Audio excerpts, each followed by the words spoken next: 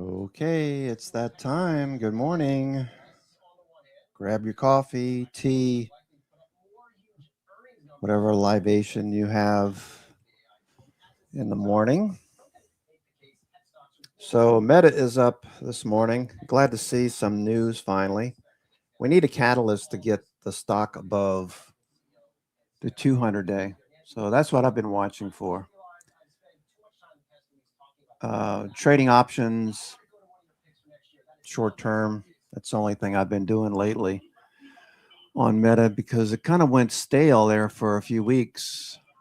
Not much going on. Now we have this news that it's going to acquire Manus.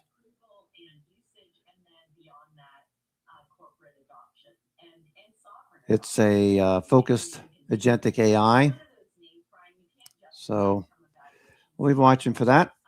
Price action. Once it gets above the 200 day, I'll probably start with FBL, the Facebook leveraged shares. Okay. So you can see the difference here. Excuse me, the difference. It's below the 50. FBL is below the 50 and below the 200 day. It's leveraged 2 times. So not surprising. Once Meta proper gets above the 200 day, currently 671.68. Once it gets above that level, I'll start buying some FBL shares, 2 times Meta. Okay, 2 times long Meta. So no hurry there. Just something to keep in mind. We'll see what the price action is like today. If it's just short-term momentum traders taking profits into strength, which is what I suspect because the markets are a bit extended. As long as we stay above 6,900, we want to focus on cheap options trades like butterflies, call spreads, etc. Only because the markets are a bit extended. Okay, we do think that we could get to 7,000. That's the J.P. Morgan short part of its collar at 7,000. So if we can get up to that level, I'm thinking we're going to get up to that level. We could benefit by owning butterflies, cheap call strategies that have a decent amount of leverage. If we head towards minimum, if we head towards 69.50, and then ultimately to 69.75, we want to see a gradual move up there. Today, we're currently trading flat or down 2 handles from yesterday. And looking forward to a pretty decent move today. If you've read the gamma update, you can see that there's negative gamma below, negative gamma above, and we got this large positive gamma strike here right at 6,900. So we expect to stay, which we would expect to stay above 6,900. But if we lose it, we could see a pretty quick move down to 6,850. So what I might do is, because we have negative gamma above and below, what I might do is take a strangle, unless we get a very clear signal from the hedge flows. Number one, I'll probably take a strangle. So I'll do something like a 30 delta on either side. Okay, so maybe like a 68.80 and a 69.50, something like that, or 69.30. Because we are above that 6,900 level, currently flat on the morning futures. Morning, everyone. I'm your host, Cousin Vinny, coming to you from theclosingprint.com. It is Tuesday, December 30th. We got a full day today and tomorrow. Okay, so unless I'm mistaken, I think the 31st this year, we're a full day. New York Stock Exchange closed. I'll just do it this way. Closed December 31, question mark. Okay, No, the New York Stock Exchange will not be closed December 31st. It will operate normal trading hours. Okay. And will be closed on Thursday. Bond markets close early on the 31st at 2 p.m.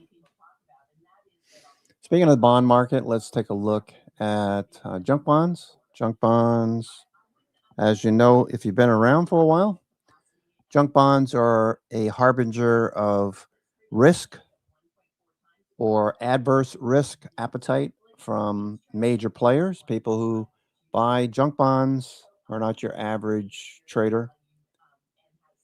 This has been sideways, which tells me, given volume tapering off, is that they've taken the holiday.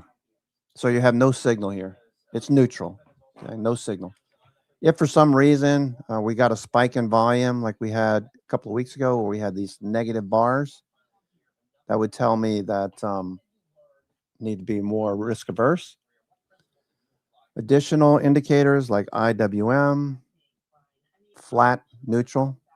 This is a risky asset class. People who trade IWM in institutions, hedge funds, etc., small caps, when they're active, you'll see a trend like we had back here leading into December from the April 7th low into the October highs, and then again in December, IWM. So another is biotech. Biotech traders will be risk averse. Biotech, if they think the markets are going to collapse or they will be getting into risk like they did back here May, June. Right now, it looks like we're topping out. So this is neutral as well. So what does all this mean, Vinny? It means that if I want to look for upside in a market that seems, I don't like the word frothy, but in a market that seems extended with the possibility, rabbit ears here, of a test of that 7,000 level in the short term, that's the max I'm looking for. Then I want to use cheap option plays. Butterflies, I like personally because I don't expect the markets to like gap up and run towards 7,000 all of a sudden. Butterflies are good. So currently I have a 69.50, 69.75, 7,000. Okay, so 69.75 is the maximum profit. If we get there, I'll probably be out before then anyway, just for the record. Okay, so once we get to 69, by the time we get to 69.75, I'll already be out of this position and doing something else. 69.50, doable. The high on Friday was 69.45, so 69.50. If we get any kind of bounce and follow through today into the first week, those butterflies that expire on January 28th, 2026, those will appreciate greatly. I think the maximum is about $2,300 for an investment of $130, $135. I think I got filled. I got filled at 140, $1.40. So I have 7 of those right now. I'll start thinking about the put side. The only thing I have on the put side for now, let's say that you're nervous, you're completely long. I would buy some January, probably February 20 calls. We're not going to stay down here forever, given the current environment we're trading in with 0 day and everything else, and the news and all the stuff that's going on. So I have the February monthly, not weekly, February monthly 20 call. All right, in case we spike. That's it. That's my only hedge at this point.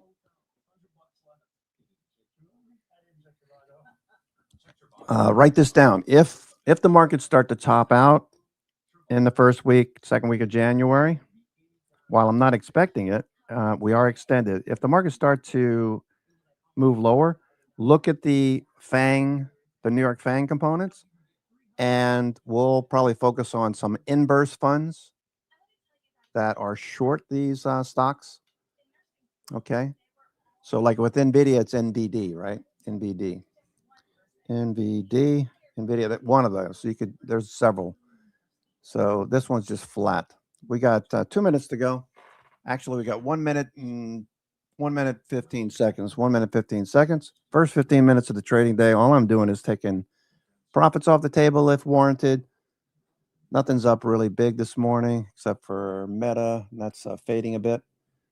Broadcom, Snowflake. I have some calls. That's still not out of this level. So last week on Snowflake, we had the opportunity to get out of those credit spreads we had. Okay, the put side. Okay, so Snowflake. All right, we're coming into the opening bell. Snowflake. All right, so these over here last week. What was that, on Monday? Had an opportunity to get out. Okay, so I'm no longer in this one, but I do have a long. I have some calls. All right, so we got 15 seconds to go. 15 seconds to go.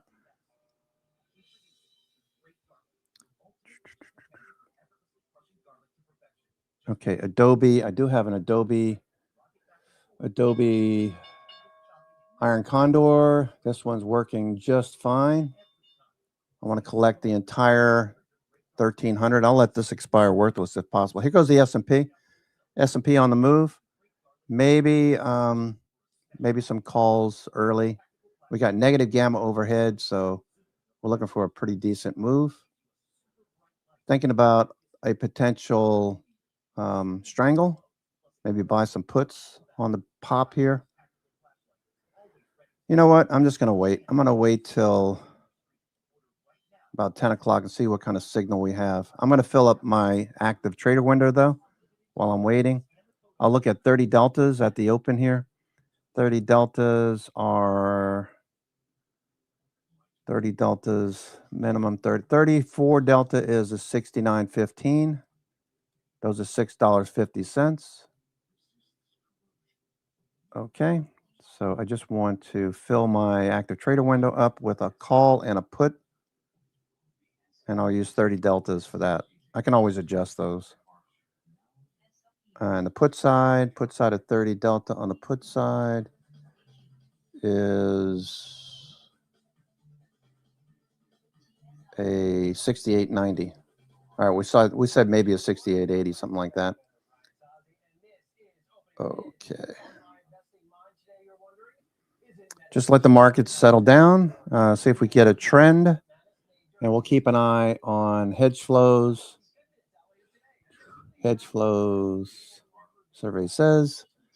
Okay, hedge flows are flat at the moment. We're looking at net OI at the moment. GEX. All right, so you can see a major level right here.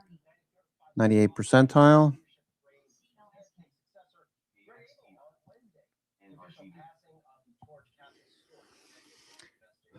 Okay.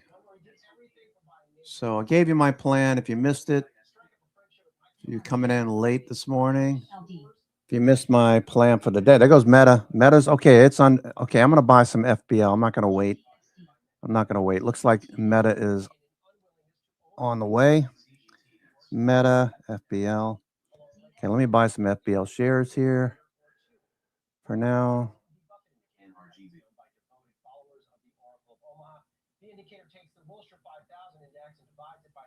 Okay, I'm in some Meta FBL shares. All right, so I said earlier that I was going to wait till Meta was above the 200-day.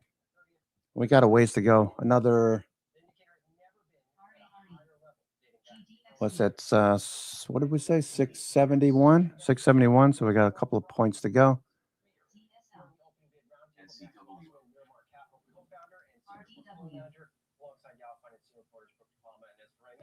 You heard me talk a lot about Warren Buffett there. What do you make of his indicator? Because I went back and it's been overvalued for the past couple of years because of his AI. You just be ignoring something. CIFR. Texas Pacific Land Corporation. Yeah, I like that one, Mr. Turcini. Okay, Meta.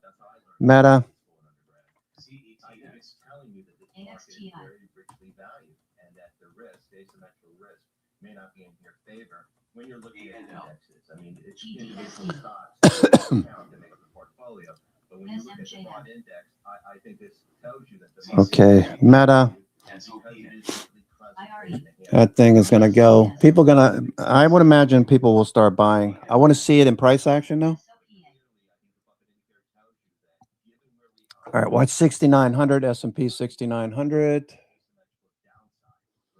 Okay, here's VWAP. Supply is overhead from yesterday. That was the high. Okay, a lot of garbage on here. Okay, so from a daily perspective, we got a little bit lower open. Okay, we got a doji from yesterday. We didn't really fall off as bad as what it looked like first thing in the morning. So this is good so far. Remember, all of our indicators are neutral at the moment, only because a lot of big investors are on vacation. Everything's in neutral. Junk bonds, IBM, IWM, XBI.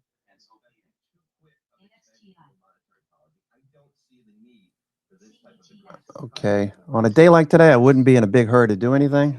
Looks like puts might work for now. Oh, a little bounce there. Okay. Yeah, I like the idea of a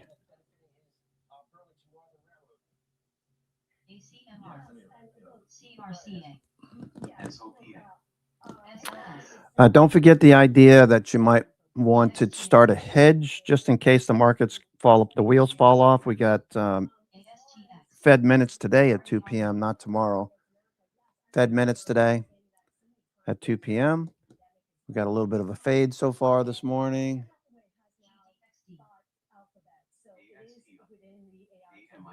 In VIX. Okay, so I have the 20s. I have the 20 call for February. They should be pretty cheap. And that's it. I don't have any other hedges. If for some reason the markets start to fail, we get below 6,900, we could start to look at New York FANG components, inverse ETFs like NVIDIA, NVD. NVIDIA is lower at the moment. We got Google and Meta racing higher at the moment. Okay. Tesla's dropping off. Tesla's not cooperating. It was up about 3.5 pre-market. Now it's back down. Tesla. Again, I wouldn't be in a big hurry to do anything.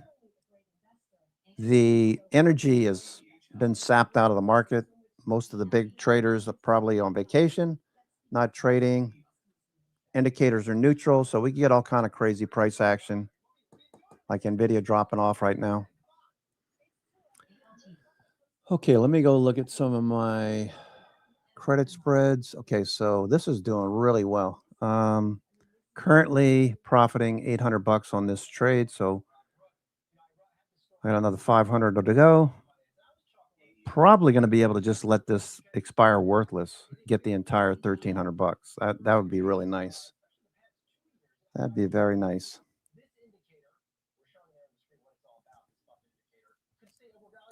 Okay, Meta, FBL shares, initiating a position. Not going full boat. I'd like to have about 1,000 shares of FBL. Okay, just starting off with 200 shares. We'll gradually get in. Let me take a look at this. Let's see. Meta.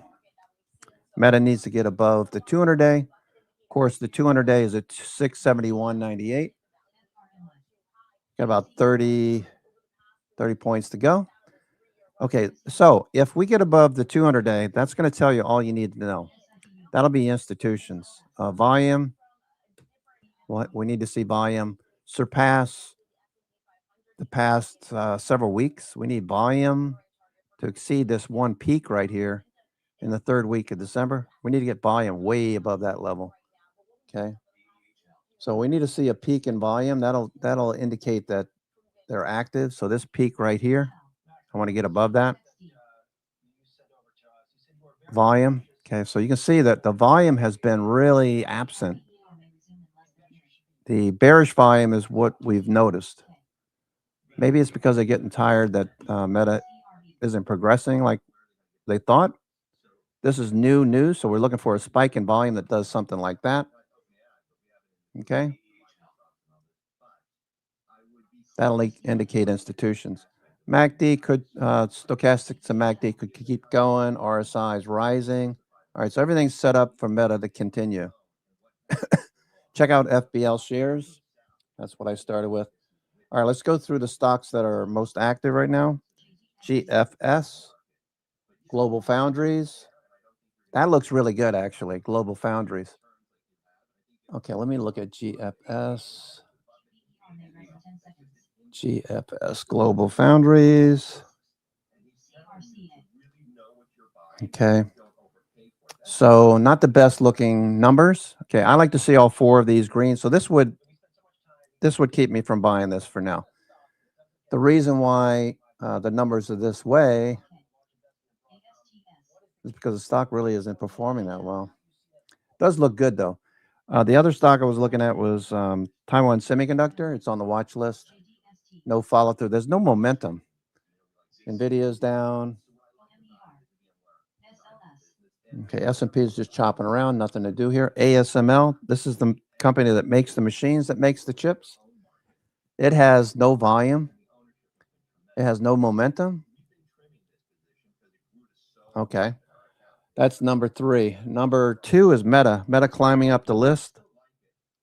Meta climbing up the list.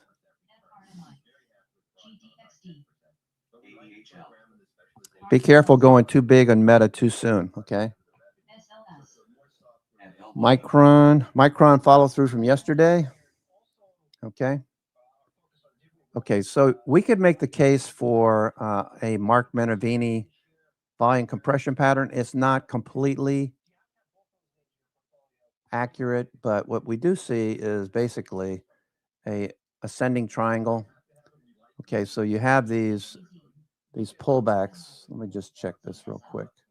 You have these pullbacks. The first pullback was 25%. The second pullback was, second pullback was less, right? Okay.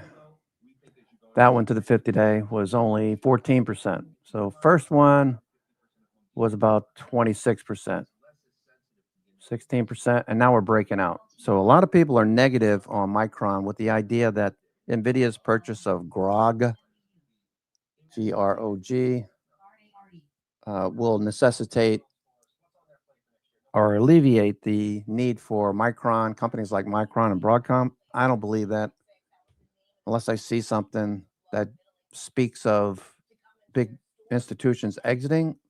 This looks good. Micron is just getting started. Yesterday had a big expansion day. Let's see. Let me just look here. Micron. Might want to add to a position here. Micron's starting to go. Micron. Where is my... there it is. Okay. Micron. Micron. Okay, I need to take these off. Okay. 290, 295. I need to roll these out. So let me roll these out to, let's see, February.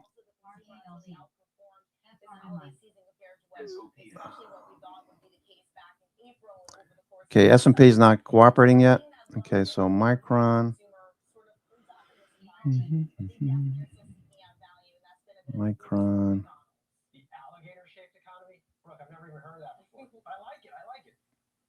50. No. Micron. Max also likes Home Depot, and I'm thinking about Home Depot. I'm thinking about their aisles. I'm thinking about copper. I'm thinking about various metals. And I am a little concerned on the margins Home Depot might look like next year because of this rising. Micron. Look, the rise in commodities is so significant. Okay, so the 50 delta is Micron 310. 310. Okay, what do these set me back? Let's see. Buy. Vertical. 310, 320. Those are 350. All right, so I'll scale into these. Let's see. Micron. Not going to do it just yet because it looks like we could pull back a little bit.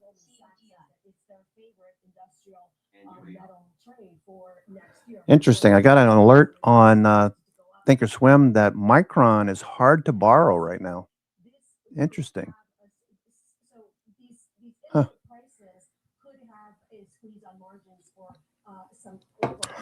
Mm-hmm. Mm-hmm. Okay, Tesla. Tesla looking for a bounce. Meta still hanging in there.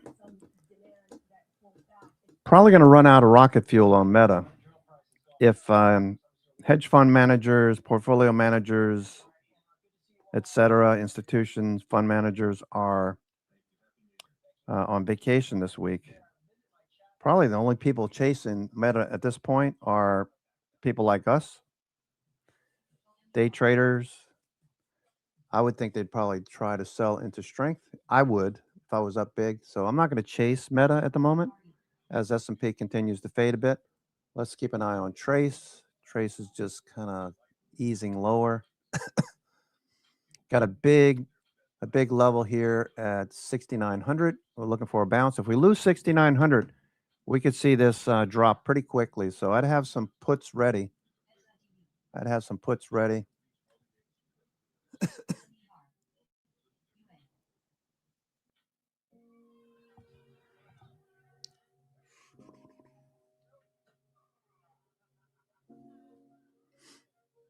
Looking for a bounce. Here. Oh, I didn't turn that on. Let me turn that on. Morning, everyone. I'm your host, Cousin Benny, coming to you from theclosingprint.com. It is Tuesday, December 30th. We've got 2 p.m. Fed minutes coming out, not tomorrow, but today, 2 p.m. We had a couple of news items this morning, but the markets are just kind of drifting lower at the moment.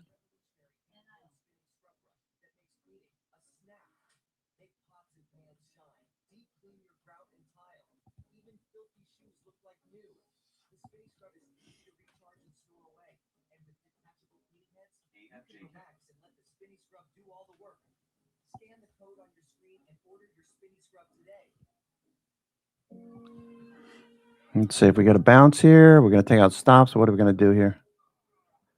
Okay, we're on a 5, 15, 30, 60-minute sell signal on futures.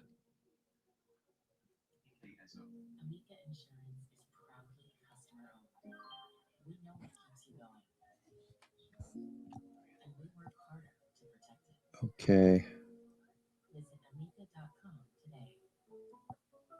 Okay, I got some puts here. 68.75s for $4, $3.40 just in case.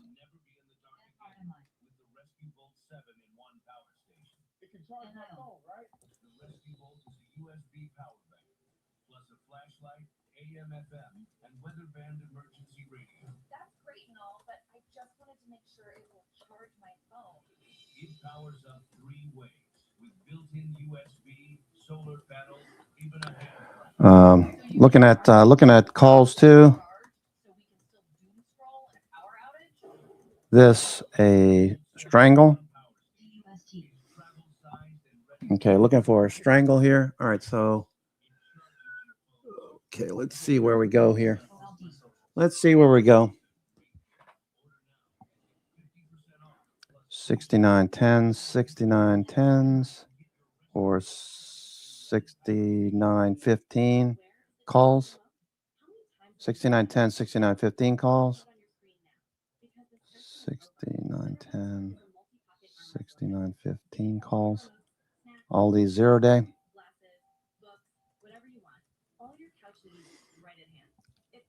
Okay, let's see what happens here. We should bounce, I would think. All right, these are already starting to, puts are already starting to lose a bit here. Tesla starting to turn. Tesla turning. Okay, there goes the S&P. Okay, I just got stopped out of the puts. Stopped on the puts already.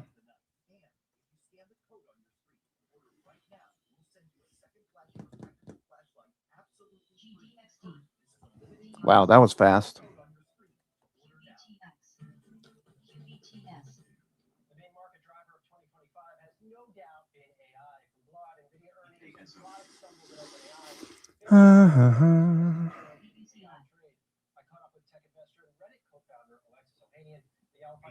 Oh, look at this move.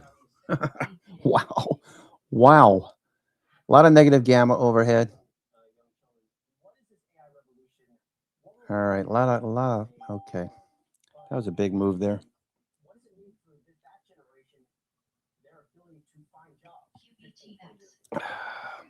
Whoa, look at this market. S&P.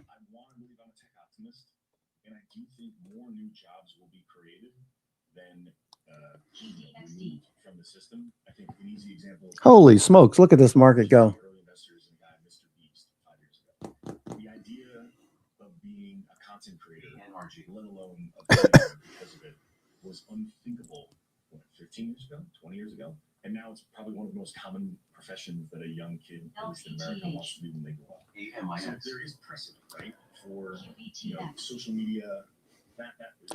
I love OGs talking about the young people, what businesses they're in and stuff. This guy on Yahoo Finance. Find that interesting.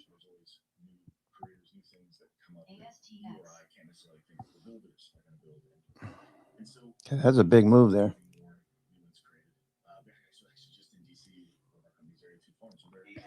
It's very possible we see a doji too. So we define the upper end right here.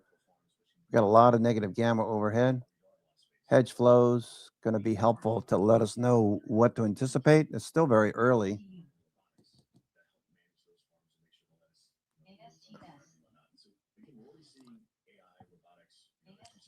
Okay, we'd love to see some positive gamma, some purple bars build today. I also like to see some purple bars overhead starting to build. 7,000 is the level JP Morgan strike is at. Okay, so it's not a 0 day, it's non-zero day. You can see non-zero day is building up here. The 6,900s are gone. See how quickly those went? Check this out. There's 930. Here's current. You see that? See the 6,900 level? Can you zoom in on that right there? Let me see if I can zoom in here. Okay. See the 6,900 bars right there? They just took those out and reversed it. Okay, cool. Moving higher. I do expect that we're going to see another doji. S&P. Given what we're seeing with junk bonds, IWM, IBB, thinking we're going to see another doji. If we see a big move to the upside, that would be awesome, but I'm not expecting it. Remember, we took some call flies yesterday that expire the end of January, January 28th. I posted those earlier.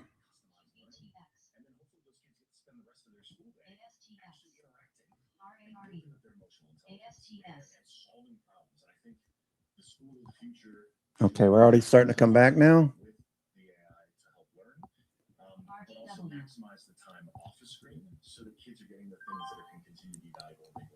Let me channel the sports of your brain. And earlier on today, I had a really good chat with Tim Leon, owns the Wizards, several other teams. His portfolio is valued at, I believe, $1 billion.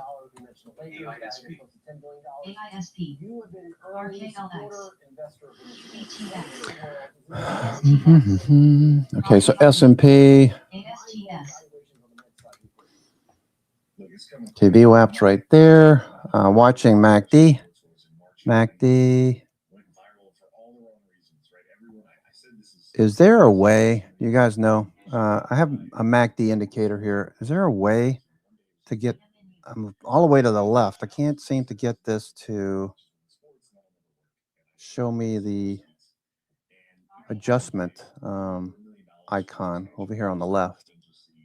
Is there a shortcut to click inside of this MACD zone?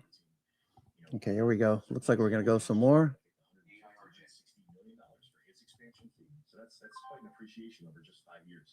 And so it has been really validating to see, to call the shot, to spark that, and see the growth. But I think anyone will tell you it's just a start.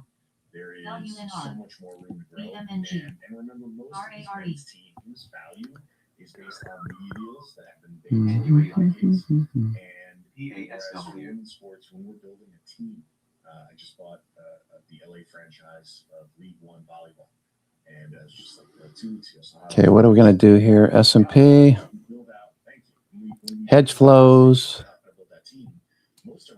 topping out at the moment. Most of our revenue is going to come from brand deals, and so we've been able to build. Angel City's doing tens of millions of dollars in revenue a year. You're seeing a precedent here for more and more women's pro teams to basically build the muscle of revenue generation in a way. Okay, we got this 6920, a lot of negative gamma overhead.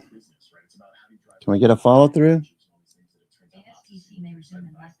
And the media deal is still down the road. So you have to earn that media deal through viewerships, but the brand dollars obviously help you build the brand, improve the value, and it's this virtuous cycle. You've seen that in the rapid ascent of team valuations and revenues. And I think, it won't be for every sport, but you can see the places have been investing. Also starting Let's go. Let's push this higher. Okay, so we got a nice little pop off the low, then some profit taking. Looking for a follow through now.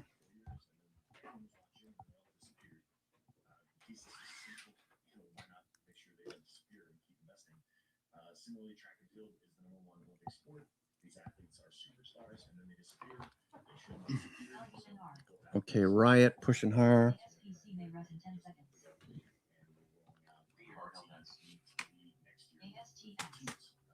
So I'm excited about this. I think at the end of the day, 5 years away, 5-6 years from my tweet, and I think what's Bitcoin doing? Bitcoin. Okay, S&P looks like it wants to go some more.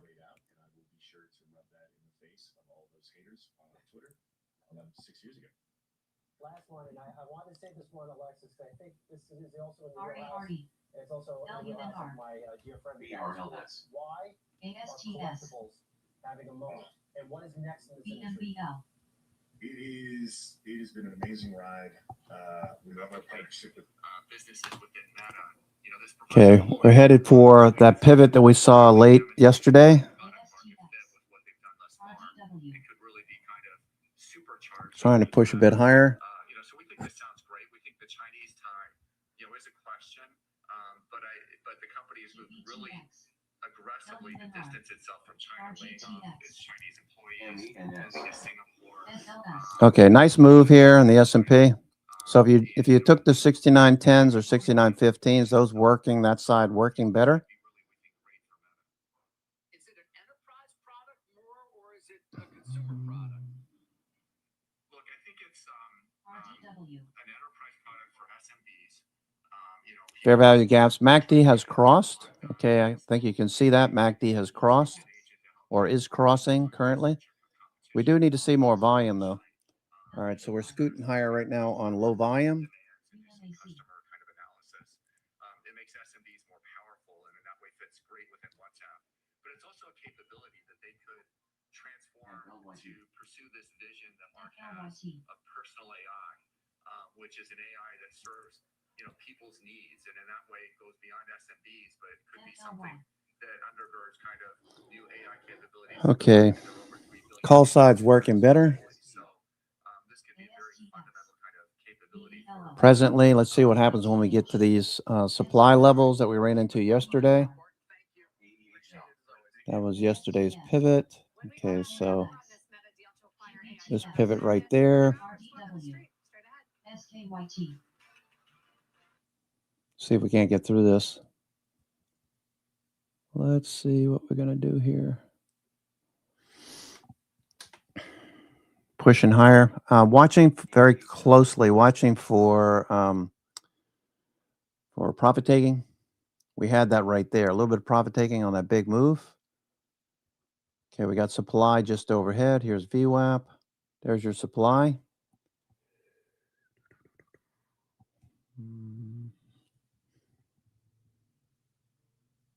THAR. SKYT. ASTX. Okay, I don't want to focus too much time on S&P for now. Micron, a little dip there. Micron, I want to buy some Micron.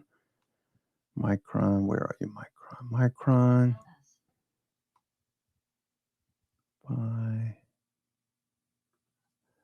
article. Micron, excuse me. Micron want to buy some March or February calls.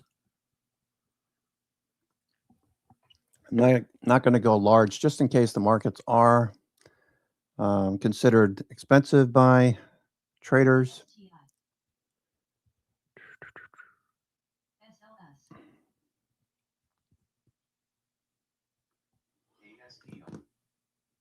Okay, we could see a doji today, so be aware. You don't want to chase. Okay, this price action, pretty obvious. Range bound. We got the high right here at 69.20 over here in that little pivot. You got the low at 68.85 or so, 68.88, and we're just kind of like in the middle. All right, so do you know what I'm talking about here? Oops. SLS. Okay, so right now we could be forming a doji. We got this pivot right there and this pivot right there, and we're just kind of like in the upper half of this doji for now. We need to see this breakout above this pivot from yesterday morning. We reversed right at the open. Okay. GLSI. CRCA. That's why I was saying strangle made sense.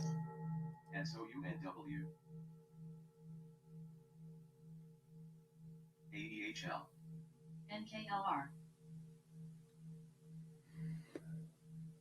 No, I don't want that.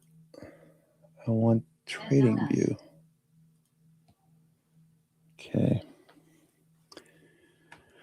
All right, so that's what we're looking at right now. S&P.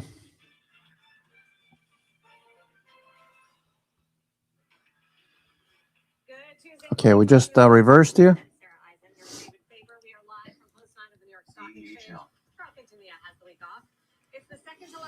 All right, so it looks like with this doji, what it looks like is, if you're buying the calls at the low and buying puts at the high, it looks like it's going to be a range bound. You could probably just go back and forth with these. Looks like the puts are moving back up into that stop level, moving back towards VWAP.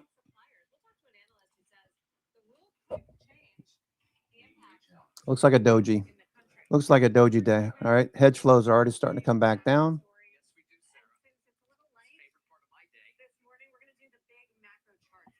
Kind of like we're in this little pocket right here. Price is right in this little pocket between 6,900 and 6,920.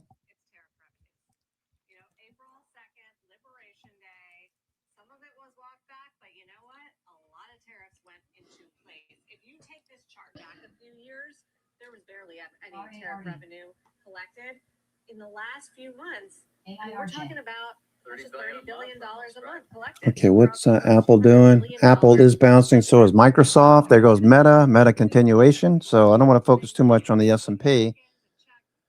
Meta, I did start a position. I only have 200 shares for now. I'd like to have 1,000 shares of FBL.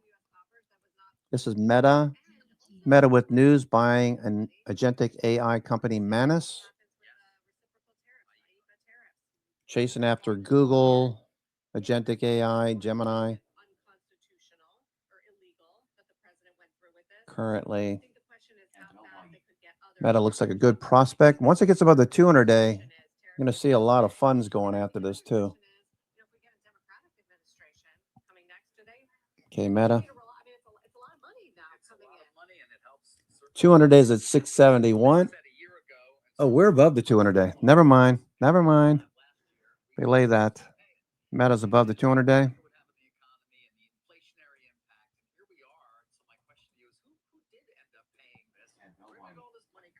671. 671.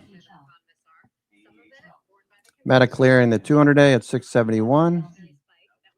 All right, this surge, given the focused state of the market, focused in the sense that momentum traders are probably looking at a few names. I doubt it's NVIDIA at this moment. Google we had a erroneous candle there. Okay, I don't know, AI that's better. gains, and that's why we haven't seen a bigger hit to margins. But I follow the retailers, David. They talk about the billions. Okay, Micron dipping a little bit. Nike, for example, Child for that, but all the retailers are paying up for this.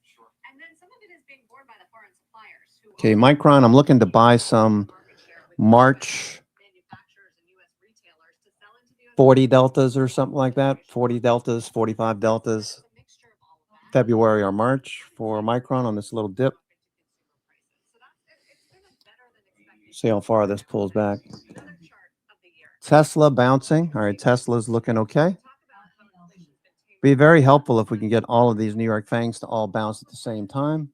Obviously, The build out gets some of the blame. not telling you something you don't know, but if these FANG stocks can bounce, okay, we'll put in a higher low. Okay, which kind of fulfills the premise that we could see 7,000 in the next couple of weeks, the JP Morgan collar. Now, that collar needs to get rolled. So they're going to do it tomorrow. They're going to do it tomorrow, right? So can we get above? Can we get above the 100 period moving average, a magenta colored line there? 21 days crossing down. Okay, Meta looks good. Meta looks good. It's interesting that the president has ramped up his criticism again yesterday on Fed Chair Powell, calling him incompetent when he's actually doing what the president wanted. You know, there's a live debate about whether the Fed needs to be cutting rates right now, and they are cutting rates. They're more worried about the jobs market than they are The Fed cuts rates. A lot of people just focused on the inflation part of it, but the Fed cuts rates. It's going to make homes more inexpensive.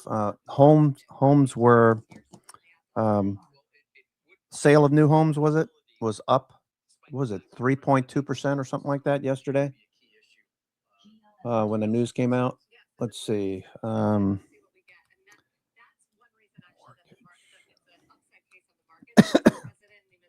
I think it's mortgage 30-year, right? Is that the symbol for?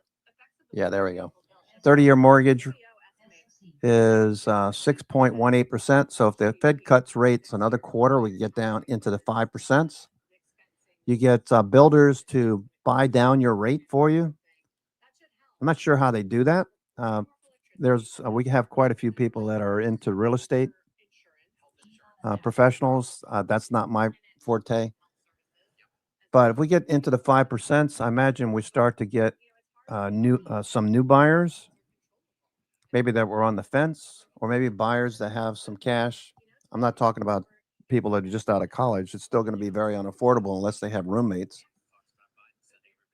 Already discussed that with my son. So if you guys want to buy, if you buy a house, Antoine, I'll foot the bill for the down payment. Get two roommates, trustworthy roommates, maybe have a 3-bedroom, and help offset the mortgage. And eventually this place can become yours, as an investment property after you leave school, 4, 5, 6 years, depending on what you decide to do. I think that's probably one way to do it if your parents can do that for you.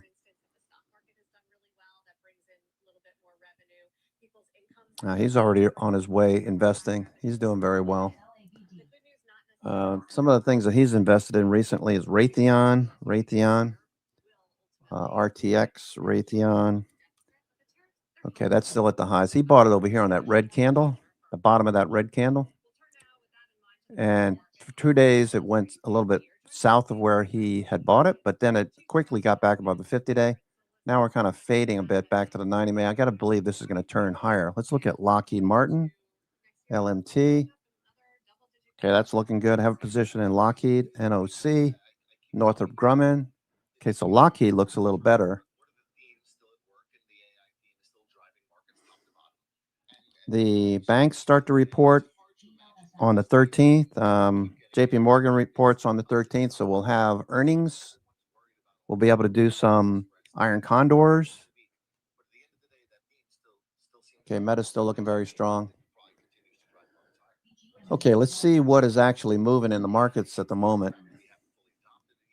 Okay, large cap, SanDisk still the top of the list. LITE, that was bar charts. They were mentioning it. I don't know why you want to buy it up here, but Hecla Mining, the mining companies, Bloom Energy, Sienna, Western Digital. All right, these aren't moving that much. You notice that? Micron's up a little bit again today. Fading at the moment. I'd like to buy some Micron, February or March, 40 deltas. Okay, Microsoft's still going. Microsoft. Okay, so it looks a little better than yesterday. A light red instead of bright red. There was a lot more green in the utilities and energy. Energy looks a little better at this point. So energy, let's look at it. XLE. What's working here? Molina Healthcare. United Health is up again today. United Health. Intel. Devon Energy. Occidental Petroleum. Meta, obviously. Apache. All right, so let's look at some of these names. Apache. Okay, Apache. Not a lot of momentum, not a lot of volume, but stochastics, MACD, everything is set up for this. If energy can continue this move higher, that might be a place to put a few dollars. Tesla coming off the low. Tesla. That's okay. Halliburton moving higher.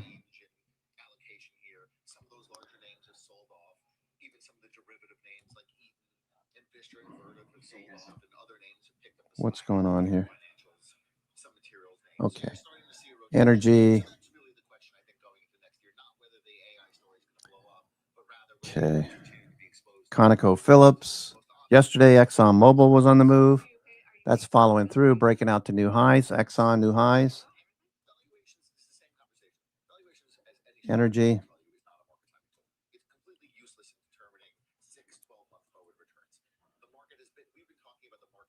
APA, HAL, DVN, etc. Okay, ExxonMobil, Chevron, back above the 50-day. Phillips 66, that had pulled back. They're coming. They're leaving California. At least that's the threat.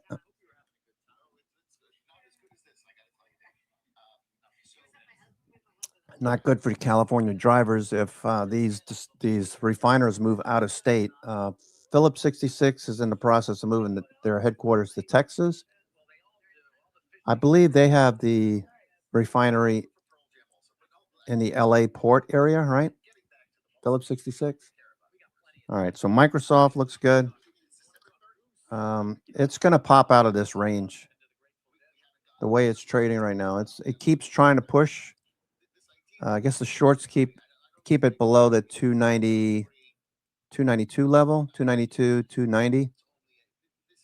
Bollinger Band starting to open up. Okay, so RSI is gradually rising. You don't need to chase it. S&P pulling back now.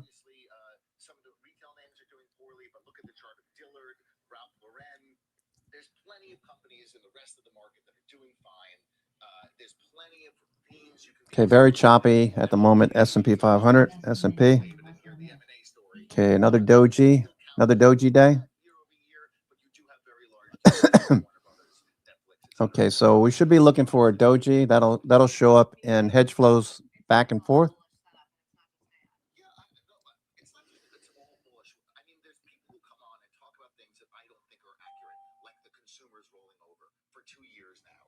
That's true. I like what this guy just said. The CNBC, the talking heads, they've been talking about the consumer rolling over the last couple of years. Now, I know consumers are probably running up too much credit card debt.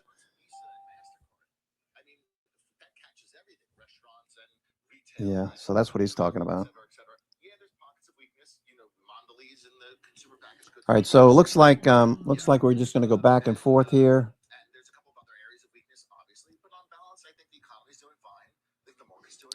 So the idea of taking a strangle on the S&P 500, that's working. The calls taking profits off into the pop there. Puts are turning back up. back above that stop level. If you took them too quickly this morning, puts are working. Come back on Thursday. Oh, there we go. We're dropping off pretty fast here. I have nothing but jokes. Yeah, no, that's not true. I have scintillating insights. None of them are any good. DMNZ. You going to fish again tonight? I am. S&P dropping off here. All right, so a lot of stocks are responding in kind. Back down to DCMD. All right, Dan Greenhouse, thanks. We're 30 minutes here into the trading session. back down to the lows. We're probably going to go right back up, I would think. If you want to buy some calls, maybe this place down here is better. Let's see if we bounce here. Company called Chronoscale. Applied Digital Chairman and CEO Wes Cummins will join us exclusively tomorrow on the show to talk all about it and explain everything that I just said, which I know It's great. don't understand. Can't wait. All right, meantime, Boeing notching a win with the U.S. Air Force to build fighter jets for the Israeli military in a more than $8.5 billion contract. Let's see if we bounce here or not. Miners, another volatile day here for gold and silver prices. Newmont, the world's largest gold miner, and Hecla Mining, the biggest silver producer in the U.S., both moving higher after yesterday's sell-off in both commodities, but off their pre-market highs. It's always interesting when you have, the best performer in the S&P as a miner. Yes. That doesn't, we're in some sort of No, I was frenzy taking a look here. earlier at the GDX, which is the gold miners. Wow, what a year for that. Incredible. As well. All right, here's our roadmap for the rest of the hour. When we come back, an agent of change, Meta inking a deal for a Singapore-based AI company, making a deeper push into AI agents. We'll talk about how it fits into Mark Zuckerberg's broader strategy. And speaking of AI strategy, we'll give you some new reporting on SoftBank's $40 billion commitment to OpenAI. Those details next. And chips in focus as China. Okay, Meta pulling back in a little bit. Away from foreign S&P. and that could spell trouble for NVIDIA's plans in the country. Those stories and much more when Squawk on the Street comes right back. S&P big range. This just translates into a doji on the daily.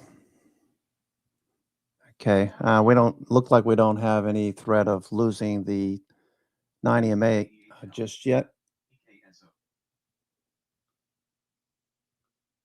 Okay. Okay, again, let's see what's working here. Oracle is up. Looking for Micron to bounce. Oracle. Okay, so Oracle, it's going to take some time. It took, a few months to get down here. It's going to take at least double that to get back above the midpoint, 250, whatever. Oracle. Let's look at Oracle. Okay. You could do ORCX. ORCX is a less expensive way to trade Oracle. The leveraged shares at $17 and change. Okay. So that looks pretty good. Oracle needs to get back above the 200-day. Meta was briefly above the 200-day. Okay, back down. So it tested the 200-day. All depends on the price action today. I would think that this news acquiring agentic AI, a relatively new company, Manus, that should help propel it higher. That'll confirm if institutions continue to buy. So we want to see this volume surpass at least this week's volume with a taller volume bar today.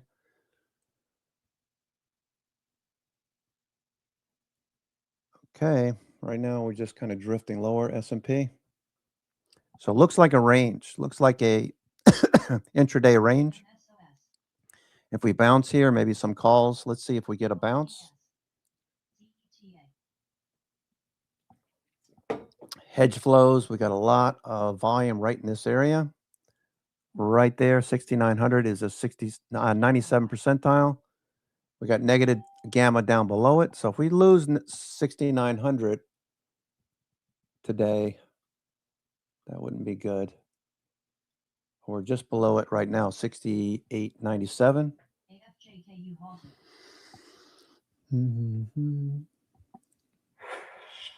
Welcome back. Reporting this morning, of course, we have been reporting this morning about SoftBank completing that $40 billion commitment to OpenAI that was announced. Okay, we're going lower right now. 31st, when, of course, course, we were very much focused on that company as we continue to be. SoftBank stepping up to make itself one of the largest investors in OpenAI at the time with a $40 billion commitment. $10 billion of that has been syndicated, but the remainder has been funded now by SoftBank, according to people familiar with the situation. Only hedge that I have are the February 20 calls. February 20 calls on VIX. That's the only hedge I have right now. Not a bit north of a 10% overall ownership in OpenAI. Now, at the time, Okay, those puts that we talked about earlier, those are back. in terms of its intent, and I remember having actually Those are reported back, on moving that higher. story as well back then. They were Those talking 12 to puts 24 earlier. months to fund it. They've done it obviously in, let's call it, around 9 months.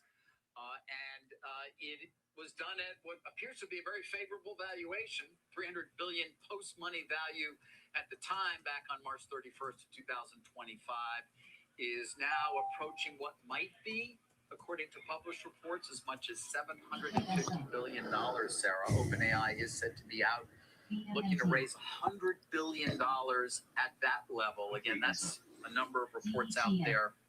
Haven't really gotten a lot of insight into that, although I have heard that they're in Asia. There's a significant sort of high net worth retail channel. UBS has a lot there that may be being used in part to raise some of that money. You do wonder at some point, where else can they go? They've raised so much. Obviously, Microsoft, the initial money for OpenAI in so many ways, 27% of its ownership. The nonprofit, by the way, still owns 26%. S&P looks like a little bear flag. 10%. Their employees as well, significant. Okay, you see the daily over there on the right, looking less like a doji and more like a shooting star at the moment. They're eye-popping. They're unbelievable. And also it makes you, and I always bring this up, they sold their stake in NVIDIA, SoftBank did, and T-Mobile to try to do this. The concentration risk here, I mean, it is a high conviction bet by Masasan. And that's what he does. I mean, I can remember many years ago, our last interview was on the West Coast. We could see fast moves. If we lose this a little bit more, we could see a fast move lower first. We got to defend this level if you're bullish. The vol trigger is right there. You can see it. Actually, I need to update this. Let me just update these levels. But did not make, I think he would argue as well, the best allocation decisions in terms of that time with SoftBank's, certainly the Vision Fund 1 and the Vision Fund 2, for example. But is now all in, really, at OpenAI. It does also make you wonder how nobody can predict how the AI landscape changes. There's competition. It's not like OpenAI was a first mover, but Google's Gemini and concerns over what that will do. Anthropic with its hold on the enterprise and Claude and what it can do in terms of writing code, and to your point, exactly. Microsoft. I mean, they're all. We don't know There's a great deal of competition. We don't know if all of that. Okay, so vol trigger is just below. OpenAI's got to continue to move Okay, let me just turn this continue to attract back consumers up here. beyond the 700 or 800 million monthly users it has right now, without a doubt. And it's got to do it at a level where it can start to make some money. To get back to cost per token per dollar per watt that Satya Nadella, the CEO, of course, of Microsoft, talks about. Every time you query, it actually costs them money. They're not making money yet, so they've got to figure out how to do it profitably. I will say one thing about Masasan. He can remember right after President Trump was reelected, he committed $100 billion of investment into the United States. He is putting his money where his mouth is. He is, without a doubt. They haven't completed that. Let's kind of stick with the theme here. Meta is striking a deal to acquire AI startup Manus. It creates AI agents. Okay, we're trying to turn here. Medium-sized businesses. I'm thinking most likely what we're going to see is a sine wave and hedge flows back and forth, back and forth. We're going to have a doji day.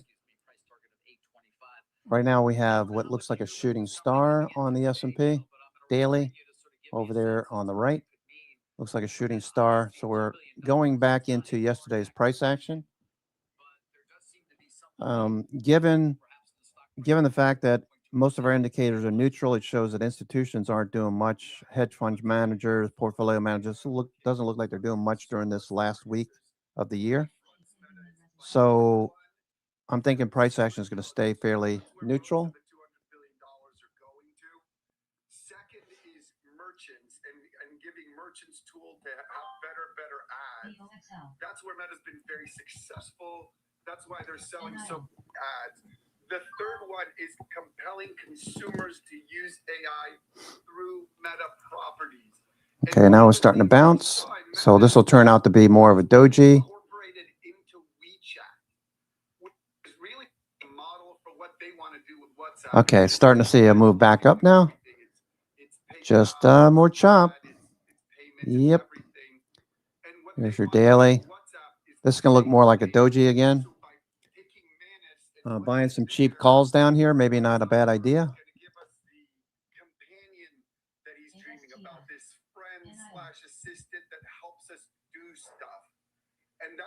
We'll buy puts. We can buy puts at the high of the day. Calls after the low of the day for now. All right, Tesla's starting to turn up. Tesla's looking better. Over the last 30 minutes, Tesla's been building what looks like a reversal. Tesla coming off the low. Here's Tesla. Is that a moneymaker? It can be. Again, WeChat is phenomenally successful. WhatsApp is really early stage. What is Palantir doing? Palantir. Okay, it's below the 21-day Palantir. To book reservations, to accomplish tasks over time. You can sell more ads. You can monetize the consumer better. That is a way for monetization. Because let's not forget that $200 billion into Hedge flows. Okay. An hour from now, I'm expecting to see this sine wave just back and forth, back and forth. In a way that's already somewhat proven, it maybe makes even a little more sense. I mean, Meta has made very good Or not. decisions fairly early in the This life looks cycle. like a bear flag right now. The Instagram and WhatsApp key ones as well. Do you see them doing more of these type of deals, Gil? Very, very much possible. The timeline that Mr. Zuckerberg sees is a very urgent one. Let's not forget, that's why he spent $30 billion to hire so many people this year, including Alexander Wang from Scale AI. He sees this as a very short-term battle that there may only be one or two winners, and there's 5 to 8 entrants here fighting for this AI consumer. It's OpenAI, it's Google, it's Anthropic, but it's also Microsoft and Apple and Chinese companies. And if he feels like this is going to be a winner take all or winner takes most market, he has already proved Tesla coming off the low. Anything to win, which isn't just to get the talent, just to get the tools. It's also a signal to everybody else that, you know what, you guys can blink and decide to. Your long P-Lab? Okay. I'm not blinking. I'm going to spend whatever it takes to win. And he's going to continue to do that as long as he feels like the battle is still going. I just wonder if there's going to be, I know not now, but antitrust scrutiny or regulatory scrutiny at some point, whether it's on the China angle here, these acqui-hires. You mentioned Alexander Wang. We were talking earlier about the NVIDIA non-exclusive deal. Okay, who's the top stock on the IBD 50? It's mostly miners. Look at this. Top performers today, every single one of these are miners. Wow.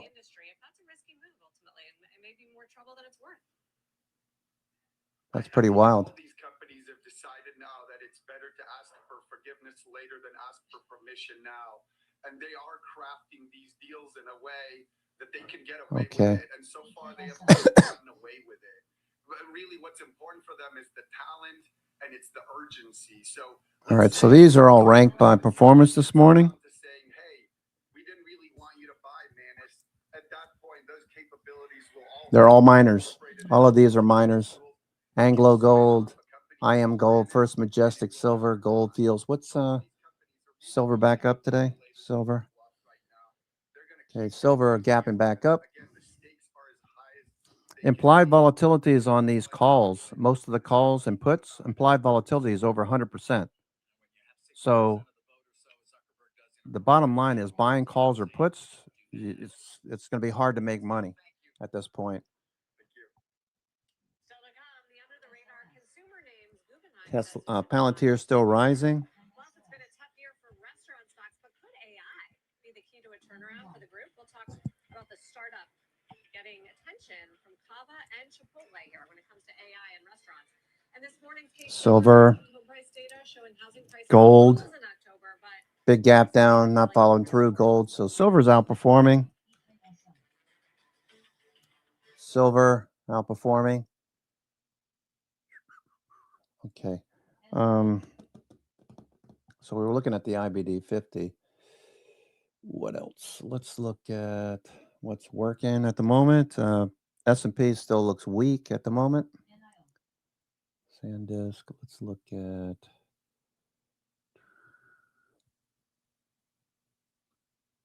market movers. Molina Healthcare, United Health. United Health finally making some higher lows and higher highs potentially. United Health. Intel. Intel's not a bad idea. Intel. This one, people aren't talking about Intel that much, but MACD stochastics, just momentum alone is saying this could get back above the 50 days soon, if not today, tomorrow, into next year. Range bound. I looked at doing an iron condor on Intel. Volatility is too low. Watching the S&P right here. Let's watch the S&P. Okay, Tesla's still pushing higher. Tesla's still pushing. Could go some more. I did buy some TSLL shares yesterday. Closer to the low of the day. So look for this to push a bit higher. Okay, I'm not going to do a whole lot given the state of the market right now. Let's see. S&P still looks like a bear flag. MSOX.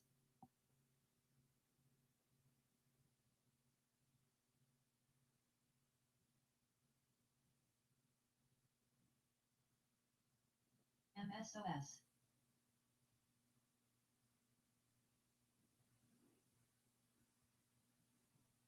SLS.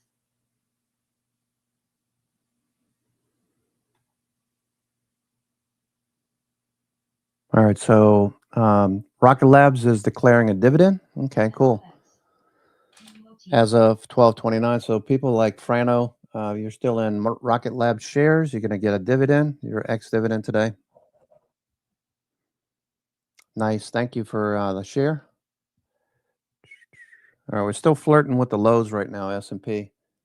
I'm watching Tesla, but we're flirting with the lows for now. LABD. MSOS. EKSO.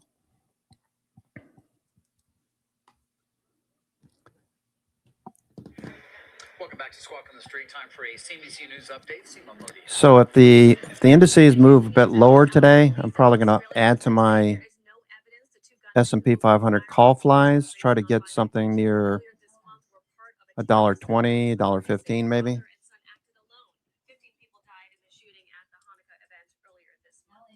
China held military drills for a second day around Taiwan and fired rockets into waters around the island. Taiwanese officials say some of the live rounds landed closer than ever before. China's military says the drills were aimed at deterring outside intervention. They began less than 2 weeks after the U.S. announced a record $11 billion arms package to Taiwan.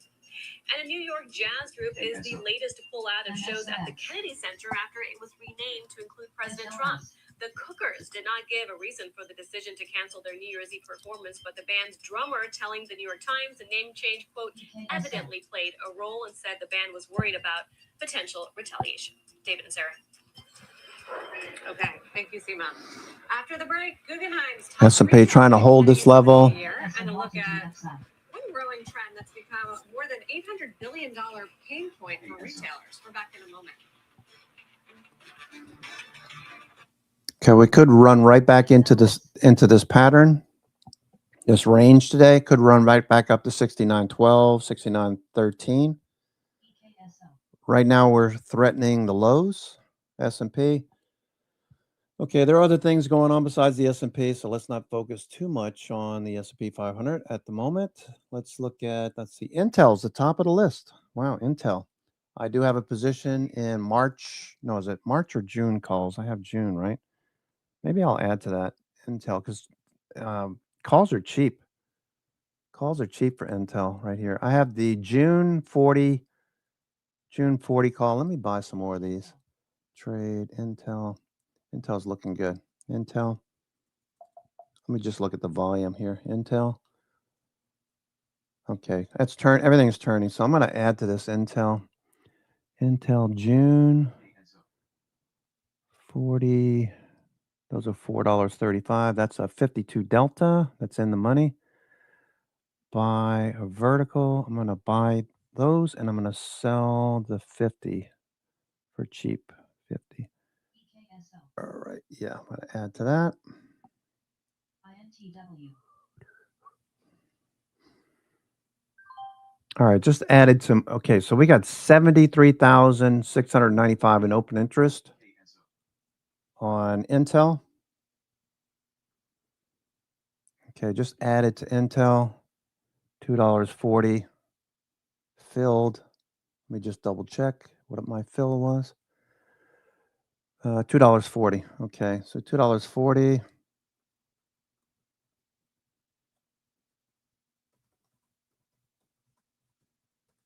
INTW.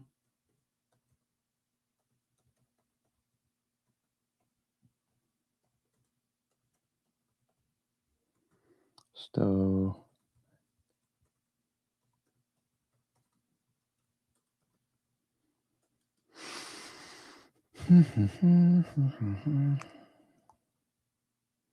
okay, I'm just not doing a whole lot today. Note the open interest at 50.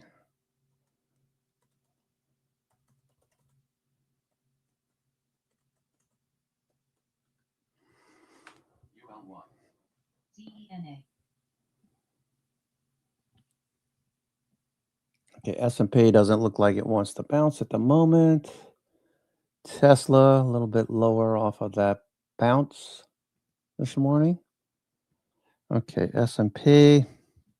Looks like we're going to lose the vol trigger here. Making new lows. Welcome back. The holiday shopping frenzy largely over, but we are entering another peak season for returns. And this year could approach record levels. Courtney Reagan joins us. She has that story. Courtney. Hi, David. Those fuzzy slippers from your sister not really your thing, or maybe you don't really need handles from your in-laws. The NRF estimates almost 16% of total 2025 retail purchases will be returned. That's $850 billion worth. It'll cost retailers $7. Okay, we're starting to build a little bit of short covering. Return an item can be between 20 and 65% S&P. value. A return triggers a decision tree of sorts. Software. Netflix pulling back to 93.50. Netflix just can't get out of its own way right now. Oracle trying to do something. Palantir. Palantir, nice reversal. Palantir. 22% of online purchased apparel is returned. That's almost 4 times the rate for in-store bought apparel. Palantir, nice reversal underway. I've seen numbers that actually suggest Headed consumers back above more than one 21 size, day. color, and rarely intending to keep more than one, but expecting free shipping each way. Blue Yonder manages supply chain and returns. S&P starting to bounce. The nation's top 25 retailers. CEO Duncan Ango says few retailers have one person that really owns returns. Looks like shorts covering now. Those that do see a significant, return. You're talking about double-digit improvements in gross margin. You're talking about improvements in sales. Like I said, I mean, if you're in apparel and 1/3 of your inventory is being returned, that's basically your largest supplier that you're not managing. You've got inventory coming back in, a lot of it, which, almost 1/3 of it doesn't. Oh boy. Okay, S&P right at the vol trigger. Looks like shorts covering for now. MACD trying to turn up. Returns management firm Loop says the number of brands charging for returns is up 6% year over year. And that's the 4th straight year that they've seen increases. Some brands are shortening return windows or even saying, nope, you just have to bring it back for store credit. We're not going to give your money back. Sarah, I hate that. Store credit, because you never use it. I know, right? But it's worse to be charged for a return. That's like another level. Courtney Reagan. Let's talk more about retail with Simeon Siegel, Senior Managing Director and Consumer Equity Research Analyst at now Guggenheim Securities. Welcome back and congrats on the new job. Thank you. Good to be back. So you're still covering all the big retailers, but I guess have a new fresh slate because you're starting at Guggenheim. Who do you like best right now? isn't it fun to take a fresh slate? You get to Yeah. re-examine everything. You get to hear about returns. Listen, I think it's a fresh slate, but it's also a similar approach, because what I want to do is I want to recognize there are really good businesses that sometimes are expensive stocks. And so that's TJX, Planet Fitness. And then there are things that get a little bit more fun. There are things that are maybe better businesses than the stock show, and they're a little bit dirtier, for lack of a better word. And Birkenstock right now looks like one of those, one we haven't typically spoken about. And so if I can find a business that is growing like a growth stock, but not trading like a growth stock, that gets really interesting. Yeah, so that's a Birkenstock, you say? Birkenstock. Anybody else? Yeah, there are. I think that as we get dirtier, I like how you're like pushing me from the easy ones and go to the ones that are more Those fun. are the opportunities, right? So they are, but listen, I want to be clear. TJ and Planet have been great too. And so compounding is powerful. So now looking though to try to go to your question, I still, call me a glutton for punishment. I still think Capri, Michael Kors, right? We've spoken about this one a lot. I still think it's It's been a undervalued. disaster. And you know what? It's been coming back though, right? So you pull up that chart. Ever since the Versace sale, we're realizing this balance sheet is a lot cleaner than it looks. And so there's a turnaround story, but there's also a balance sheet cleaning story. And so that's the beauty of retail, where you can find these businesses that you and I, we know so well as consumers. But from a stock perspective, sometimes they get neglected. So you think TJX and Planet Fitness, good businesses, Expensive too expensive though? Expensive for a reason, and they'll always be expensive. And you and I will never be able to justify the PEG ratio. I know we talk about hyperscalers a lot. I'm watching these like S&P trying to bounce. Looks like a bear flag. Growth, they can also mean sleep easy at night. TJ Planet Fitness let you sleep easy at night. Okay, S&P. All right, S&P is starting to move. Starting to see some short covering. S&P. Potentially a nice volume here. That short covering. It's done very well. It doesn't appear that investors are questioning the multiple yet. I think there's this beautiful thing, and we've talked about this much of why things are expensive. So what makes valuation? To pretend to get philosophical here, it's supposed to be. Okay, back to the task at hand. I did add to my June 40-50 call spread on Intel. Okay, we got RSI rising. RSI is rising. MACD is turning as a function of price. Volume isn't quite there yet. Sneaky volume, basically.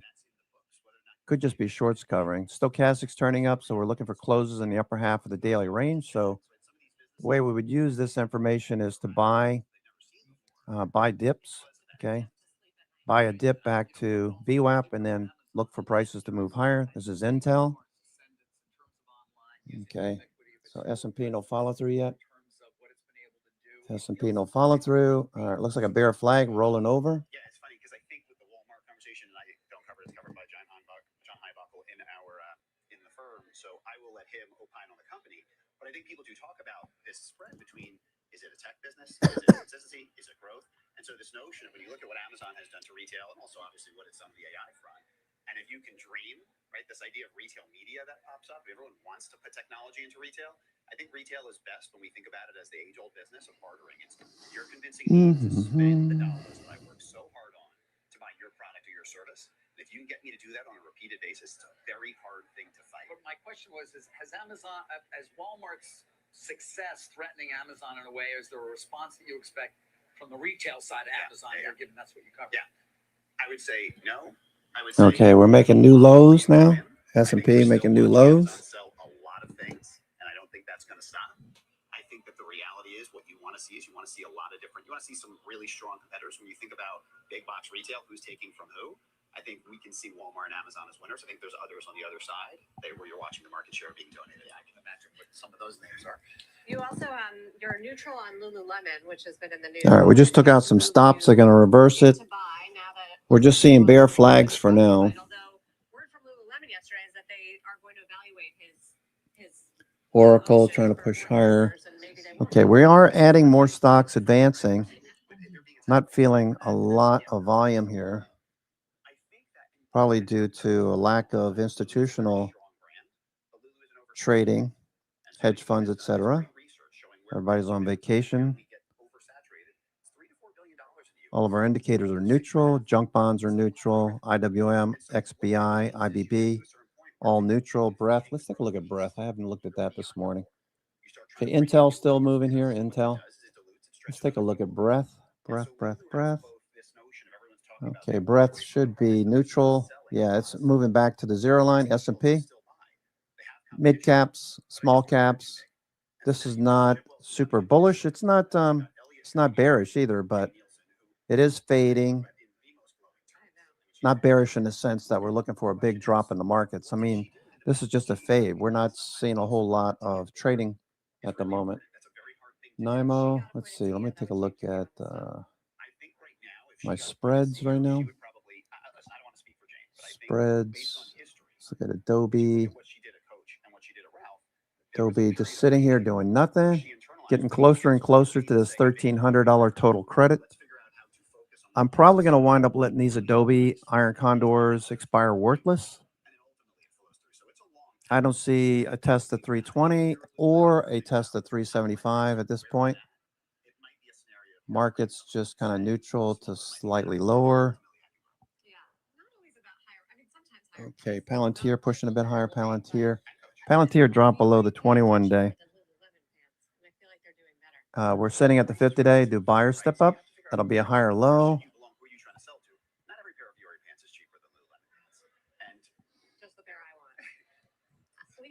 Cindy and I can go real deep on yoga pants. I'm well aware. Nothing's changed. You know what? I do have some comfy. Fiore. Yeah, Those I've fantastic. gotten some as gifts. I enjoy them. Great gifts, regardless of the price. But you know what? That price is generally full price.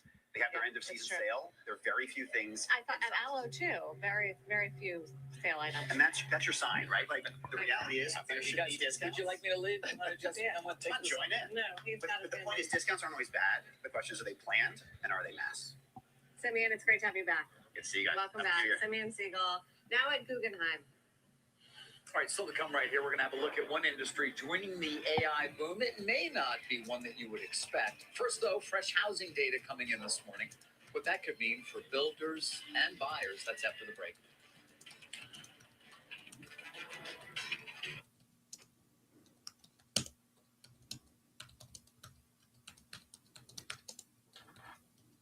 ULY.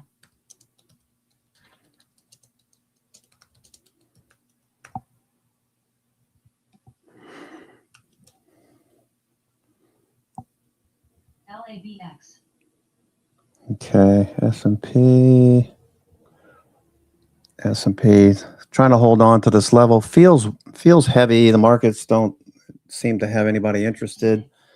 There's a few stocks advancing. Let's see. A few stocks here. What is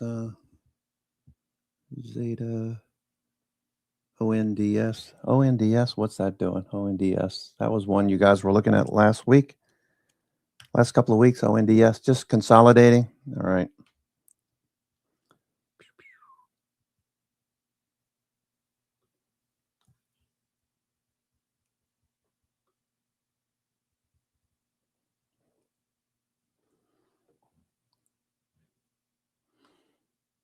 Okay, I'm gonna write a scan for scans. I'm gonna look for some ascending triangle patterns. Let me create, where is the new?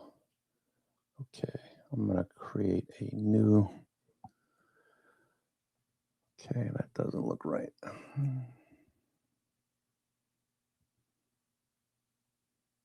Got some errors here. ZCMD. NVY.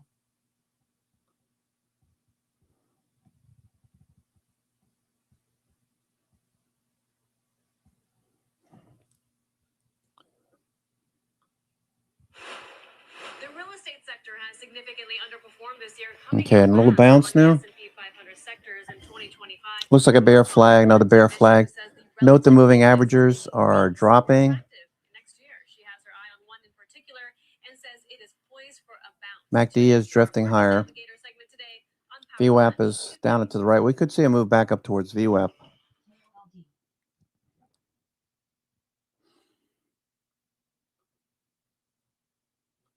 CETX.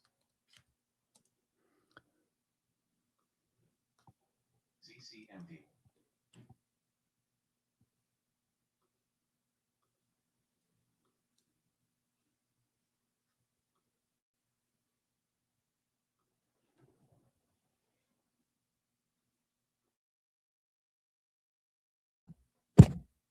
MER.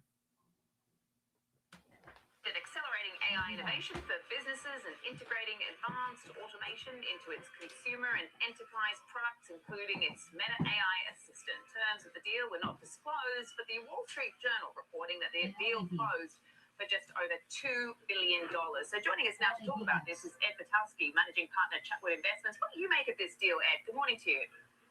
Well, I'll tell you, there's so many deals being made, and such small companies. It's really hard to keep track. It's happening at such a fast pace. Like nobody ever heard of Manus before, and now all of a sudden it's in the headlines.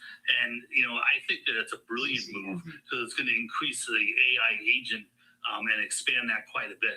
So I think it's a very, very smart move, and Wall Street likes it a lot.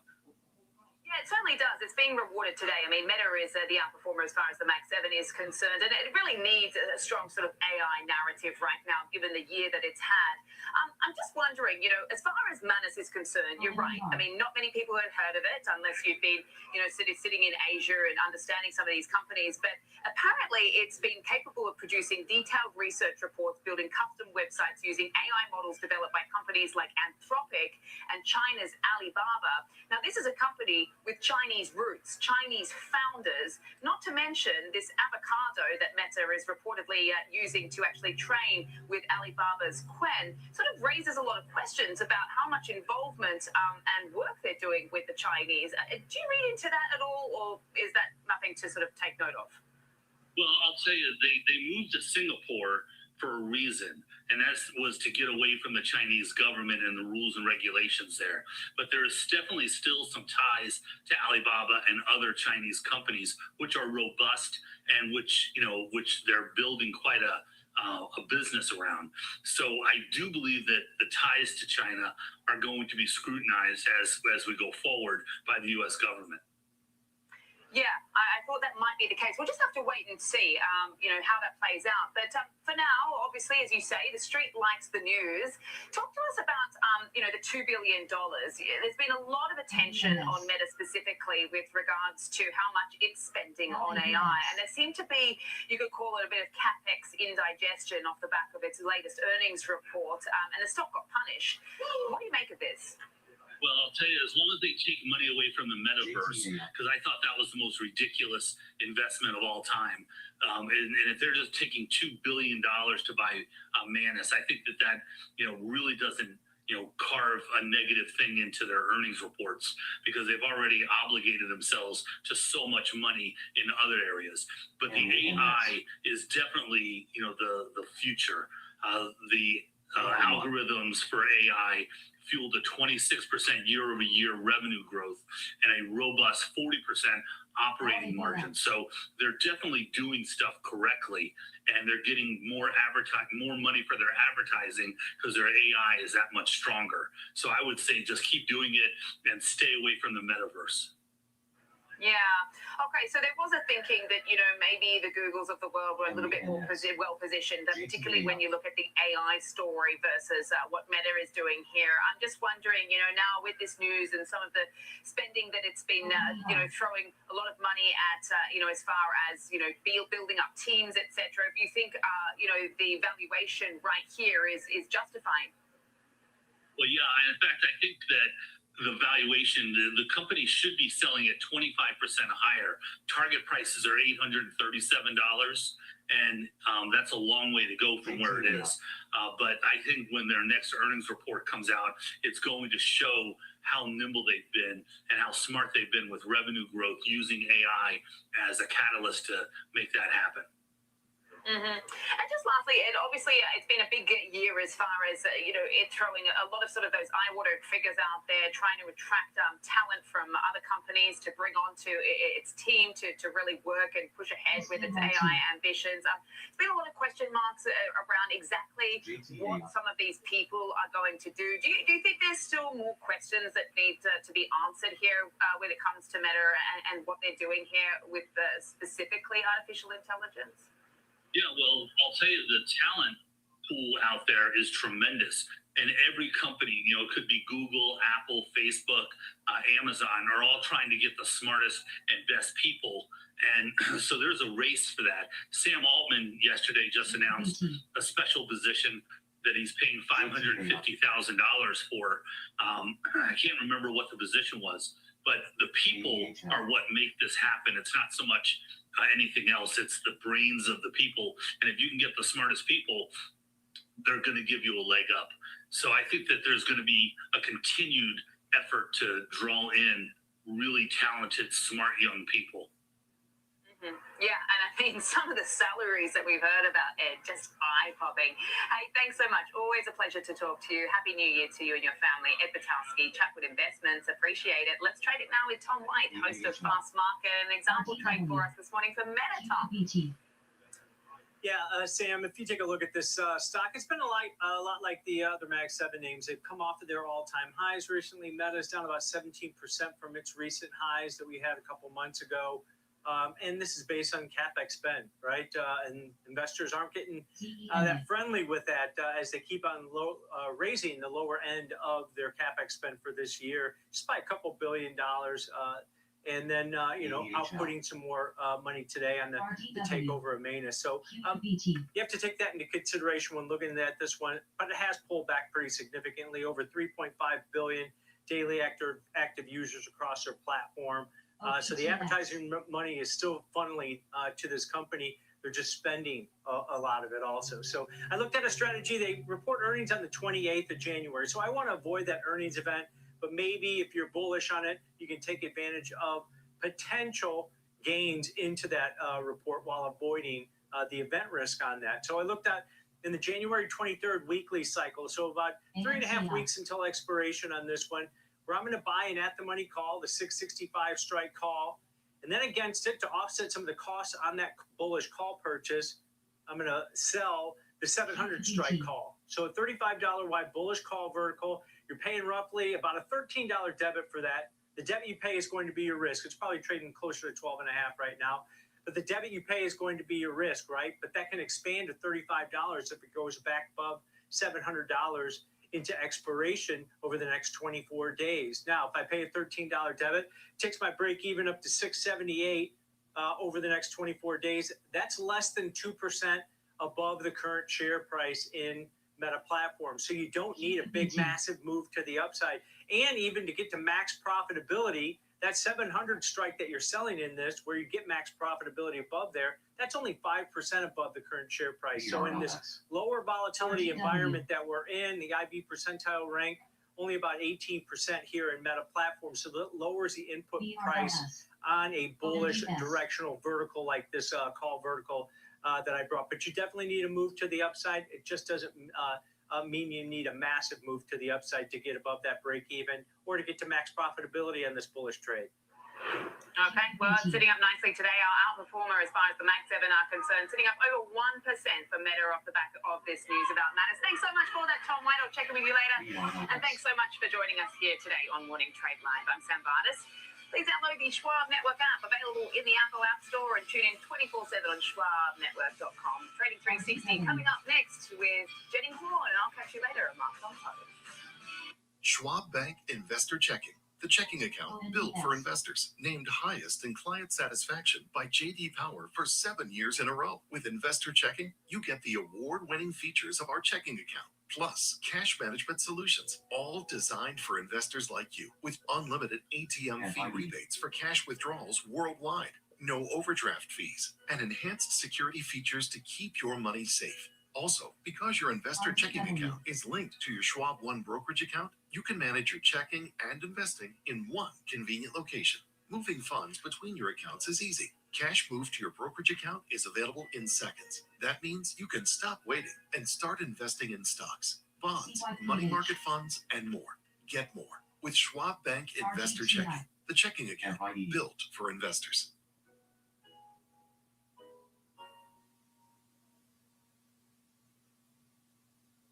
Welcome to Schwab Network, where real-time market coverage meets expert strategy. From the opening bell to the closing bell, we've got you covered.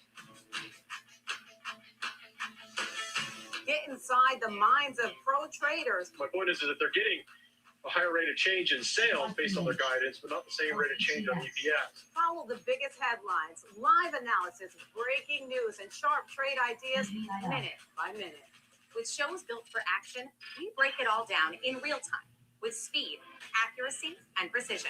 I think one of the most important things is you're making a play in a risk-defined way here going into earnings. So that would be a further downside area to watch. Smart insights, actionable data, veteran traders, and trusted financial journalists streaming live and on demand. Schwab Network, streaming 24/7, any screen, anywhere, free. SchwabNetwork.com. SKYT. Mom, when my grandparents moved here, did they know what our family would become? I don't even know if they could envision it, to leave everything behind, literally come across the entire world. I think that we totally met what their wishes were. Schwab has been with us for almost 25 years through purchasing of houses, opening up our business, having children. They've always been there for us. I want to invest with a company that can help me give my family a happy financial future. Stay connected to what moves markets. Download the Schwab Network app and get live coverage wherever you are. CRWB. BRLS. CRWU.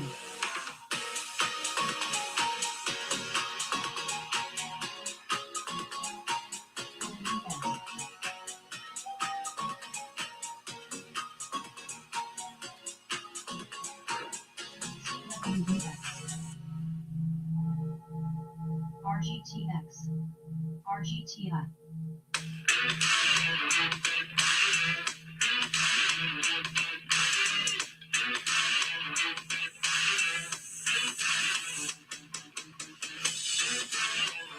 RGW.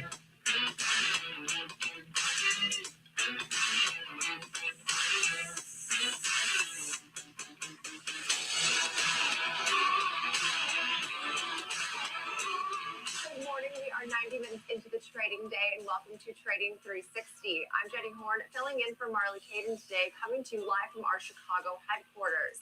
Now, here's what's coming up on today's show. In our 360 Spotlight, we're looking at the pressures facing banks and other financial institutions heading into the new year. Citizens keeps an outperform rating on Applied Digital after the company entered into a non-binding term sheet to spin out its cloud computing business. George Schultz will bring us the news and an example trade in our disruptors. And in our 360 round, we will highlight IPOs and where they might be going in heading into 2026. Now to check in though on these markets, as we are seeing another day of some modest pressure, although a bit more modest than what we saw yesterday, of course, to kick off the week. We're still seeing the Nasdaq clinging on to basically an unchanged day, but just slightly in the green, while the rest of our major averages are seeing some modest weakness. Russell and Dow both down about 0.2%. Now, as we do check in on some of these futures products, we are seeing the 10-year higher today. U.S. dollar also higher. I mean, green across the board there. Gold recovering from some of yesterday's pressure, as well as crude oil, also up about 0.4%. And Bitcoin really the standout as far as the futures products are concerned, up about 2.4% as it stands currently. But now to focus on some of these top moving stocks and top stories of the session, I'd like to welcome in now my co-host of Next Gen Investing, Alex Coffey. And so, Alex, really wanted to get your first thoughts on these markets here. Another day of some weakness, but as we were discussing yesterday, it's still been a very bullish year, all things considered. Yeah, all things considered, I think the story for 2025 has largely been written at this point. You know, knock on wood, we don't want to see anything dramatically change in these last, final moments. But the economy continues on. Yeah, there isn't a reset button for the macroeconomic picture. So largely, as we end 2025, we will begin 2026. I don't expect a ton of dramatic surprise in the equity markets, but anything's possible. We've seen it before. So we're almost to that finish line, Jenny. There'll be that break on Thursday, and we'll get back on the horse on Friday. But all in all, another really, really strong year. It seems that we're gonna finish out here in 2025. Okay, now something that's kept us busy for the end of this year, as we've joked, we're relatively news light right now, but what's been busy has been some of the consolidation we've seen from major tech names. I mean, NVIDIA, Grok, as well as now Meta paying more than $2 billion to acquire Manus per Wall Street Journal. So walk us through that headline. Yeah, so this is a Singapore-based artificial intelligence agent company. And again, it's just another example of sort of this land grab and technology grab that we're seeing within this AI trade as these major hyperscalers continue to make moves. And so Meta acquiring this Manus company in a deal that's valuing it around $2 billion, perhaps more than $2 billion. And it also marks a rare U.S. acquisition of an Asian tech company, Jenny. So that's something to watch as well. Meta intends to continue operating and selling this service while integrating the technology into its own products. The existing investors in that startup have been bought out in Meta's takeover, and there is not expected to be any ongoing or continuing Chinese ownership in the interest of this AI firm following the transaction. Now, not a lot of analysts have weighed in just yet, but I did see that Rosenblatt has, and they say that it's a rocket ship grower in small and medium business-focused agentic AI. They think it's a natural fit to Meta's fast-growing WhatsApp small business footprint with extensions into Mark Zuckerberg's agentic-rich vision of personal AI. They say that it's a potential to stand with Meta's acquisitions of Instagram in 2012 and WhatsApp in 2014 as a potentially transformative acquisition and deal for Meta as a company. So really, really strong words and optimism out of Rosenblatt regarding this Meta purchase of Manus.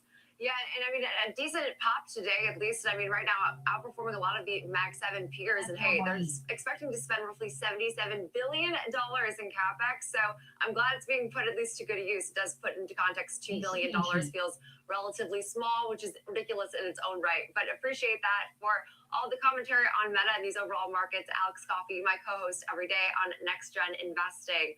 But now to get some insights on the news that are shaping these markets. And for that, we have a special guest joining us in studio today, John Nargerian, the co-owner of Market Rebellion. Thank you so much for joining us and taking time out of a very busy holiday couple of weeks, as I know there's a lot going on right now. But wanted to get your takeaways on really what stood out to you in 2025, especially in these latter parts of this year. Resilience. Resilience is what I'd say, because obviously in April, people were pulling their hair out, which is why mine looks like this. But then after the tariff tantrum, we started to see the stocks come roaring back. Investors definitely were buying the dip. They bought it in big numbers back in April. And those that did, of course, had a phenomenal year. If you just held on from the beginning of the year to the end of the year, it was a good year. But if you bought that dip, it was a great year. So I'd say resilience would be, if I just had to put it in one word, it would be resilience. Resilience across the board. I mean, U.S. consumer has also been, I think, a theme that has shown surprising resiliency for some of the economic conditions that we've been working through. But recently, what's come into play has been all things metals. And so I wanted to get your thoughts on, I mean, like silver hit record highs. We saw a pullback yesterday substantially, but over driving catalyst of some of the metals outperformance. Silver in particular, because okay, nice little rally. Sorry, I got sidetracked. The HOA rep came to my door. I thought, what did I do now? HOA president. They just wanted to talk about the neighborhood and what they're planning on doing. I can't believe they're going door to door to talk about that. Palantir continues to move higher. I'm your host, Cousin Vinny, coming to you from theclosingprint.com. Coming into the end of this year, we got a full day of trading today and tomorrow. Then we're off for New Year's, and we're back here on Friday.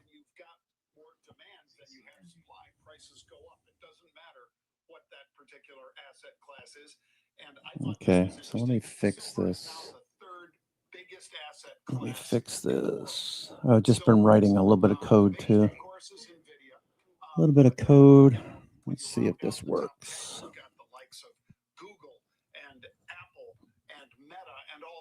Other companies, including Bitcoin, by the way, as far as an individual asset, but silver to be a top 3 asset in the whole world is pretty amazing. And that's the performance that silver has put up this year. And I think people will continue to flood into that metal. Okay, S&P, nice rally. Back up to the highs of the day. Expect rejection up here. Okay, so if you bought calls at the low of the day, start exiting some of these because we're probably going to run into, like yesterday, kind of run into the top. We'll get some resistance up here, some profit taking. We still got a little ways to go, so it's looking pretty good so far. I mean, just phenomenal moves, and now a recovery today after that brutal day that it had yesterday. So when we talk about the metal space, I've heard a lot of different opinions really about what's driven some of this. And I think that you make a great point. I mean, it's all things tied to AI and data centers and the mass capacity that's going to be needed to continue to build. But also year-end liquidity was relatively thin. So do you think that's also a contributing factor to? Absolutely. I mean, like the crazy outperformance we've seen. Yeah. Again, supply and demand. So if you have more demand and then you've got light liquidity going into the end of the year, whoever has big gains in silver, do they want to take them now, or would they rather push that off until next year, which would mean, of course, they don't have to pay taxes until 2027 on it. So I think liquidity issues hit both stocks and precious metals or futures this time of year. And I would think that a lot of people would be focused in on the things that silver contributes to, like I say, solar, because you named data centers. You're absolutely right. Data centers are huge, but what powers data centers? Well, obviously, natural gas. S&P, all right, looking good. Solar, which is a big part of the demand for silver this year, nuclear, coal, and so forth. So silver is a really valuable material right now, and it's not just the so-called rare earth minerals and things like that, or rare earth metals like lithium and cobalt and all the rest, nickel and so forth. It is silver, and silver is where people, I think just a week or 10 days ago, there was a stock that went up almost 100% in a single day, and it was $1 billion company. It went up so big because they found a bigger vein of the metal underground than they thought. And as they started to explore what that would mean for the value of that company, the stock doubled. So silver is going to remain a very precious asset in anybody's portfolio. Unusual option activity. We've seen it across the board in SLV, in Pan American Silver, PAAS. So whether it's an ETF that carries silver in it or whether it's individual stocks, people want to have this in their portfolio right now.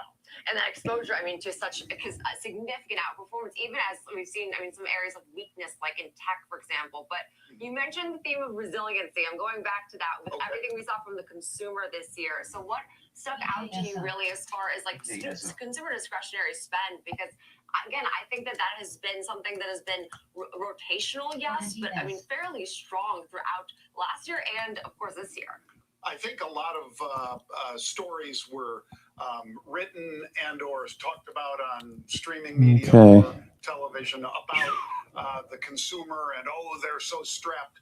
You know, when you look at okay, let me just add a line there. 5% of vehicles are electric right now in our country. Let me just add ATR. And the prices for that input went down significantly.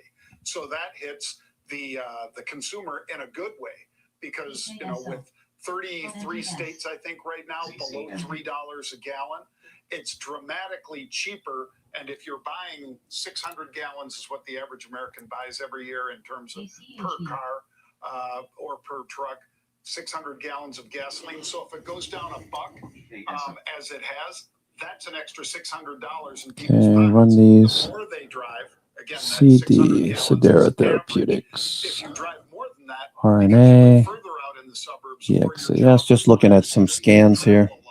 You're saving even more. So I think the consumer spend is not as surprising. See what this looks like. Cummins. Sending triangle. Cummins. Makes diesel engines. Makes truck engines. Large engines. Cummins. I think it'll continue to be strong. And I think, unfortunately, though, a lot of consumers have cut back from certain retail outlets. Speaking of Ross stores, what is Target doing today? Target back down. Walmart. Have benefited from the consumer being being smarter, if not Okay, more frugal. S&P flagging out right now. Reallocation of spending. It's not like we're seeing a significant pullback in spend by any S&P looks like it might go a little bit more. Watch VWAP. MACD, pretty bullish. We just had a little turn down as we flag out. Look for that to turn back up and volume to pick up. You can see volume rising as we push. MACD turned up. That all set up correctly. With his version prior to the Michael Lewis version of The Big Short, when they were talking about bubbles and things like that. Well, Michael Burry said AI seems like a bubble to him. He called out Palantir and NVIDIA in particular. He was early, but it ended up playing out pretty well, and a lot of smart people paying attention to the good doctor said, maybe it is time for me to lighten up. And so they did. And that caused that waterfall effect. When people are all running to one side of the boat can tip over. It didn't tip over, but it certainly tipped pretty far. And I think when you look at Oracle, All right, futures look like they might move a bit higher here. Watching as we consolidate after their August earnings report. over the last 10 minutes. A little more reality and perhaps logic set in as far as how long will it take Oracle to recognize all of the backlog of business that they have? Years. So are we pricing it as if those years have already passed? In many cases, people said yes. So Oracle, NVIDIA, Palantir, many of them, even though they're great companies, and I wouldn't short them, I would trade them from the short side using puts occasionally, but I think those are all going to be building blocks for the future. So I'm somebody that loves Micron, I love AMD, and of course those three that I've already named, but I don't want to forget about Meta and Microsoft, because those two are basically battling it out for the data center side along with Google. And spending big money. Restarting 3 Mile Island. I mean, it doesn't get much bigger than that. And that's Microsoft. What they're doing right now is going to Constellation Energy and saying, hey, we need more power than we can find anywhere else in the U.S. You've got to restart that. And if you do, we'll put All right, we could turn right back down. Huge for Constellation Just above VWAP. Looking at a spinning top, Doji. We need nuclear, we need coal, we need nat gas, we need solar, we need wind, we need everything. And ultimately, Elon Musk benefits because a lot of those data centers are going to be in space, because you don't have to worry about cooling them in space. And that's Okay, Molina Healthcare. This one looks pretty good. All right, this looks really good, actually. Molina. The cooling that it takes to make those. A little consolidation above the 50. The 200-day is overhead. We could see a run from 175 up to 225 or so. Molina Healthcare looks like a interesting pattern. Let me just check earnings. Molina Healthcare earnings, MOH. They missed. Okay, so as good as the chart looks, earnings don't look that great. Molina Healthcare. Do they do a lot of Medicare? Medicaid. Yeah, they do. Medicaid. See? Cost-effective Medicaid. So they're catching a lot of heat from all of the Medicaid fraud over in Minnesota. Not sure about California, but there's a lot of Medicaid fraud out there. So that's impacting a lot of these companies like Molina Healthcare. That said, the chart looks good. So maybe all of the news that we've seen over the last 6 months or so has a positive impact. So the company hasn't really produced much. That's why it's at the lows.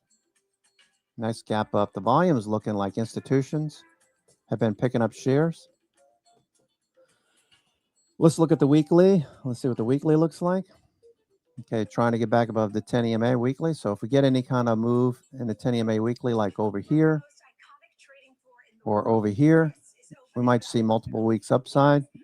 Being we're at the lows and earnings are such that they are, this might actually be a decent setup. Molina Healthcare. All right, so more and more stocks are starting to advance now. Okay, more and more stocks are starting to advance on the NASDAQ 100. All right, so NASDAQ, let's look at the NASDAQ 100. NDX, NDX is the NASDAQ 100. You'll love Carl's Way. Take a left here, please. But there's a Carl's Way is the best way. Okay, not a big move, but let's see what the daily looks like. 5 minute rather. Exactly. 5 minute. Trade on my own. Starting to move higher. Let's move on, shall we? No can do. S&P futures continue to rise, so Where are you going? Schwab. Schwab, a modern approach to wealth management. Tesla with a bounce. 360. I'm Jenny Horn, and it's now time for the big Palantir continuation on the bounce. Microsoft continues. Microsoft looking good. Meta back below the 200-day moving average. First encounter with the 200-day in a while, and we got rejected. Broadcom looking pretty interesting. Broadcom. Let's take a look at Broadcom. Okay, daily. We're still below the 50-day. Broadcom. What's Micron doing? Micron. Oops. Micron. Micron. Doji. Trending. But then just duplicated it. You could put it across the highs. Happened to match up fairly well with where we topped out. But now, though, we are traveling somewhat below this level. We have failed to recapture this level near 207, old highs here, breakdown point, and most recently it's been a ceiling after it became the floor for a small gap up right there. So now 207 is a short-term mark to beat to the upside if we were to travel above there. Our best close, not the intraday high, but the best close was 214.14. To the downside, relative lows come in here near 200. Another notable old high point here near 194. When we look at our moving averages that we follow, we can see that our short-term, weekly, and monthly, our blue and teal exponential moving averages here, they converge quite closely around 206, 207 or so. So this could be another important pivot point. If we do start to break downward, our quarterly EMA here comes in at 198 roughly. RSI compressing in a triangular shape right here. We are above the 50 midline, but kind of not really showing any strong directionality here. Look for price to break down and RSI to break down at the same time for further directional cues. Finally, we can look at our volume profile study here to see that our heavy trading concentration areas are right about here near 205, this node right here. And you can also see right here between 190 to 195 also stands out. But really the heavy concentrations are much lower in this name here. The point of control all the way down here near 155. Okay, so I mean, this has been again a pretty solid performer. I know we've seen some mixed feedback from the sell side as far as the forward expectations on a lot of these names exposed to healthcare because big patents will be expiring in the coming years. But at least we're seeing a pretty decent year and modestly lower today. But as we do, assess now our next name today, which is SanDisk, which is the name we have seen, I mean, significant outperformance in, and just overall has been one of our real standouts of the year. Just to illustrate, we went from $28, we'll call it our low back in April, to then just over $284 a share. Now at $245. Yes, but I mean, it's been a pretty phenomenal year for this name. Right. I mean, you can easily see the vast outperformance here in this particular name. And this memory and storage space has really been the strongest of these chip groups here. You can see some of these other names here are being far outpaced. Anyway, though, when we start to look here at our yearly chart here, we can see that we could make the argument that you had this trend line going across the lows here that we saw after our gap to the upside, and then connecting these subsequent lows. We had an earnings breakout to the upside after we established these initial highs, but then we kind of stayed within that boundary too. So these things can be kind of messy. These aren't exactly cut and dry. They're very subjective here. That can be bothersome or difficult for some people to work with here. But you're just looking for general areas and general boundaries that seem to be holding on here. So now this spike to the upside does give us some important levels to follow. All right, S&P continues looking good. All right, we made it back up to the highs. Made it back up to the highs now. Let's see if we get rejected again and move back down into the range. Looks like maybe we follow through. Let's see if we can follow through here. We were thinking that because of all this negative gamma above and below the 6,900 level, you see all this red here, that if we drop below 6,900, we could see a quick move to the downside. If we get above the 6,900 level, which we're currently trading above right now, we could see a nice follow through.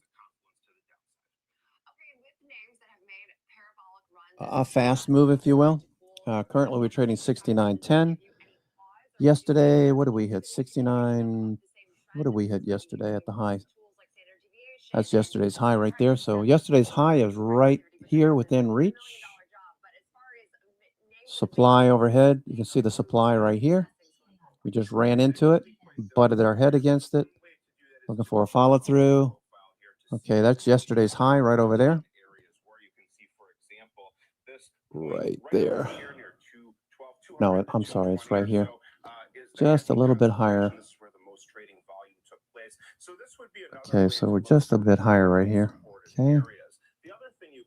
That's our high yesterday. So it'd be nice to see a move through this level. I'm expecting at this point, the way price is reacting, that we're going to stay right where we are, stay inside of this today's range. Okay. We're engulfing the body of yesterday's candle, but inside of the wicks, inside of the range from yesterday. So we need to break out of this range in one direction or another. That negative gamma could help us.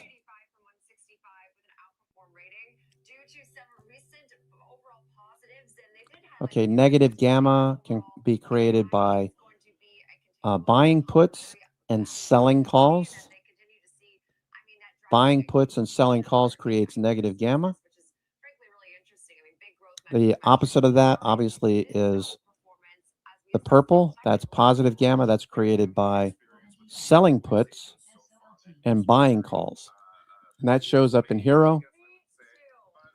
That shows up in Hero with the line rising. Okay. Right now, we're kind of fading. All right, we're fading right now. So if I separate these, you can see that puts are now being bought. As this drops, puts are being bought. That would only move higher if the, whoops. This would only be moving higher if they were selling puts. Right now, they're buying puts and selling calls, so that's creating more negative gamma here.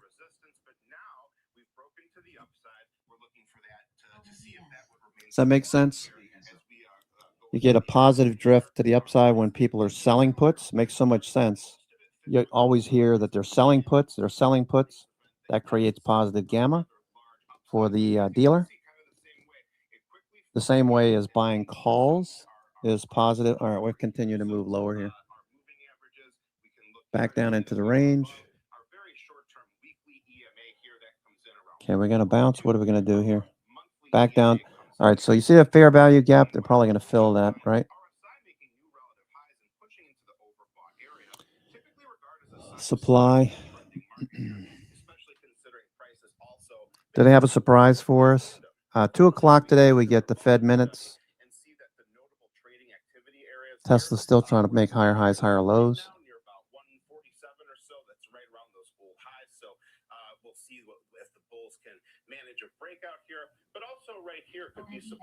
So positive gamma. Positive gamma is buying calls and selling puts. The opposite, negative gamma created by buying puts and selling calls.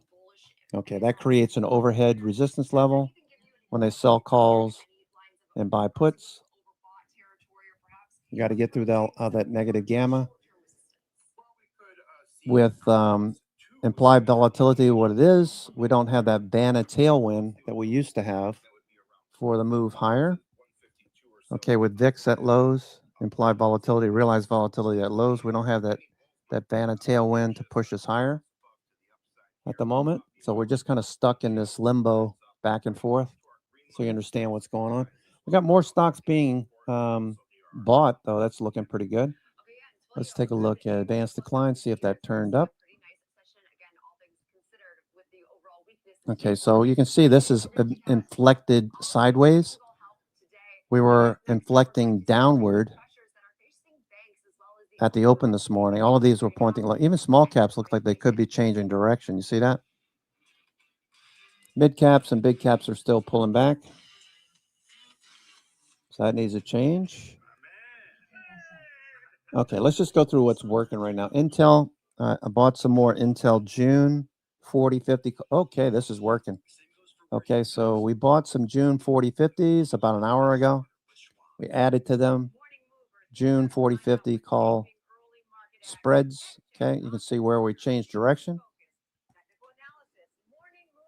And those are appreciating nicely. Thank you very much. What's Micron doing? Micron just kind of consolidating, but it's a little bit higher than yesterday. NVIDIA, that did pull back today. That's starting to turn back up, rendering an opportunity above the 50-day moving average. NVIDIA, if we can springboard off of this level and push higher, you got a higher high, higher low. Now we need another higher high. RSI is flat above zero, above 50. MACD stochastics, they're okay. Volume looks good last week.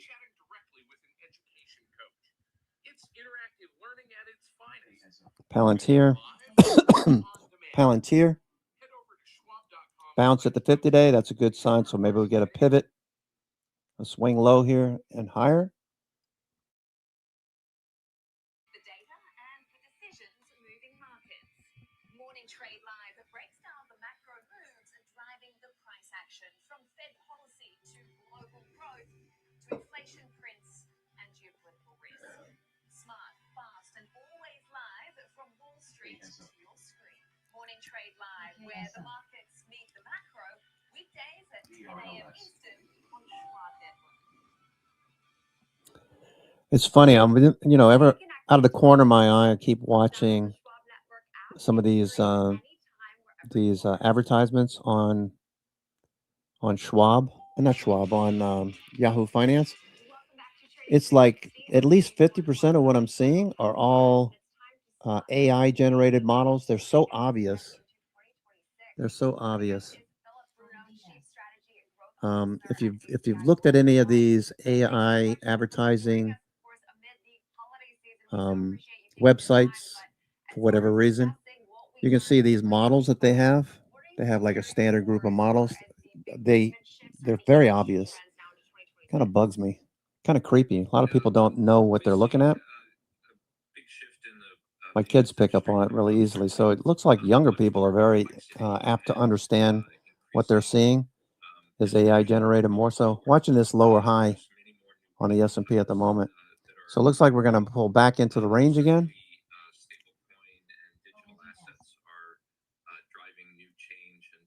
2 o'clock, we've got the Fed minutes.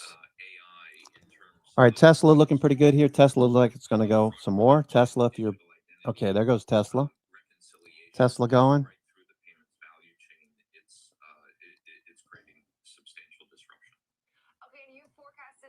Tesla popping. Okay, there goes Tesla. Who do you believe to be leading some of that charge? Yeah, so I think the potential M&As coming in two areas. One in the banking industry, and just that banks need to be able to modernize and invest to go forward and compete. Haven't done a lot today. Added to my Intel. I'm looking at adding to Palantir. That's back at the 20-day.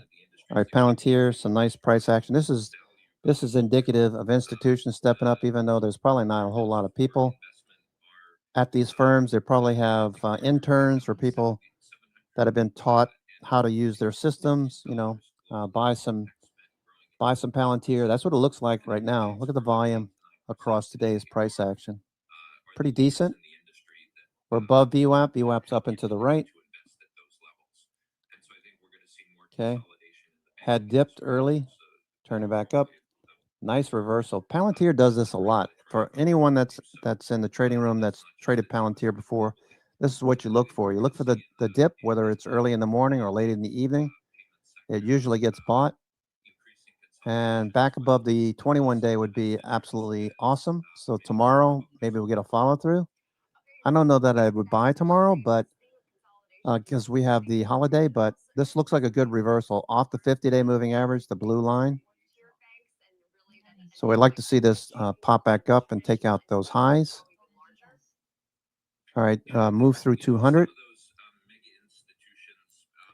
What do the puts look like? Palantir puts. Let me see what puts would, if there's any good premium in the puts. When do they report again? Palantir. February 2nd. Okay, February 2nd. These are the kind of numbers I like to see. Look at Palantir. Bad talking about Palantir all you want, but these numbers are stellar. 130% earnings growth, 62.8% revenue growth. They beat the top estimate. Okay, they came in 1.18 billion. They keep adding customers. Yes, they have a high price to earnings ratio, but their rule of 40 score is above 110, probably about 125 now, if not more. Going into earnings growth of 121%. Okay, commercial revenue growth 121%. Rev growth 63%. I wish Micron. Is Micron that much? Let me take a look at Micron. Micron beat. Okay, they got similar results, 172, 173%, 56% revenue growth. Okay. Revenue 13.6 billion versus 11 billion. They beat by 2 billion. Micron's looking for 274% earnings growth in 2026. That's analysts' updated expectations. I talked about that yesterday. So buying dips on Micron probably going to do well. I'm looking at the March options. How do you see now ACI giving this clear competitive edge going forward? Yeah, so for ACI, this year we've launched our cloud native payments hub that has the ability to move transactions in. Yeah, thank you, Mondo. I figured that. So wire instant payments, and then also it has the ability to handle 40 Zusu GMC. Okay. And so ACI, we're in 90 different countries. We have position where we touch 2/3 of all wire. So you're saying I don't understand. They put them in most trucks, right? Are they putting them in the Ford, Isuzu, GMC? Are they putting them in there? You see your sentence? I don't understand what you're saying there. Are they in Ford? Are they making Ford engines, the bigger trucks? If you're listening, Mondo, just to be a little bit more specific, because it does make a difference. CMI is a good company, been around a while, just a while. They beat expectations. Okay, I would like to see better numbers here, but okay. So Palantir looks good. All right, so Palantir, I was looking to take some put credit spreads again down below the 50-day. Let me see here. Let me see if they're worth it. Palantir. Okay, let me just go here.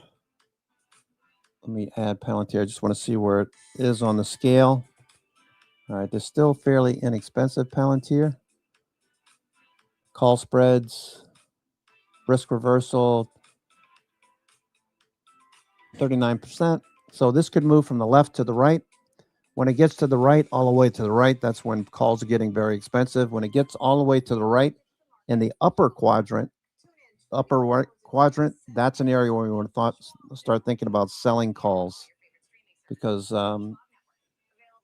calls have gotten very expensive. There goes the S&P. Okay, S&P just dropped off. Experienced investor or just getting started, Charles Schwab offers a webcast that's right for you. Do you like using charts when analyzing your stocks? Our technical analysis webcast series breaks down different charting techniques like trend analysis. Back into this range, S&P. Oh, you can see here, you can see the puts are being bought, calls are being sold as this drops, creating all that negative gamma.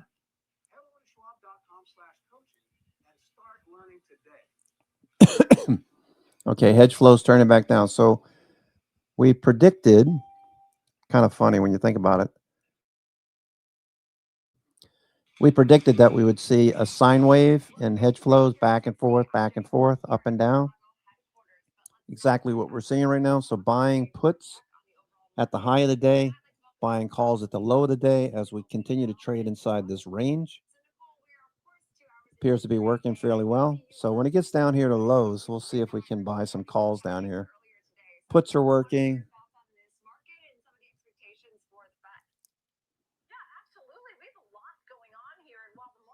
Puts S&P 500. Okay, back to VWAP. You can see what's going on here. They're just whipping people around. I don't know if this is algos doing this. What's the story here? Got a spinning top on the daily. You have no trend. The trend is sideways. So selling premium would work if there was more implied volatility.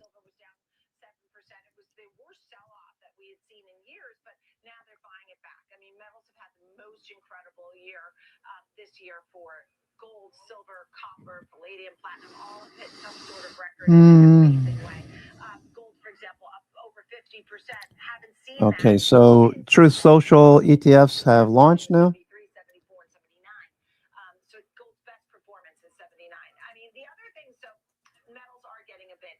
The Fed Open Market Committee minutes today will be something we want to hear more about because you did have some dissenters. What are they thinking about? Truth Social ETFs have launched. Most people don't think they're going to do anything in January. The other, just bits and pieces. That was mentioned this morning. Price target with Boeing with some positive news. A defense contract that we talked about. Okay, this was mentioned earlier in the room. And the big Meta acquiring Manus, the AI agent, which you and I spoke about earlier, comes on the heels of NVIDIA and Grok deals. So there's more going on in that. So those are some of the things that I'm focused on, but definitely can't wait for those Fed minutes at 2 o'clock. That will definitely be, I think, a huge catalyst because right now we are relatively news light, it does feel. We are very much in these holiday, several last days of trading for the year. But to focus on a specific name here, you mentioned some of the hopeful turnaround we're expecting from actually Lululemon, but another retailer that has taken it on the chin. Back below VWAP. Decker's Outdoor, which is down now 49% year to date. But we are still seeing some enthusiasm tied to the Hoka brand. So walk us through that note. Look, as you noted, I mean, when this stock's down nearly 50% on a year where we're up for the third year in a row, double-digit gains, I mean, the shareholders must be so extremely frustrated. But when we think about this name, I mean, the Hoka brand is certainly front and center. I mean, they also have Teva, and I think the Uggs brand used to be under here too. Yeah, Uggs. But it's really the Hoka story that UBS is counting on because they did their 11th global survey and awareness of the Hoka brand. Now, if you've been looking around the gym the last few years, you didn't see it, and then you saw it everywhere. And that's sort of what they're betting on in the future internationally, because they said, according to their survey, only 20% of awareness globally, and so that leaves a lot of room to grow. In comparison, I mean, Under Armour has 53% awareness. Nike has 91%. All right, we're going to stop at VWAP. What are we going to do here? Nike already got it, right? And so that's their plan. And so they put a buy rating. They put a 157 target. It's trading at 104. They think that 2026 will bring on more strong sales. That the company will have earnings. TSSD. TSSD is the ETF. TSSD. Those on-cloud sneakers, and they didn't want to discount over the holidays. They were trying to play it tough with their brand. So it's certainly a battle of the brands, but nice words from UBS about TSFN. Hoka and Decker's apparent. Especially when you assess them in the entire space, as you mentioned, the stiff competition, but also the tariff impact that they haven't really been able to shake off. I mean, Nike, Lululemon, On running, as well as Decker's, all underperforming this year. So hopefully we see some nice trend improvement. If you're bullish, you want to see the high of the day. Yesterday's high of the day, noted by that red horizontal. You want to see that level taken out. Doesn't feel like that's going to happen. We're going into the lunch hour. We only got 4 hours and 16 minutes to go. We got minutes at 2 o'clock.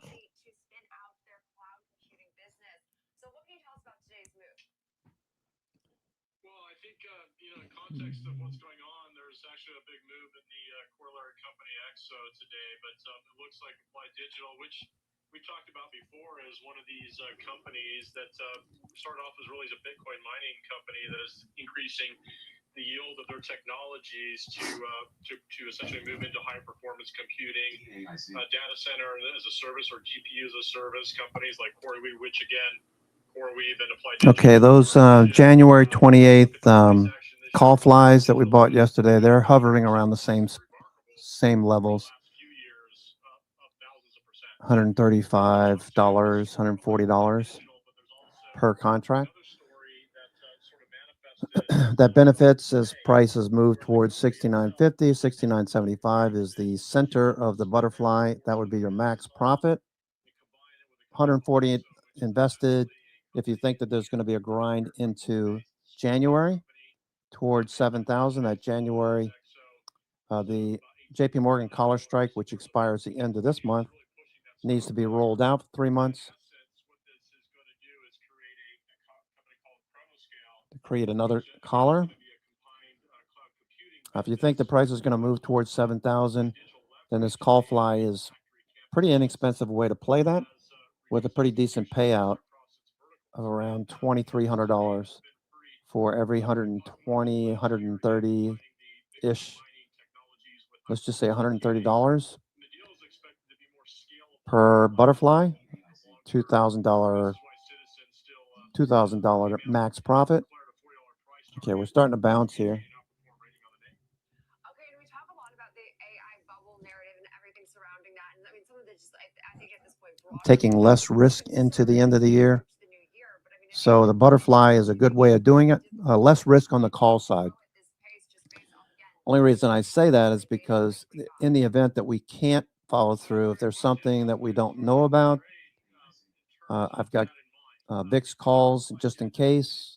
And I'm trying to play the upside by inexpensive call flies or call spreads, with 7,000 being the max that I'm looking at for now. The fact that we're consolidating here is a good thing. The last couple of days, we made a new all-time high on Friday.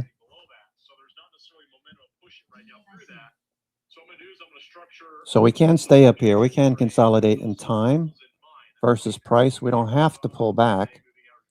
We can just sit up here for the next week like we did in the previous weeks. You see over here? You see this area right here? This is what we did. We basically went nowhere, then dropped, and popped to new all-time highs. But we did this for over a week, consolidating the previous gains.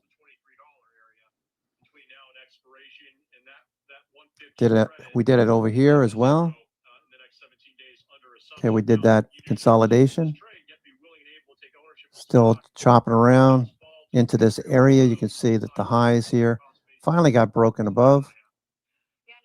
So are we extended? Well, I'm playing it as if, okay, we want to play the upside, but we'll do it with an inexpensive call flies, call spreads. But we are starting to protect our downside by taking VIX 20 calls for the month of February. I'd rather buy monthlies because they're easy to get in and out of. Okay, so there you go. VWAP, we're just sitting here. It's probably a bear flag. We're probably going to roll over here.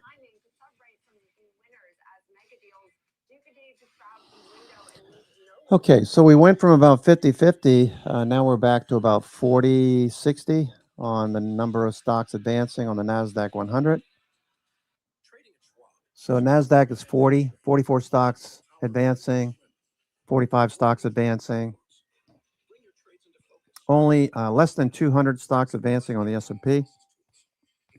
That shows up in up-down volume and in advanced decline percent. Only 200 stocks advancing. That means 300 are either declining or unchanged. So the breadth is definitely negative for now. So any moves up to supply are probably going to get rejected for now.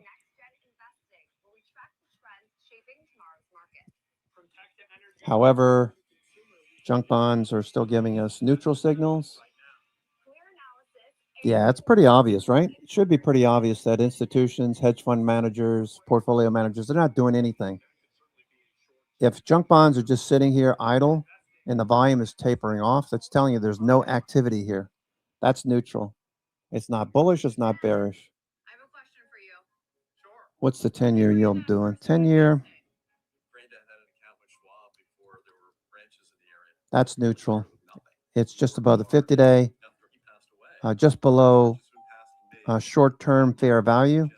Short-term fair value is the 21-day or 20-day, whatever you use. 50-day is intermediate term fair value. We're just above it right now. Basically sideways. If you drew a horizontal between these peaks and a horizontal between the lows, basically we're in the upper half, just above the 50-day. This will have an impact on IWM, maybe as Mondo is looking for. After the Fed minutes come out, maybe IWM can catch a bid. This is pretty neutral too. IBB, biotechs, all I see is neutral signals, folks, so I'm not looking for a big move.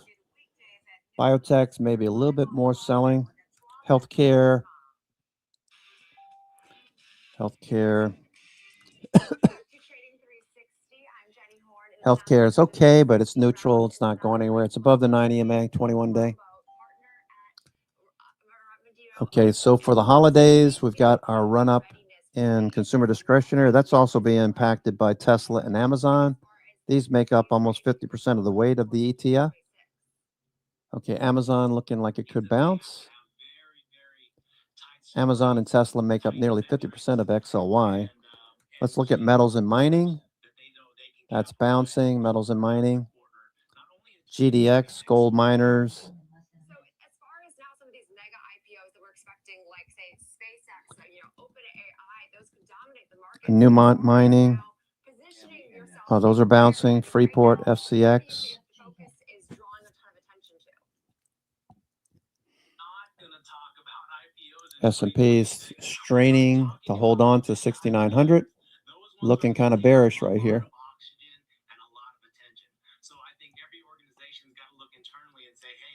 MACD's turning back down slightly. I don't see a reason to get. I don't see a reason to take a whole lot of risk on, folks. At least until what happens after Fed minutes come out at 2 p.m. This is just kind of drifting back and forth. Hedge flows are telling you the same story. Back and forth, back and forth. This is no trend. Okay, we had a trend. When was it? Friday? Let's take a look at Friday. Friday's price action. Okay, that was still pretty sideways. What day was it? What day was it? Was it Wednesday? Yeah, it was Wednesday. We had a nice trend. Okay. Nice trend on Wednesday. We had some nice calls. The 69.20s that did really well. They went from $2.40 average. I think, Frano, you got in at $2.20, $2.25. These were average about $2.40. The 69.20s, they went from $2.40 average to about $13 and change. That's a trend. That's a trend. We're not in a trend right now. So curb your expectations. We're just going back and forth. There's nothing here to look at. Look at the volume tapering off. Wow. Positions being closed. There's hardly anything here. Look at all these gray bars here. These were all full. They're gone. Wow, I didn't see that before. You see this? Look at that. Okay, maybe it was a glitch. Now we've got some overhead. Okay, that makes sense. Okay, now we're starting to bounce.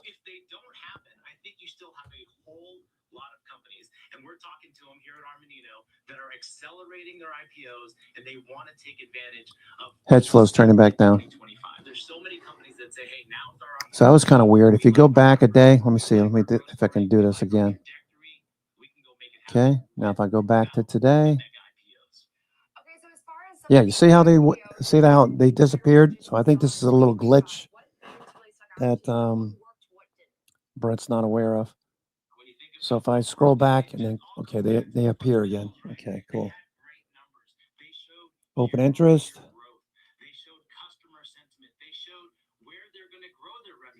A lot of open interest right in this area. So this should hold, I would think. If we lose it, we could drop pretty quickly here.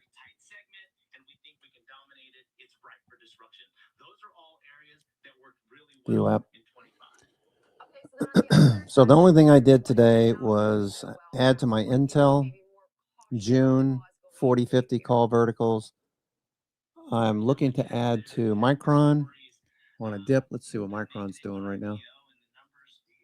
Micron trying to produce a higher low right now. Micron's got a flat VWAP. Flat VWAP. Micron's starting to go back up. So if you want to buy calls, I would be doing them down here rather than the high of the day. Makes sense. Palantir. Palantir. I want to sell some premium. Let me just check that out before I forget. Palantir. Again.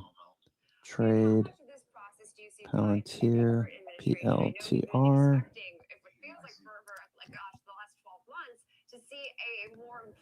Palantir. Let's see. 2 weeks out, January 16th. When did we say Palantir's earnings are? February. PLTR. February 2nd. Okay, cool. Palantir. More rate cuts, and that does make for a easier IPO environment. Additionally, it seems that this administration is What's a 20 delta? Go for $2. I think that everybody's hoping for that breakout year of 2026 IPOs, especially in the tech sector. Okay, so it does sound like you are very enthusiastic about the overall tech sector as well as, of course, just the IPO market. What are you watching? What is your key standout that you're watching for in 2026? What excites you the most about these markets heading into? Still no premium, thanks to a low implied volatility. Based off what we're building off of 2025, 2026 is going to be that breakout year. You have a lot of companies that are pulling forward. That's really S&P continues to fade. Every management team that we're talking to, they're talking about the IPO. Below VWAP. About how they can control their numbers. They're talking about their metrics and how they can best position themselves to win in the future. Whenever you see this kind of sine wave pattern, you know you don't have a trend like we did last Wednesday. So as far as any then risks to, what has been a really So what does that mean, Benny? It means, okay, Wednesday we had a pretty good shot starting out the day, given what Brent was talking about. Let's see, let me go back to, that was Wednesday. When was that? Wednesday was the 24th. Okay, so the 24th. Let's go to Founders Notes on the 24th. Okay, in the morning, 7 a.m. Okay, so 7 a.m. on Wednesday last week, Brent was talking about this iron condor. Remember that? Okay, so what's the deal here? So we knew that one of these strikes was probably going to get hit, either the upper or the lower. And early in the morning, let's go back to Wednesday, because I think this is important to understand. Okay, all right, so we can see what Brett had. So we knew that possibly 69.20 was going to get tried or tested. Okay, so if we go back to, this is what's great about this site. You go back to Wednesday, see what the options were doing. So at the open, 9:30, this is what we saw. You see the red over here on the right? Okay, that's high volatility. In the purple area, that's low volatility. That's positive gamma. Should be sticky. But right at the open, we started to see signs of a reason to go long. Okay, you see that right there? That spike? Okay, so right at the open, we had a reason to go to the 69.20s. They were averaging about $2.20. Frano got in, I think, at 2.25, if I'm not mistaken. We got in right behind her, 240. And these calls just started to see a trend develop over the next half an hour, making higher highs and higher lows. We got into the red zone. I said if we got into the red zone, we could see a very fast move. So we got the fast move, got sucked up into that price, and these 69.20s went from $2.40 to $13. We don't have that today. So this is what we're always looking for. We're always looking for that move. That's not what we see right now. This is what we're seeing right now. Okay, 6,900 is probably going to be support again, or do we drop below it? Bottom line of what I just got finished saying the last 2-3 minutes is that today is not a day to sit in front of the computer and hope for a trend, because it's not going to happen. I think one of the most important things is you're making a play in a risk-defined way here going into earnings. So, Okay, here we go, back down to the lows. All right, I'm going to take a few minute break. I'll be right back.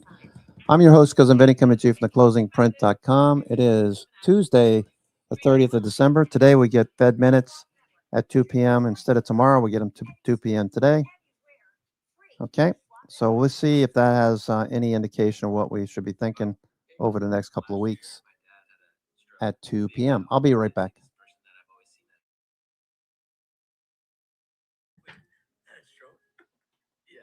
Now we're in the car together almost daily. I started to realize, what can I pick up from my dad? He's been with Schwab for a long time. Jim, my financial consultant, I probably met 20 years ago. Jim's really been there to answer any questions I ever have. Makes a huge difference when you have someone that actually cares. Stay connected to what moves markets. Download the Schwab Network app and stream live coverage wherever you are.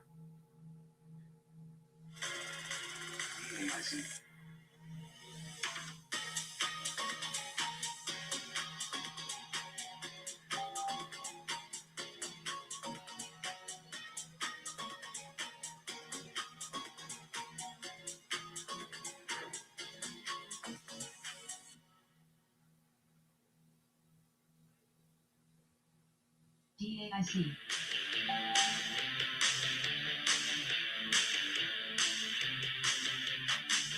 DAIC.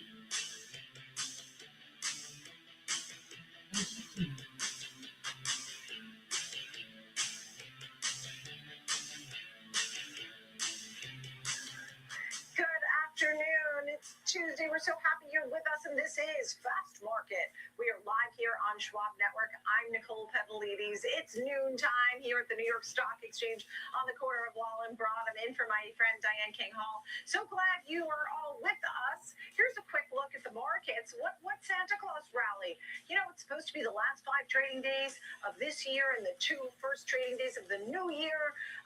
Hasn't happened yet. Friday, Monday, Tuesday, down arrows.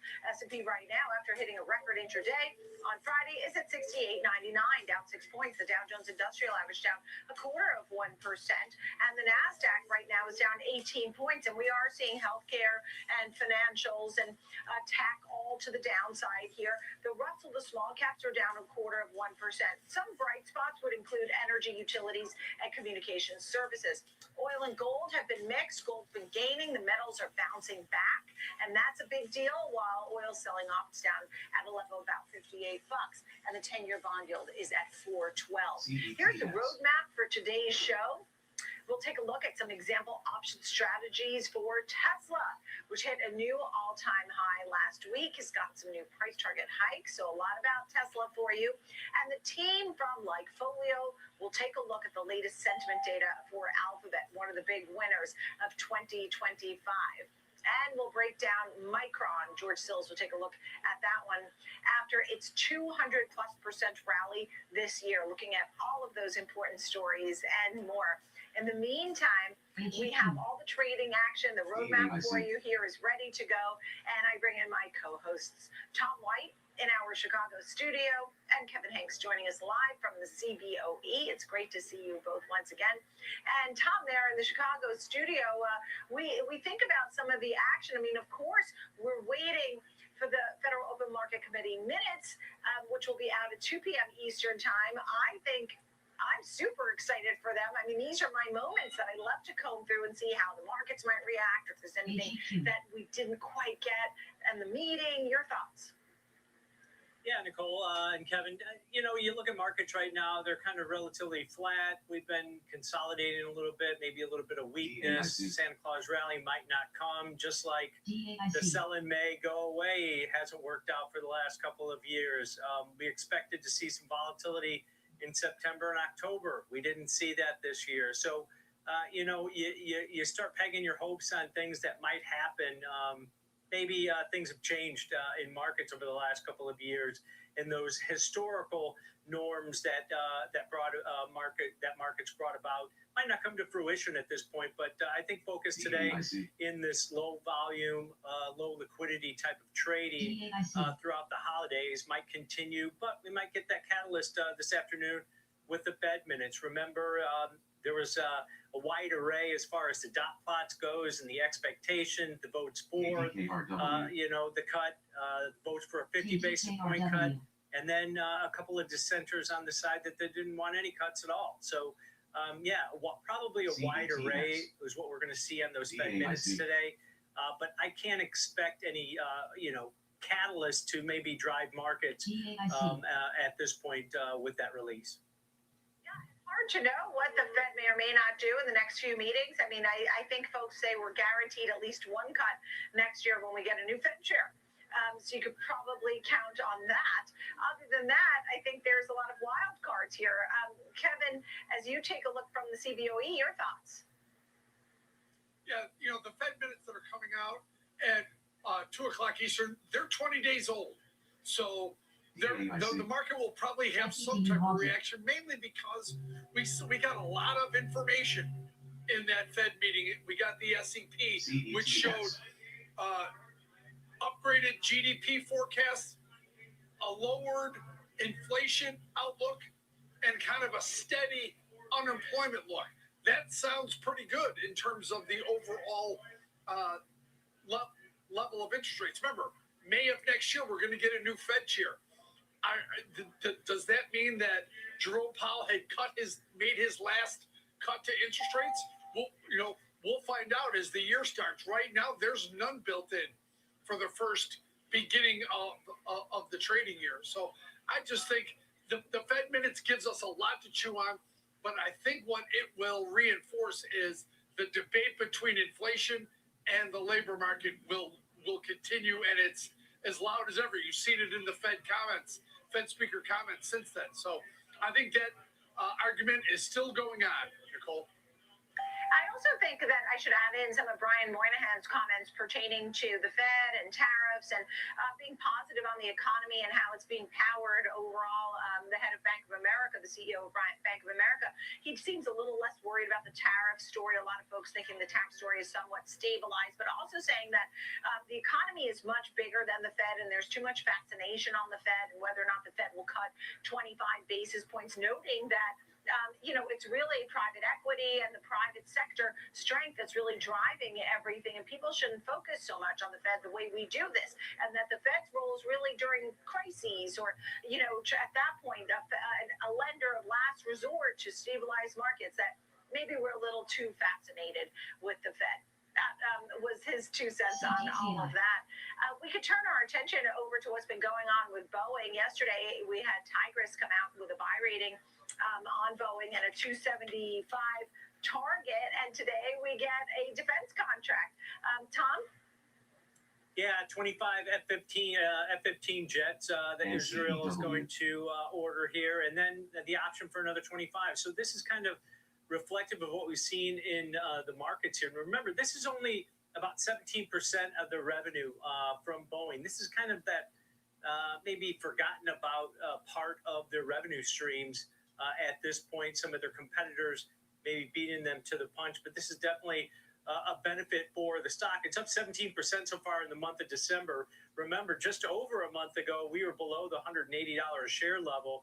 We're back above 221 at this point. So it's had a good run recently. That's even with the announcement that Boeing's or its competitor, Etsy, over there in Europe, just got orders for 60 jets out of China. option for 30 more over there as far as Airbus goes. So that's a positive for them.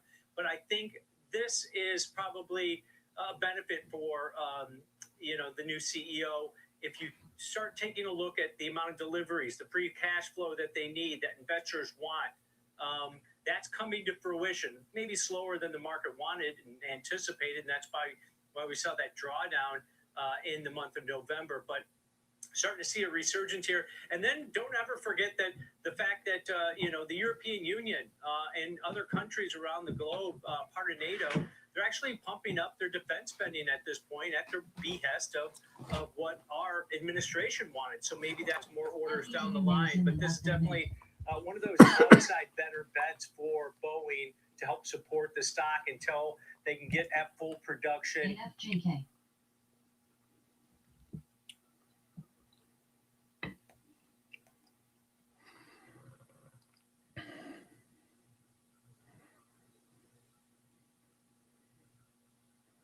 Strong GDP growth and weak labor market growth, and that could be joined or solved by the issue of productivity. If that ends up being right and a big story for 2026, the Fed can cut into that process. And I don't think that people like Hammack and Logan are going to stand in the way of that if you don't have inflation as a problem. The real issue, the real divide is how big a deal is 3% inflation. Well, if it starts to come down, it's not a big deal. And if the job market remains weak, that clears the way, gives the Fed a green light for cutting rates. If it goes the other way, Frank, it can't be understated how difficult it is for the Fed right now. And by the way, economists on Wall Street as well. Now, the easy thing to do, which is what I think Josh is focused on, is the outlook for earnings. That remains positive. And if the economy remains in good shape, then those forecasts for better earnings, that's the real key for investors, I'd say. All right, our Steve Leesman live in D.C. Steve, I know you're going to have those Fed minutes coming up later today. It's good to see you as always. Thank you very much. All right, Jim, you've been chomping at the bit to kind of get at this. I think the question that Steve left us with is, what's the economy doing right now? That is the question. If you look at the Fed GDP now, we're at 3% growth for Q4. Obviously, the Q3 first read was much better than expected. So do you believe we have a strong economy and an economy that can help drive earnings in the S&P and hit those earnings estimates that everybody seems to be pinning their hopes on for next year? A lot of noise about the fact there were no bearish strategists on Wall Street. Everybody's bullish for next year. Yeah, well, you got to come up with something out of left field to become bearish. I mean, you got to come up with a scenario where you see a recession forming. And if you're seeing a recession forming, it's because of an unknown.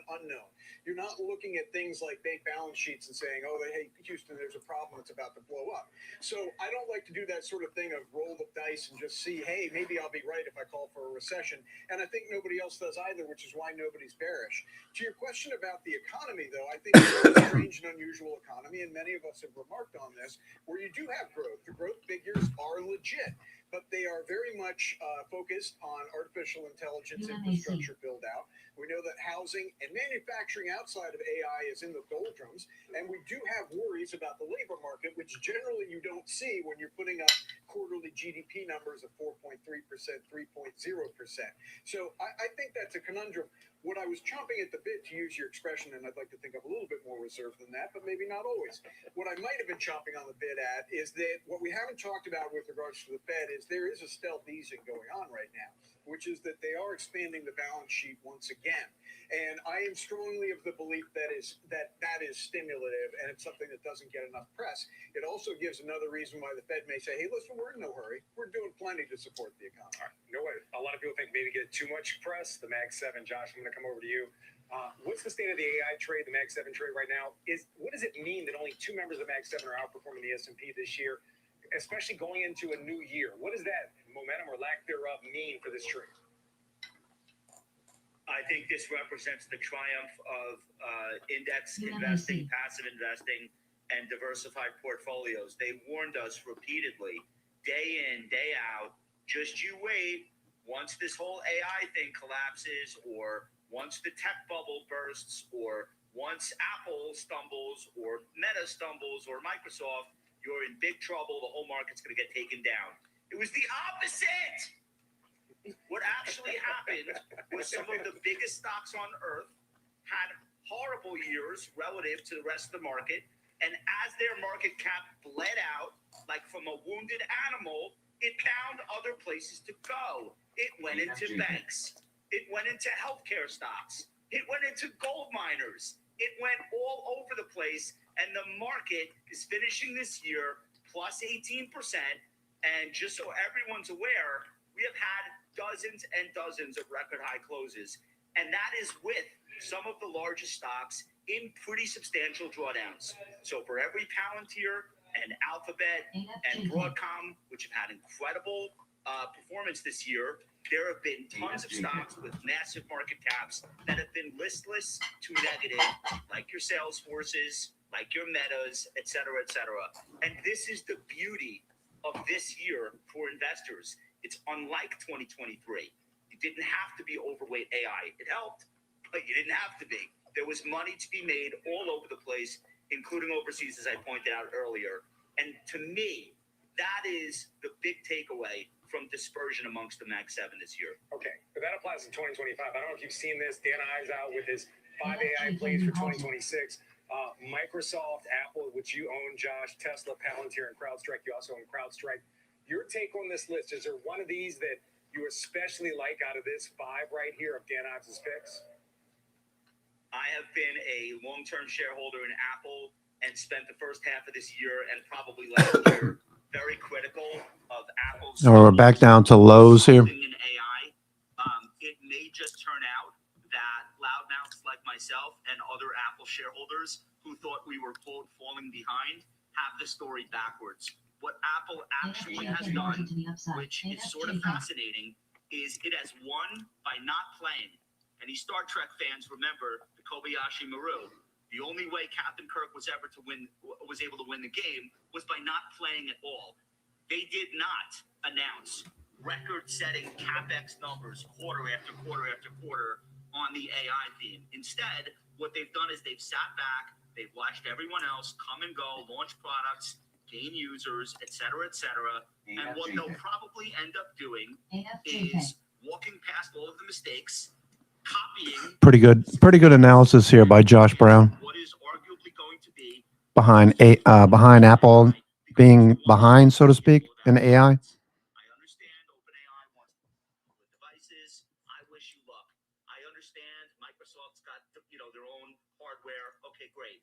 When Apple is finished, in my view, with their product in AI that's actually usable beyond just an improved Siri, I think it'll be the one that has the most traction because it's billions of installed devices and it's a user base that never leaves almost no matter what. Kobayashi Maru, that was a deep pull, Josh. I like that one. I'm a big Star Trek fan myself. I can't get down today, Frank. I can see. Jason, I'm going to come over to you.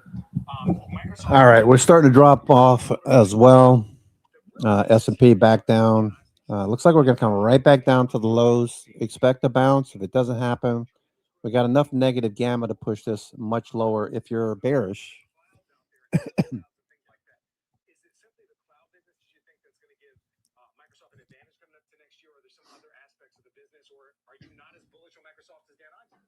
I think that's what's tied to the multiple, obviously. I think Azure growth has been phenomenal amongst the rest of the players, right? But I think to Josh's point, as I look at the Mag 7 performance and what's happened this year, they obviously, I think this has been healthy for the market. They have not traded as a monolith. And if you look at Intel. the top 10 names that have performed from a performance perspective in the S&P. Oh, what's AFJK doing? AFJK. Is that up today? AFJK. AFJK on the move. Okay, so they're going to play with it today. But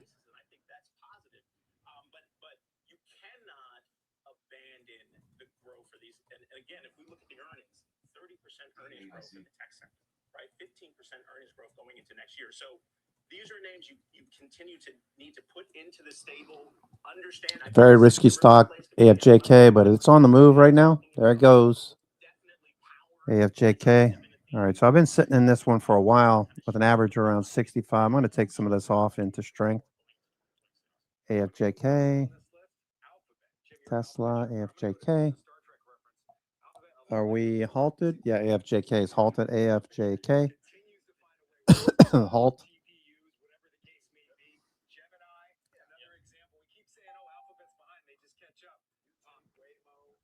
your take? Waymo's another great example. What's your take on that name being left off this list? By the way, if you look at Q4, No. Alphabet's up almost 30%. It's having a great Q4, more than 29% right now. JK, you may resume in less than a minute. 100% from those lows back in May. And I don't know why Dan left it off. I mean, he's a stellar analyst, just to continue with the astronomical things here. It may just have been the price. It may have been the return. This is no longer as cheap as it was when it was trading in the high teens not that long ago. So maybe he's looking at it and saying, hey, it's fairly priced. We can do that from time to time. We can look at a great company like Alphabet and say, hey, it's fairly priced. Now, I'm not going to sell it, but I don't think you're going to have a 100% gain from here over the next 6 months or even 12 months. It might be closer to the market return. So maybe that's why he left it off. But I'm not selling it here. I do, I had a little coughing fit, and I've just got to fess up to Josh. I think you may have caused a little coughing fit. That Kobayashi Maru, you're talking to a Class 8. I think you mashed up Star Trek. Cool. War games. You mashed up War Games with Star Trek, right? You did that. Hurry it up. I may have.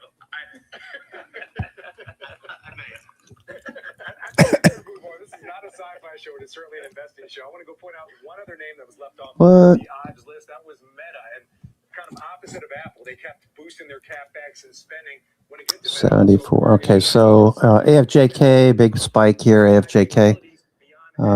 These are day traders messing around with this. I mean, they'll go days without doing anything. Okay, this one went crazy a few weeks back.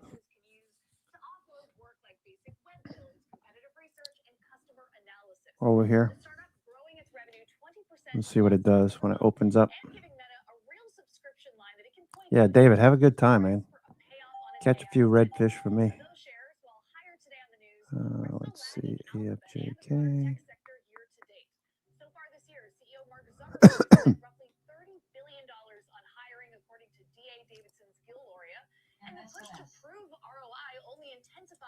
After Meta spent almost half of that in June to bring in Scale AI founder Alexander Wang to lead the effort. Investors are still waiting to see what exactly all that spending has delivered. One VC source put it bluntly, Meta is buying what it couldn't build fast enough. One of the few consumer AI apps up for sale with a view to beef up its business offerings and plug it into Meta's AFJK is open again? Okay. Again, Scales, the very latest on Meta. The share's up just about 1%. Mac, thank you very much. Good to see you. All right, we're kind of hit on some of the names that were left off, Alphabet and Meta. But Micron, gone to sleep. Doji today. Doji at all-time highs. Micron. A lot of speculation about the Grok, G-R-O-G, purchase by NVIDIA, that it's going to negate the need for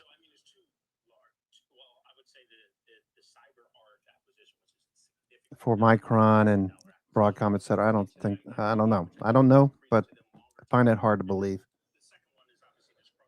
All right, so NVIDIA.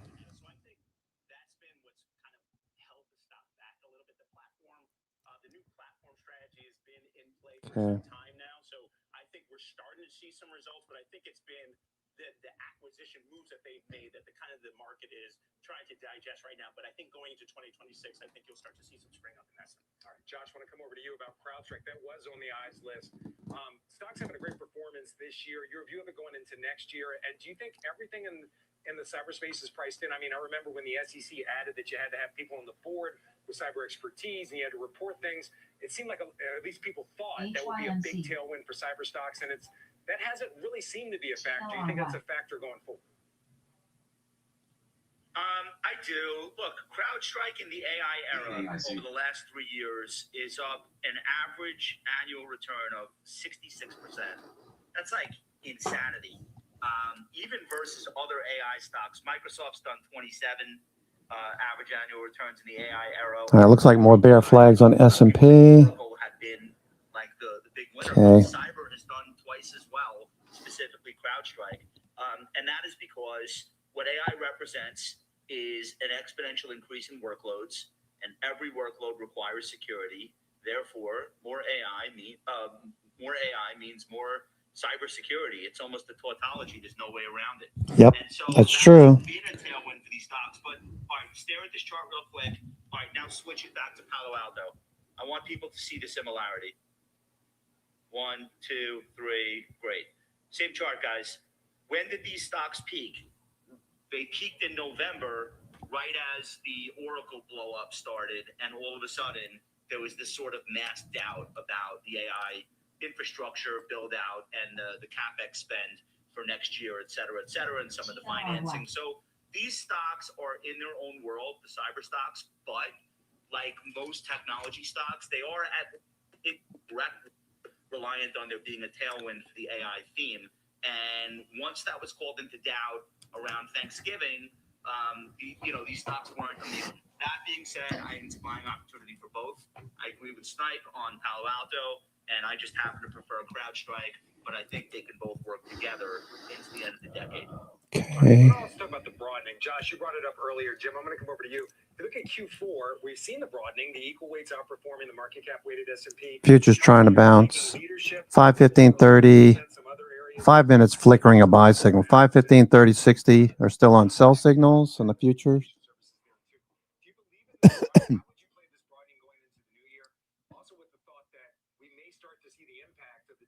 All right, trying to turn back up now. VWAP. It's starting to get more and more tight price action. Looking more like, back to VWAP makes sense before picking another direction.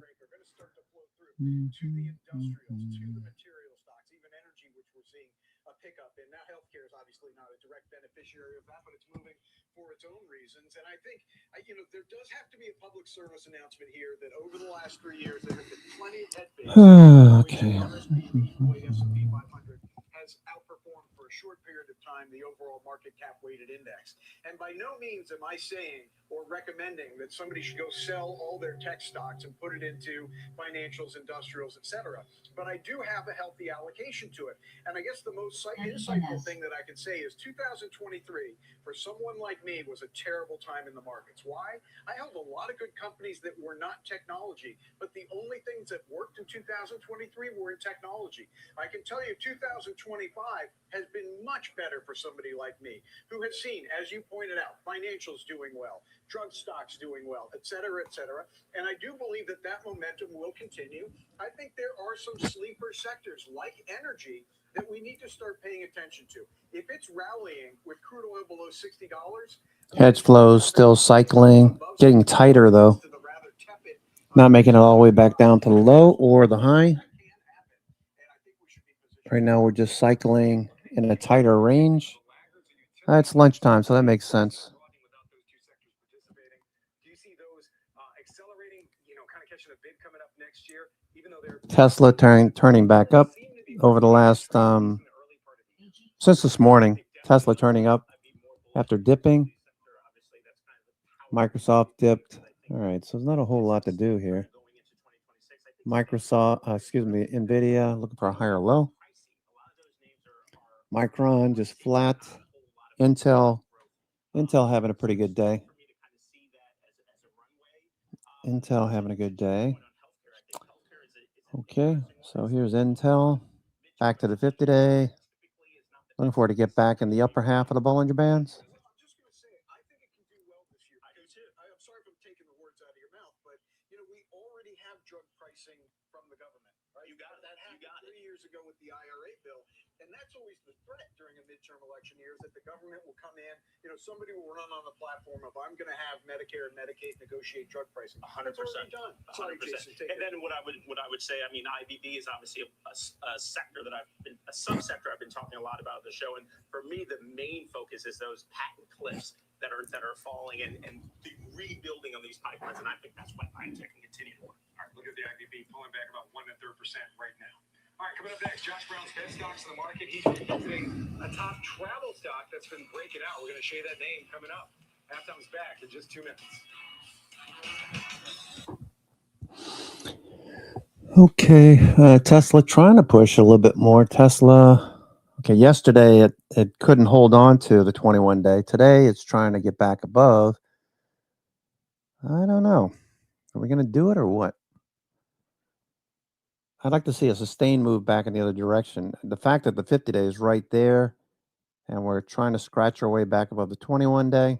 I don't want to read too much into it, but MACD's turned down, stochastics turned down. I'm thinking we're going to test the 50-day first. So I wouldn't do anything with Tesla until probably next week, if at all, right now. Day trading and intraday, that's a different story. But I did buy some Tesla yesterday near the lows. I'm back to break even, a little bit above break even. I like Micron, the idea that that could follow through.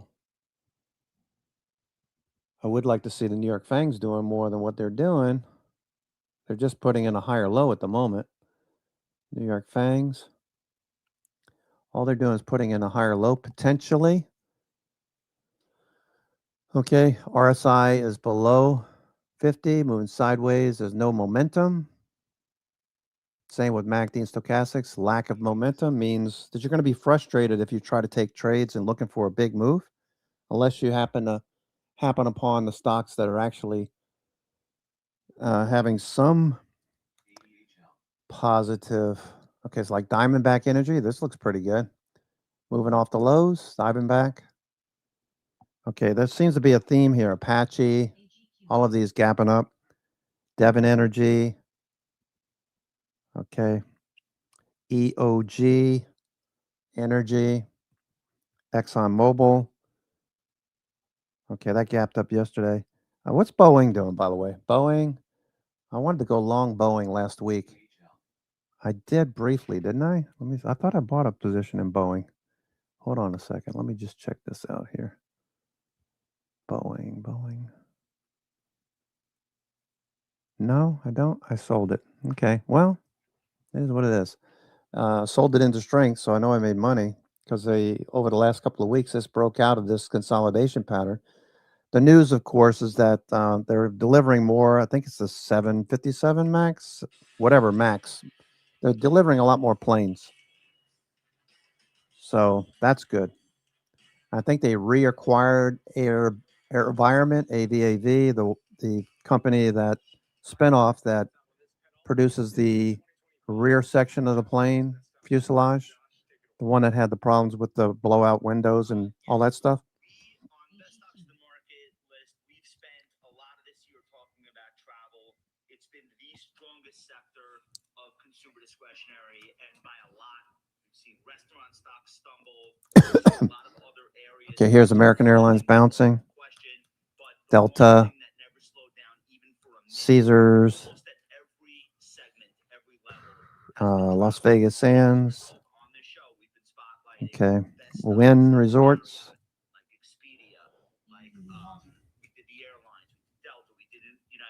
Today I want to talk about Hilton. So Hilton is the same business model as Marriott. People think they're in And whatever you do, don't buy Hilton right when Josh mentions it because it'll pop when he mentions it and it'll take off. You're better off buying it near 295, 291.95, right where it is right now. Watch, it'll pop now that he's mentioning it. Usually. S&P still pushing higher.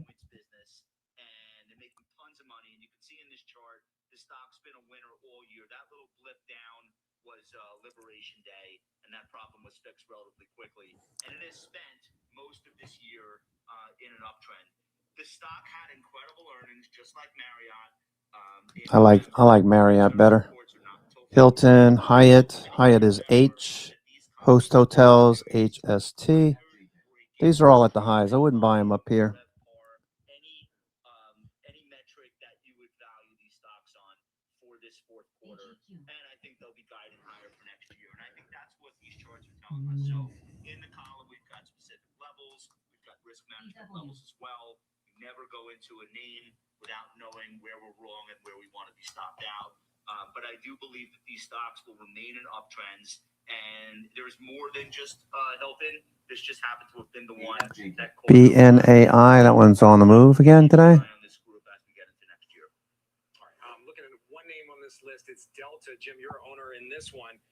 Your view on the travel trade more broadly, we were just talking about weakness in the labor market and some concerns there, and also inflation. Does the travel trade continue in 2026 with these concerns? I think it does.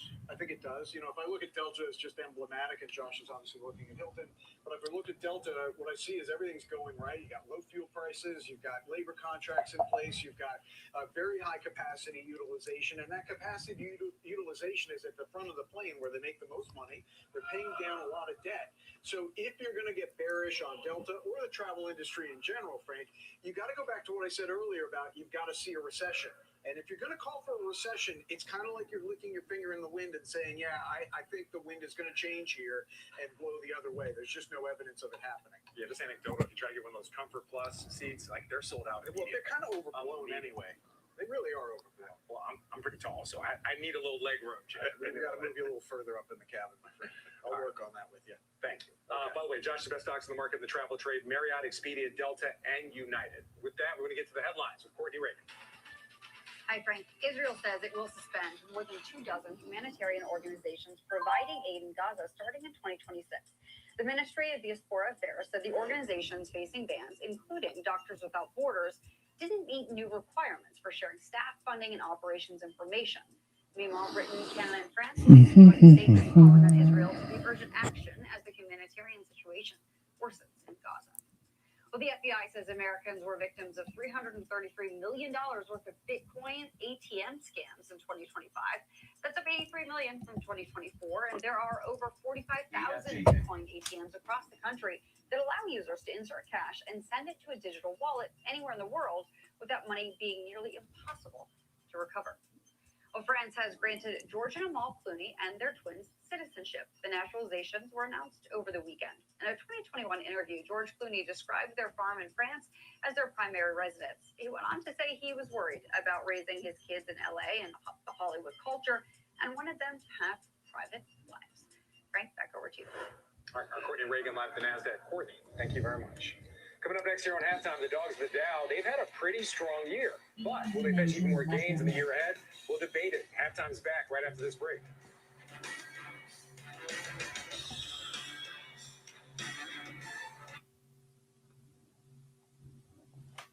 Okay. 65%. So let's get this going here. All right, back above VWAP. Start it off here. Tom, your first, when you think about this, your first thoughts. Sorry, me? I'll take it. Yeah. So Google, and if you look at where they've gone, in the last year, yeah, it's up significantly. But even if you Not expecting the markets to break out of this range today, intraday range. We're heading back up through VWAP. Very possible to see another lower high. So if you're scalping this every 10 or 15 minutes, you've got puts at the high of the day. We've got calls at the low right there. Moving back up through VWAP.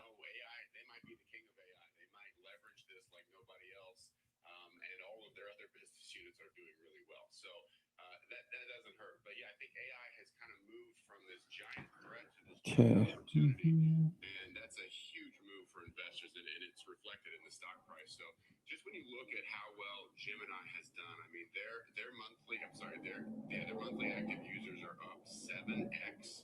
Yeah, energy communication services, that would be Meta, Google, Amazon, etc. Meta, Google, Netflix, Fox, all those communications companies, materials.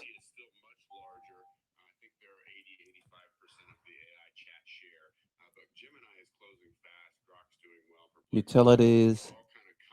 So energy definitely has a little bit of a advantage. However, it's not moving that much. Still inside the Bollinger Bands. Stocks on in the energy group. Okay, let's look at those. Energy, market movers. Molina. Oxy is energy. That's a big move there on Oxy. Not really that interesting, I find. Not really that interested in Occidental Petroleum. Diamondback Energy looks a little better. I could see potential to get back to 165 or so at the top Bollinger Bands.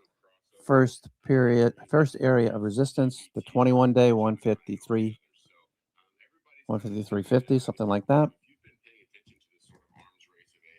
Yeah, the market's just not throwing many good ones at us, unless you're already in some of these names. Let's see, Take Two was pretty active last week. Take Two still going. Okay, so Take Two, we talked about Take Two. Okay, Take Two earnings. They report again February 5th. They beat. Look at their numbers. I like when all four of these metrics are green. Okay, they beat the top estimate. Okay, they came in at 1.77 billion. Not bad for a gaming company. Take Two. Rockstar Games and 2K. Okay, here we go. VWAP. So Take Two looks good. Take Two. All right, what else is looking good? Take Two. Deckers Outdoors trying to push through the 50-day, the 200-day rather. 921. This one looking very active. Volume looking better. MACD stochastics turning up. So Deckers looks good. Boots and stuff. Deckers. Let's go see what the earnings look like on Deckers. Deckers brands. January 22nd. So you got couple of weeks to go. 3 to 4 weeks to go. 14% earnings. 9% revs. Okay. Maybe easier than because of what people used prior to this. Yeah, absolutely. January 22nd. So Not being the leader was a huge disadvantage. GPT jumped out, and everyone who see the earnings here. AI chat jumped on in. They were the ones to use. But now it's in your Last earnings in late October. We moved lower and then reversed back up to that level it was trading to prior. The earnings at mid-year, August, we gapped up, just kind of farting around here, not doing much on Deckers Outdoor. Deckers trying to push back above the 200-day. I think I'll pass on this one. Not huge numbers. Okay, let's see what else. Schlumberger. Cheap. Schlumberger looks like it could get something going here. Schlumberger. 5%. 5% here. Overhead potentially. Now, which one's better, I think, depends on the month that you talk about and depends on who you're talking about, what the use case is. But I do think that the difference between Spotify and Apple Music is much greater than the difference between GPT and Gemini. S&P. All right, so it looks like we're going to make another higher high. We're turning the corner. Looking good. S&P 500. Be so cool if we could close at the upper half of today's range or even above yesterday's high. Don't see it happening, but it would be nice to get above 69.20, 69.30. We got one more trading day, and then we're off on Thursday, back on Friday. Another weird week where we're off on Thursday.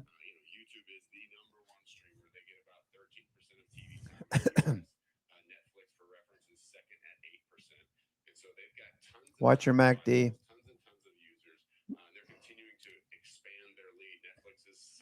Micron's still sitting here doing nothing. Micron, it's at the highs, but a doji. Bitcoin coming off the high. Riot's not doing anything. Palantir faded off that high. Looking for a higher low. Whereas YouTube's just like, here, build it, and we'll share some revenue with you. It's an incredible platform, and they're really dominating. So, every major component of Google is doing. Okay, let me go look at scans. Scans. 20-50-day cross. Let's see if there's anything here worth looking at. 20-50-day. Cooper Standard Holdings. 20-50-day cross. Okay, that looks good. 20-50-day.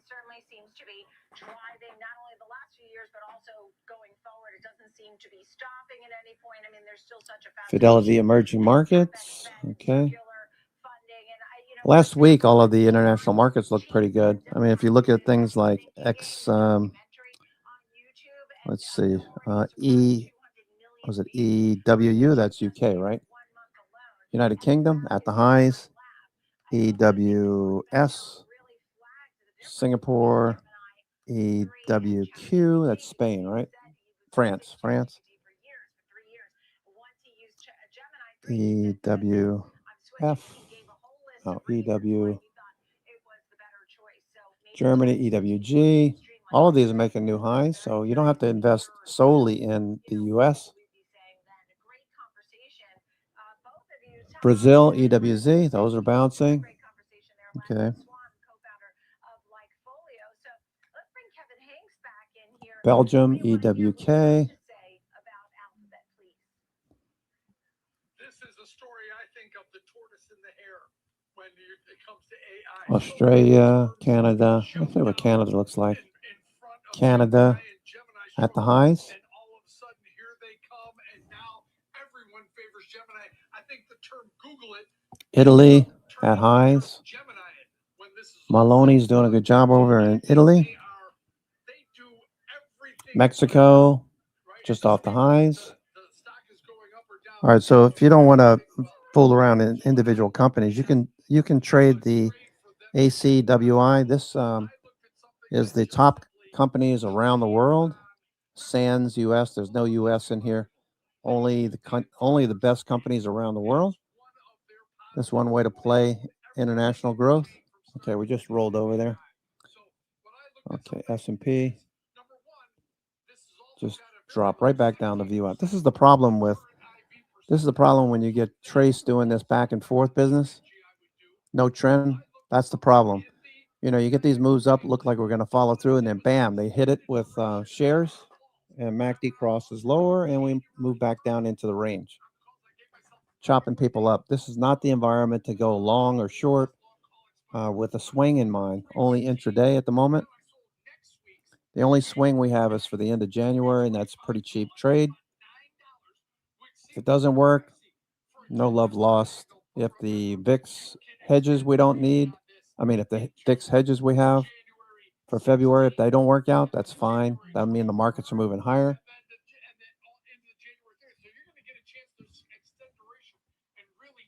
Okay, where are we going with this? Okay, we're selling pretty hard here, a lot of volume.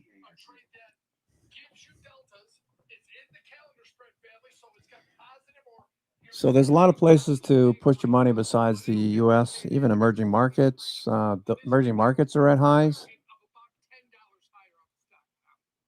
Yeah, let's break this one down, Cap. A bullish call diagonal here. Going up to the January 30th. What are they showing? Google? Wait a minute. Cycle. I think one item of note here. Debit. Okay, they're doing debits because debits are cheap right now. Okay. Which means if you're selling premium, you're not getting your money's worth. Next week, we could have a lot of volatility spike in what you sold premium for. Say $1 could be a $2 premium now, so you're sucking wind, hoping that the position won't work against you. Got to be careful selling premium in a low volatility environment. VIX at lows. Okay, trying to bounce here. VIX. Don't sell premium when VIX is so low. Earnings are only 2 weeks away, 3 weeks away, so we'll see when the banks start to report. JP Morgan on January 13th. Once the banks start to report, the good thing about earnings is that implied volatility gets expanded going into earnings because dealers don't like the idea of a directional move against them. So implied volatility will increase. That's what we try to play for. Less so with the movement or the directional movement. More so about killing premium, killing implied volatility, and being able to capture that premium. If you don't understand what I'm talking about, it's okay. You'll get it after a little while. INVH. Yeah, I like this one. I like this idea a lot. Actually, I'm going to buy some of this INVH. I do like it. Run the risk of buying it at the wrong time with Josh coming in here right now. INVH Invitation Homes. I like this company. It's coming off the lows. Okay, what I'll do is I'll buy some options if these are if they have any open interest. There's almost no open interest out in July. Let's see what April looks like. Okay, there's a lot of open interest at the 30 strike.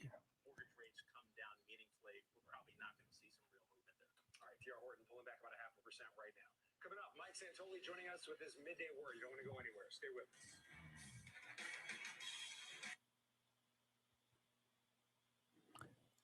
Okay, so I'm going to try to get in here at 60 cents.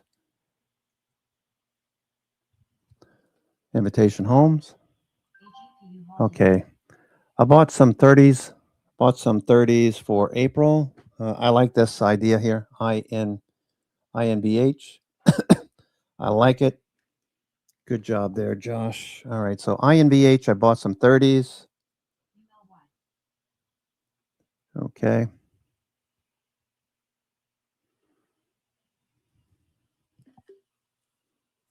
$0.55 filled.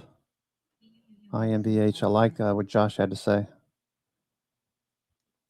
INBH breaking downtrend.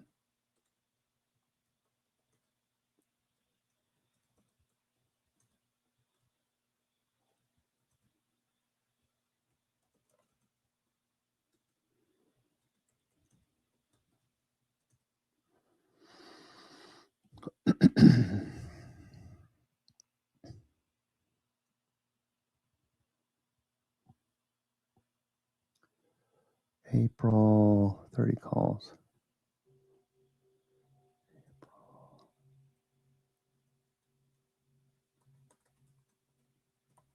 You may rest in 10 seconds.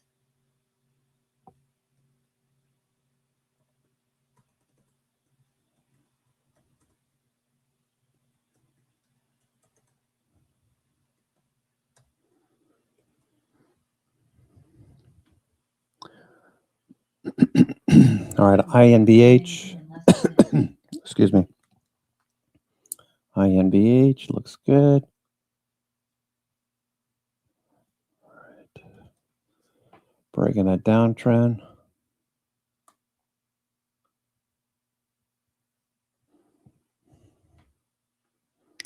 Note the open interest. ULY. PWPA may resume in less than a minute.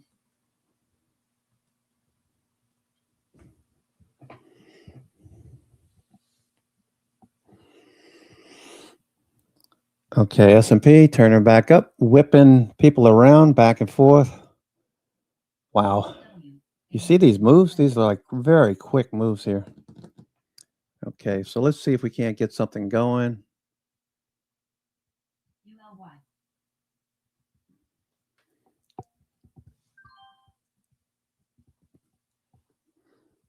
Can we get something going now in the evening session?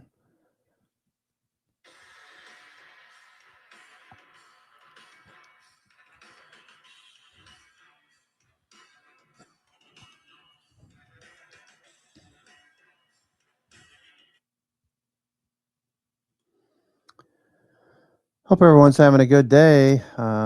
Slow week expected. Price action still looking for doji, back and forth, back and forth. So I wouldn't recommend doing too much in terms of risk. If you're going to buy anything, I'm buying things out in April, May, June. I have some April INBH that I just bought. I like what Josh had to say. I didn't notice that it was breaking a downtrend until he mentioned it. This looks good. So the 30s are right there at the 200-day. I could see us testing that within the next month or so into January, February. Interest rates are going to be dropping. We might know pretty soon if they're going to drop interest rates again. or if they're talking about it or debating it or dissenting, whatever, we'll know in the minutes. That'll be out in an hour. Okay.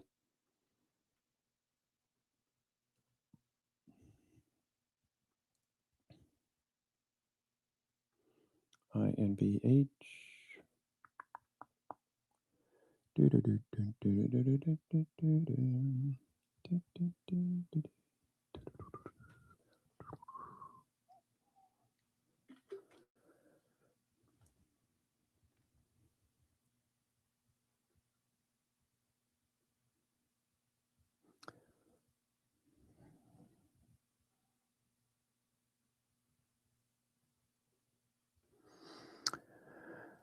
Okay. A GPU may res in 10 seconds.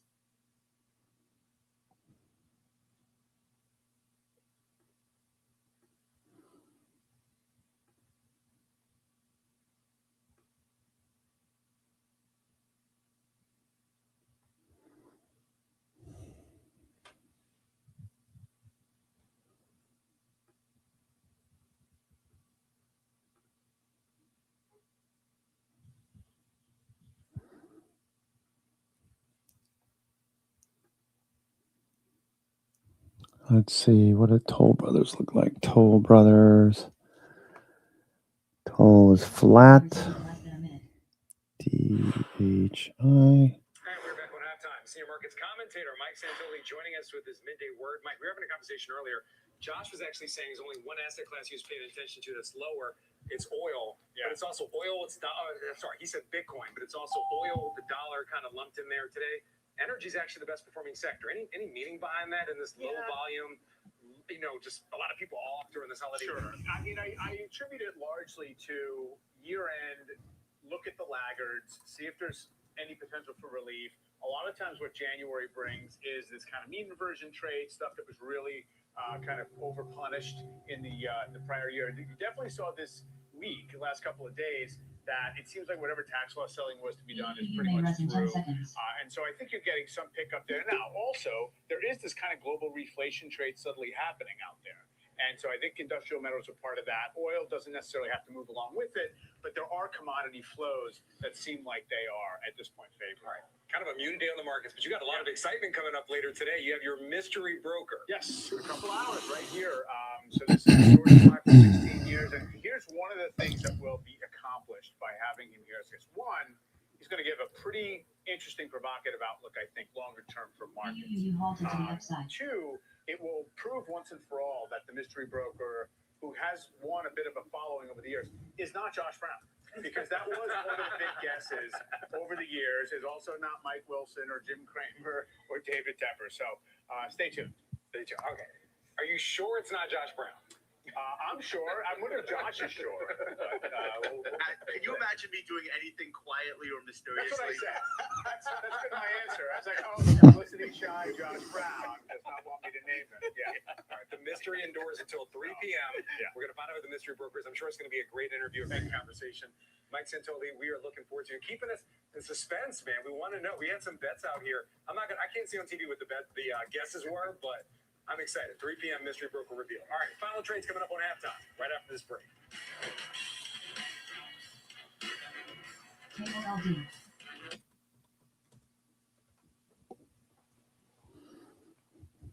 Yeah, Mondo, it's big down here. A lot of people. Let's see what the growth, Myrtle Beach growth. Myrtle Beach growth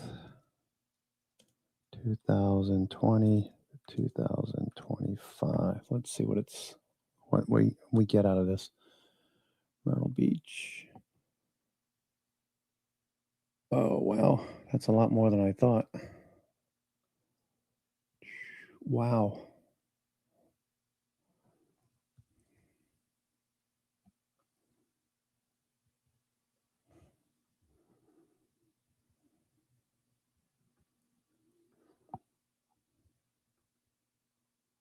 Everybody's moving out of the Northeast. I know you've said that if it wasn't for your business and everything, and all your family and everything, you'd be moving out.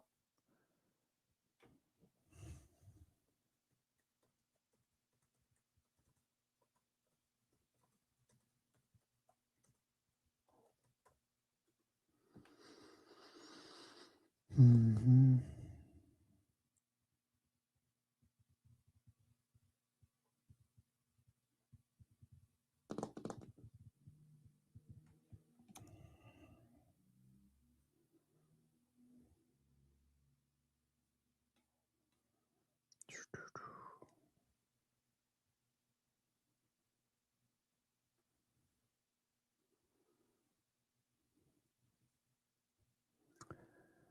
All right, it's kind of getting quiet. We're coming into the Fed minutes in a few.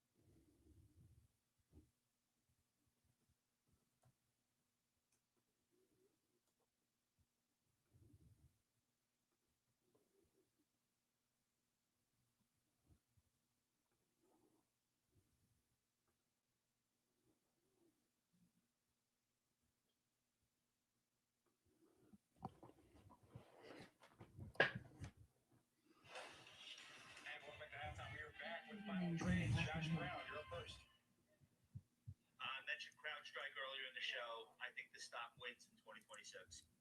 Jason Snyder. Amazon, AWS is up 20%. Re-acceleration. I like this stock here. The farmer, you get the last word. Pacific Gas and Electric. This is a utility, Frank, that was absolutely slaughtered earlier this year because people thought it was responsible for the LA fires. It was not. Now, there are some financial repercussions nonetheless, but clearly they're not as dire as was feared. And the stock has a lot of momentum. You can see it over the last 6 months, and I think this is where we should. All right, back to VWAP. Boy, this back and forth is going to kill you if you're trying to trade this, unless you're micro scalping. That's going to do it for us right here on Halftime. The Exchange with Contessa Brewer. It starts right now. You may rest in 10 seconds. Frank, thank you, and thank you for joining us. A divided Fed, another AI deal, and a trade to experience. Welcome to the Exchange. I'm Contessa Brewer in for Kelly Evans today.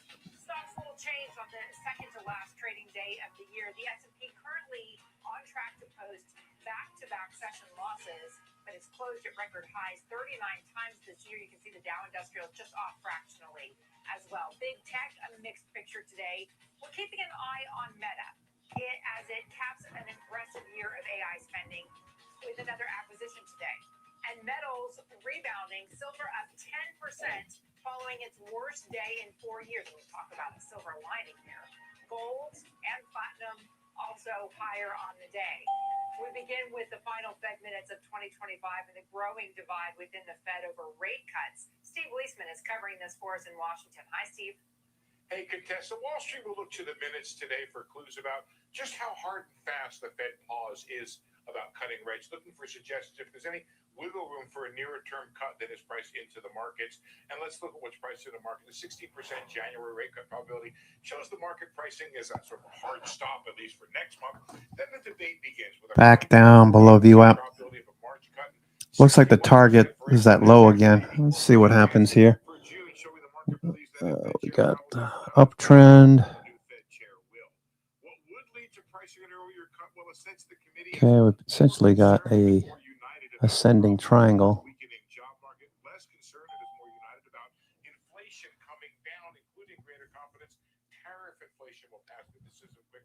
Confidence in productivity growth, which will allow the Fed to run the economy hotter. The rate outlook, just one area of uncertainty for 2026. The makeup of the committee is another. We have the president's pick coming for Fed chair, maybe sometime next month. the Supreme Court decision on Governor Lisa Cook. They'll hear the case next month. Will the president have a majority on the board, which is linked in part to whether Fed Chair Powell resigns his term as a governor, which runs two years longer? And will the board fire bank presidents or reform the district bank system, as suggested by the Treasury Secretary? Normally, the main question going in is the policy views of the new presidents who take office this year. The makeup of the Board of Governors is probably the most important aspect of the policy outlook, it doesn't. You know, it's interesting because we hear from a lot of the guests here on CNBC that there's some concern about the independence of the Fed. Are you hearing that at all from the members of the Fed? That's a good question. I mean, I think there's concern about the independence. They think of independence being very, very important. But I don't think they're concerned about their own independence in the sense that they don't feel as if they're pressured to make or to cut rates in a way that is amenable to the president. I think that what you hear from them saying is they're going to vote the way they think the policy ought to be relative to the economic fundamentals and the data that they see and their forecasts, and not concern themselves with the political process. I think the concern about the Fed independence is one that they share, but not when it comes to how they're going to vote. Interesting. Steve, thank you. Pleasure. Does this year's stock market rally need rate cuts in the new year for equities to keep climbing higher? Joining me now, Barry Bannister, Chief Equity Strategist at Stifel. Barry, great to have you today. Well, does it? Do rate cuts help fuel this rally? Yeah, the way we look at rates is to take the Fed funds minus the forward, not the trailing, but the forward core PCE inflation. And on that basis, the Fed could cut 2 more times to 3%, 3.1, which is in the futures. And that would just take them to the post-World War II 80-year median, the middle of rates in real terms, the rate after inflation. So they're not overly easy now, and they would just be neutral at 3% sometime in 26. Okay, bouncing at this area. Jeez. We're going to break out. Maybe we break out finally. We need to see that breakout, hopefully after the Fed. What could fuel that higher, and what are the barriers that you see? Yeah, about 7,000 for the S&P 500, which I think, the Qs are popular now, so the QQQ would be somewhere between 575 and 650. But what we'd be looking at is a range-bound market. Typically, when price-earnings ratios rise, you almost always have a really positive market.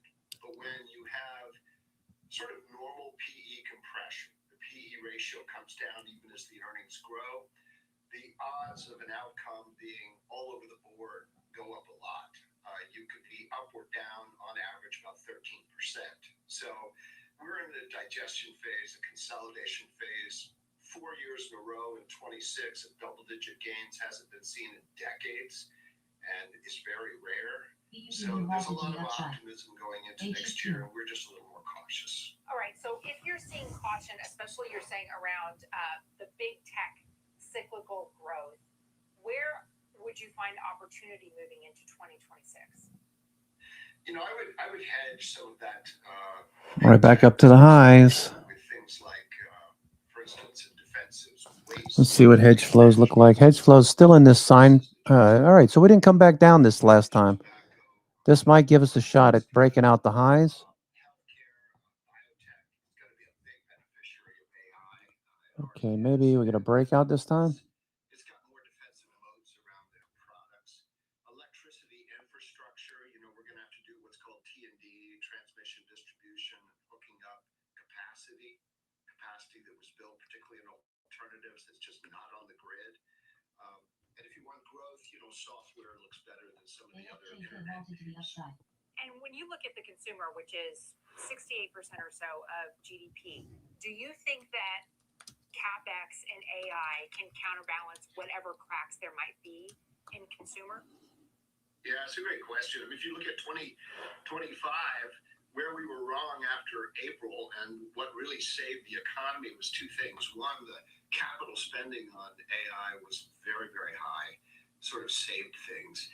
and the other was this K-shaped economy, which is not politically sustainable and is, if I were in the administration, I would have a 5-alarm fire. Okay, can we get going here? We need to break out in order to be more bullish. So if you're going to reaccelerate the broad economy, you're going to bring back some inflation risk and sort of Hedge flows. utilization. So we're watching unemployment. It could go up, which would be a sign that you might be backsliding into a broader kind of recession, or it could go down, which means that you're looking at risk of inflation. Okay, can we get going here? Let's go. What are we going to do? What are we going to do? We're going to break out. Looks like we're going to break out this time. Okay. Okay, we're breaking out this time. The U.S. markets have done well this year, but international markets, some of them have done even better. Seema Modi joins us now with a look at this global picture in 2025. Which regions in particular? This is a fascinating story playing out, Contessa. Nearly every international market have outperformed. Possible breakout unfolding. Which ones? It's China, Japan, Brazil, broader Europe seeing gains of 20 to 40% in 2025. I made this special graphic for you, okay, with the flags, the countries. It just shows you how big of an outperformance we've seen in these countries. But the story could change next year, Contessa, if we zoom in on Japan specifically.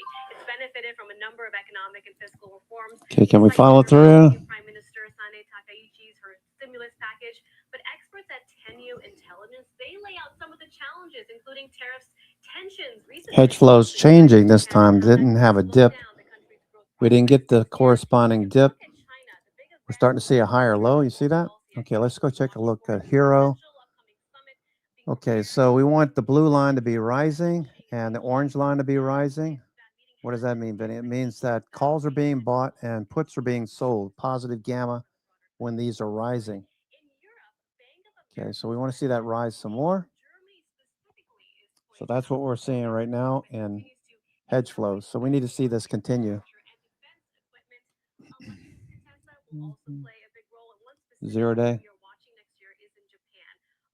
Okay, 0 day, not a lot left here in the 0 day. On the right, former President Bolsonaro, he's been ruled ineligible due to his prison sentence for plotting a coup, but his son recently announcing a run. And in the past, stocks in Brazil have been heavily linked to politics. Okay, looks like the breakout coming. There's a leader from the right who wins.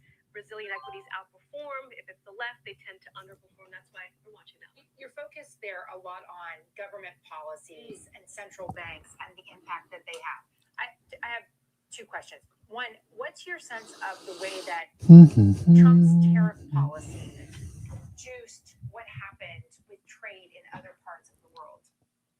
So this is an interesting question. One of the big surprises in 2025, to get to your question, is the fact that so many international countries have done okay following the unleash of these America First policies. It really started when Vice President J.D. Vance made that powerful speech at the Munich Security Council earlier this year, where he highlighted a lot of these America First policies.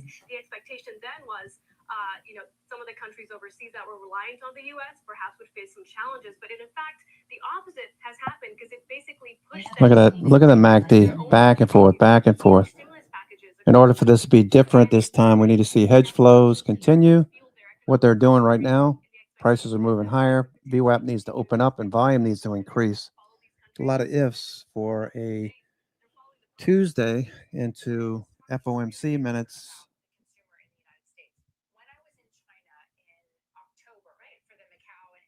About 49 minutes from now. Really stunned to see the health of the consumer on vacation for Golden Week in China. It does appear that there's sort of been a rebound with the Chinese consumers and the spending there. Macau's now on track to recover maybe what we saw before the pandemic. How much do you think you're looking at consumers, growing middle class, whether it's in India or China or Brazil, fueling some of the outperformance in the markets? Interesting point you make. Given the Macau, what you're seeing, that color is so crucial in trying to understand the health of the consumer overseas, because they tend to spend, when they feel good about the economy, specifically on gaming and hotels and hospitality. And so, that's the type of data that I think we're going to be watching in the coming months to see whether this consumer, specifically in the middle class and emerging markets, will continue to spend. A lot of times it's directly linked to whether they're getting the support from the government. But specifically in China, there's the subsidies, there's the different economic reforms that plays a role in whether they feel good about their pocketbook and whether they want to spend.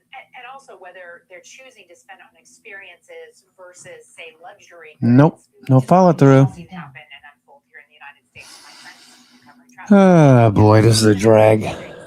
And it's getting old. What a drag.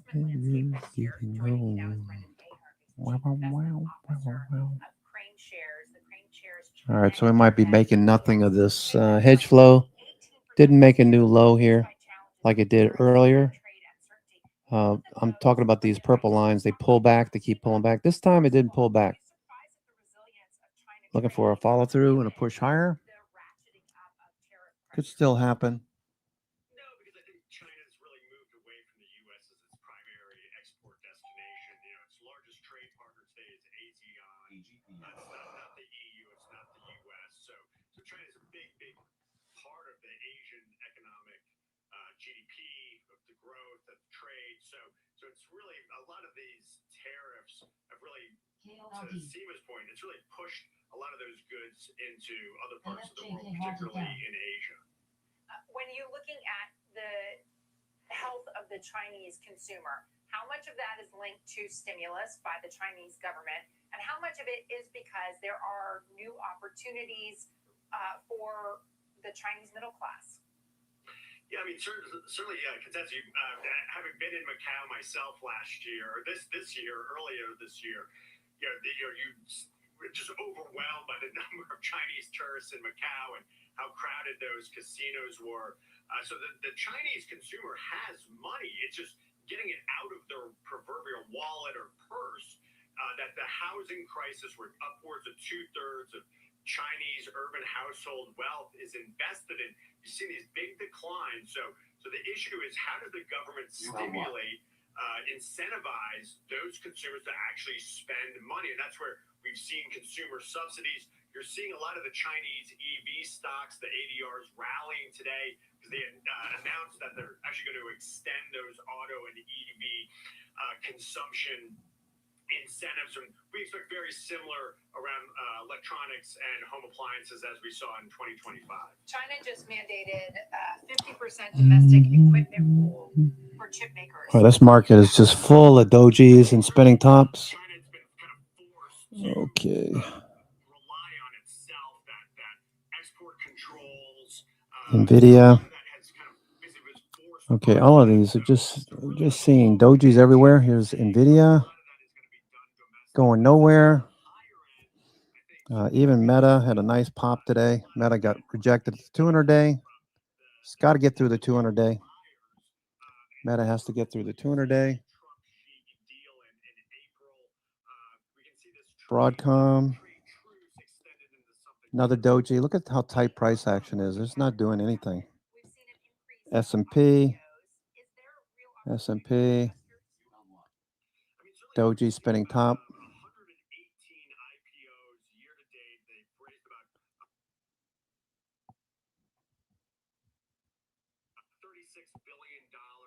Doji, 2 dojis in a row. So we're just sitting here consolidating the gains that we saw last week in time rather than in price. We're not pulling back. We're just sideways.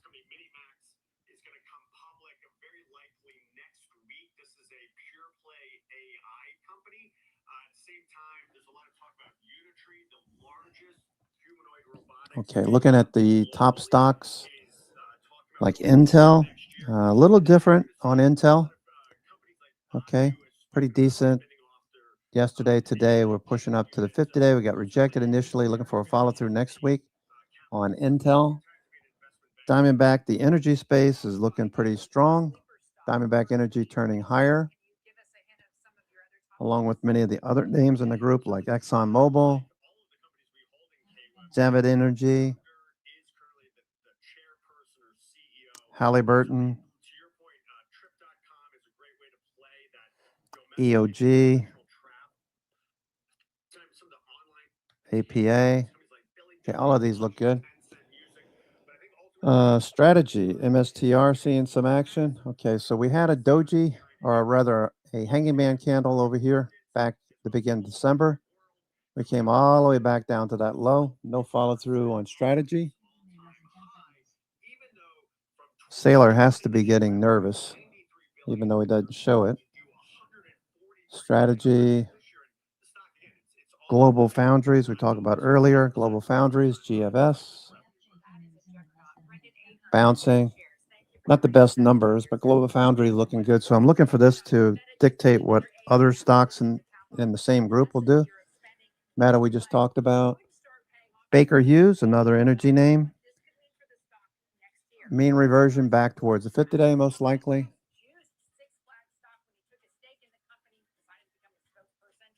Take two.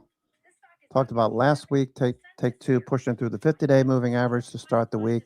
Following through this week, what's Electronic Arts doing? Electronic Arts, nothing. Just flat up there at the highs. Kraft Heinz, defensive, coming back off the low. Marvell, another chip company, Marvell. Micron, Doji, Micron, it's kind of grinding right along VWAP, but we do have another one of these dojis. Very tight price action. So taking a lot of risk today with FOMC minutes in 40 at the top of the hour. We got FOMC minutes coming in, so I wouldn't do anything for the next few minutes. I'm probably going to take a break here, take a walk. Maybe I'll take a walk around the block. Let's see. Micron.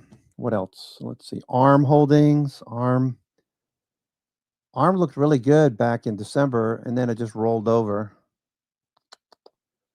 Such a shame. I thought that was going to do something. ASML. Charter Communications. CHTR. Charter's turning the corner with the communication sector managing some positive price action. XLC.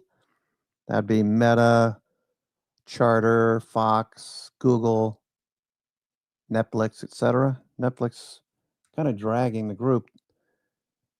Consolidating for the past 3 weeks, almost 4 weeks. Warner Brothers Discovery. These companies hot on the trail. Paramount Skydance. They want to buy Warner Brothers Discovery. They're offering $33 per share. The Ellis family is trying to acquire Warner Brothers, so that's not going anywhere. XLC is bullish though.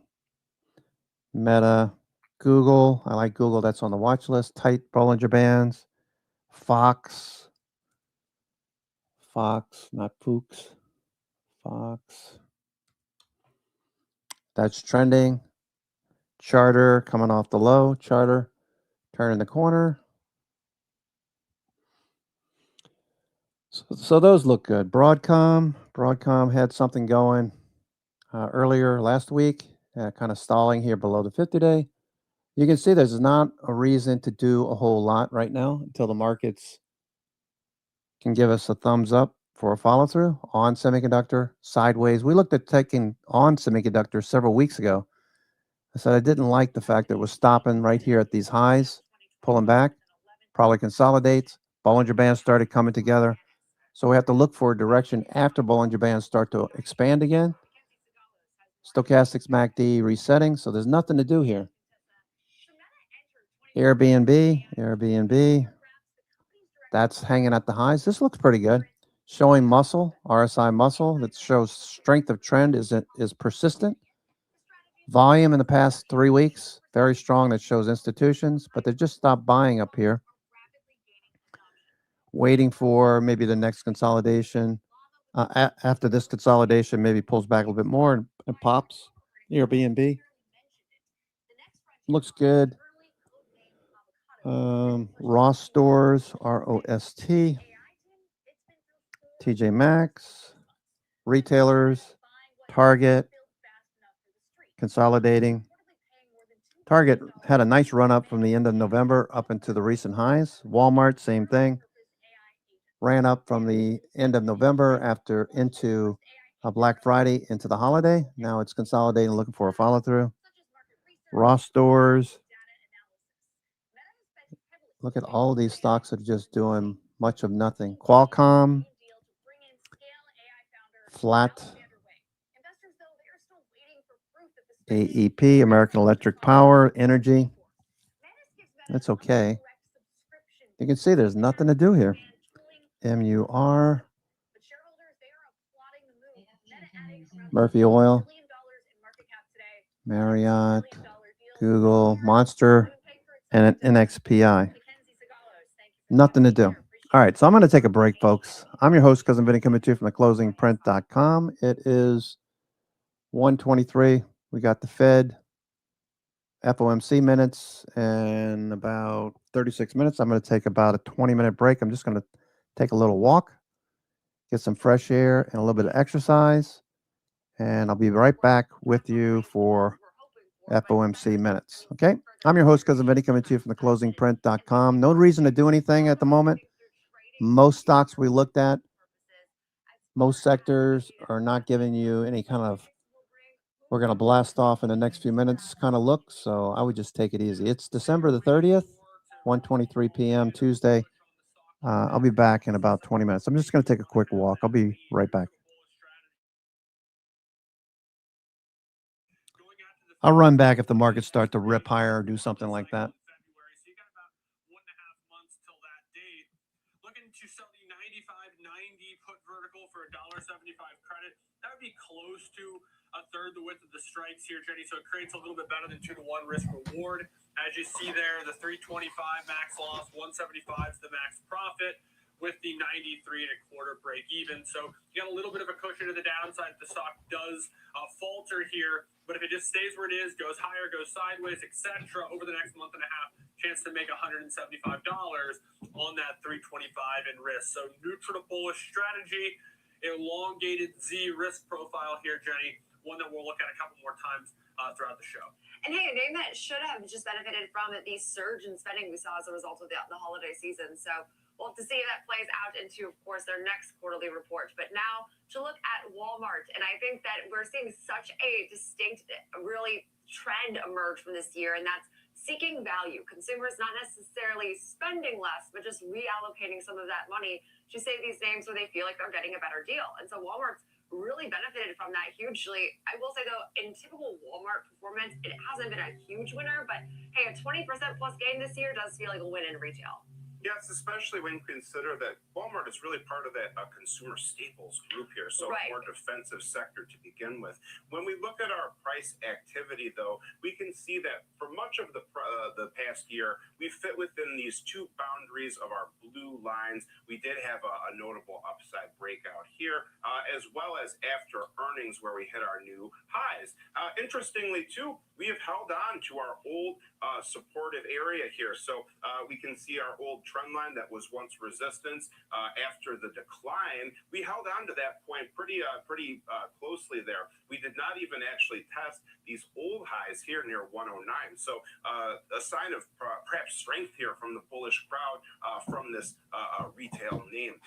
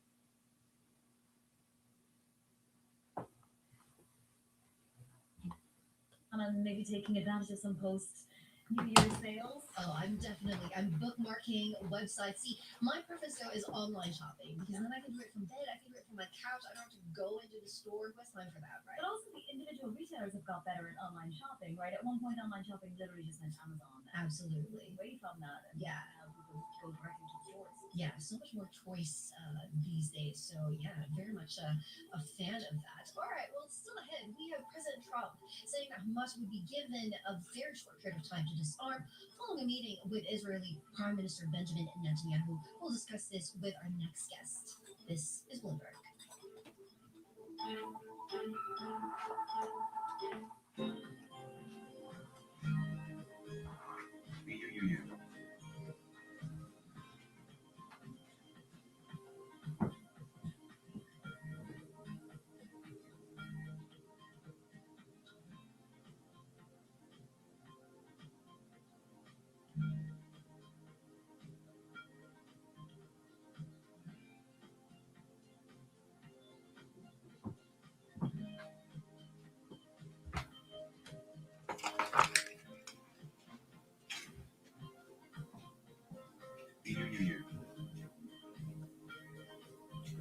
Know how the market day started. Find out how it finishes. Public markets to private markets, From the micro to the macro, covering retail, entertainment, the business of sports. the supply chains, trade policy, how it all is impacting the U.S. equity market as we drive to the closing bell at 4 p.m. A holistic approach to covering financial markets. If it matters to your life, we're covering it. I'm Katie Bernthal. And I'm Romain Bostic, and this is The Close. Every weekday from 3 to 5 Eastern. Only on Bloomberg. Context changes everything.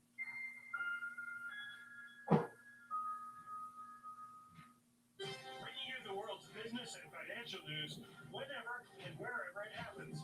I'm Michael McKee at Mount Everest. This is Bloomberg. Peru is the first country inspired to me to how can I use the different ingredients. First time I went to Peru, trying to culture food. I never had this ingredients never used in Japan. Kind of like wow, and cilantros, chili, garlic, and olive oils, surrounded the seafoods, completely different way. Example, they have a fresh fish. Japan fresh fish uses sashimi. Peru use fresh fish, make it called a ceviche, cooked with the lemon juice. You never use a soy sauce. First time I ate this, kind of wow. So then after this one, my cooking style will change, combine to Japanese style and another country food, then make more style.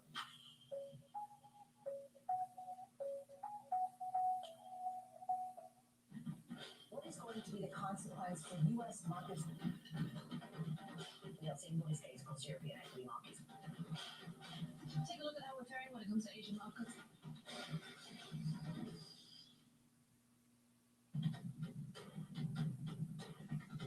Bringing you up-to-the-minute news, Geopolitical news, economic news, up-to-the-minute global news, whenever, and wherever it happens. In Washington, Buenos Aires, Argentina, Central Portugal, Ottawa, Canada, Bangkok, Tehran, Jackson Hole, Wyoming, Windsor Castle, England, the Circuit de la Sarthe in Le Mans, and this. and this is Bloomberg.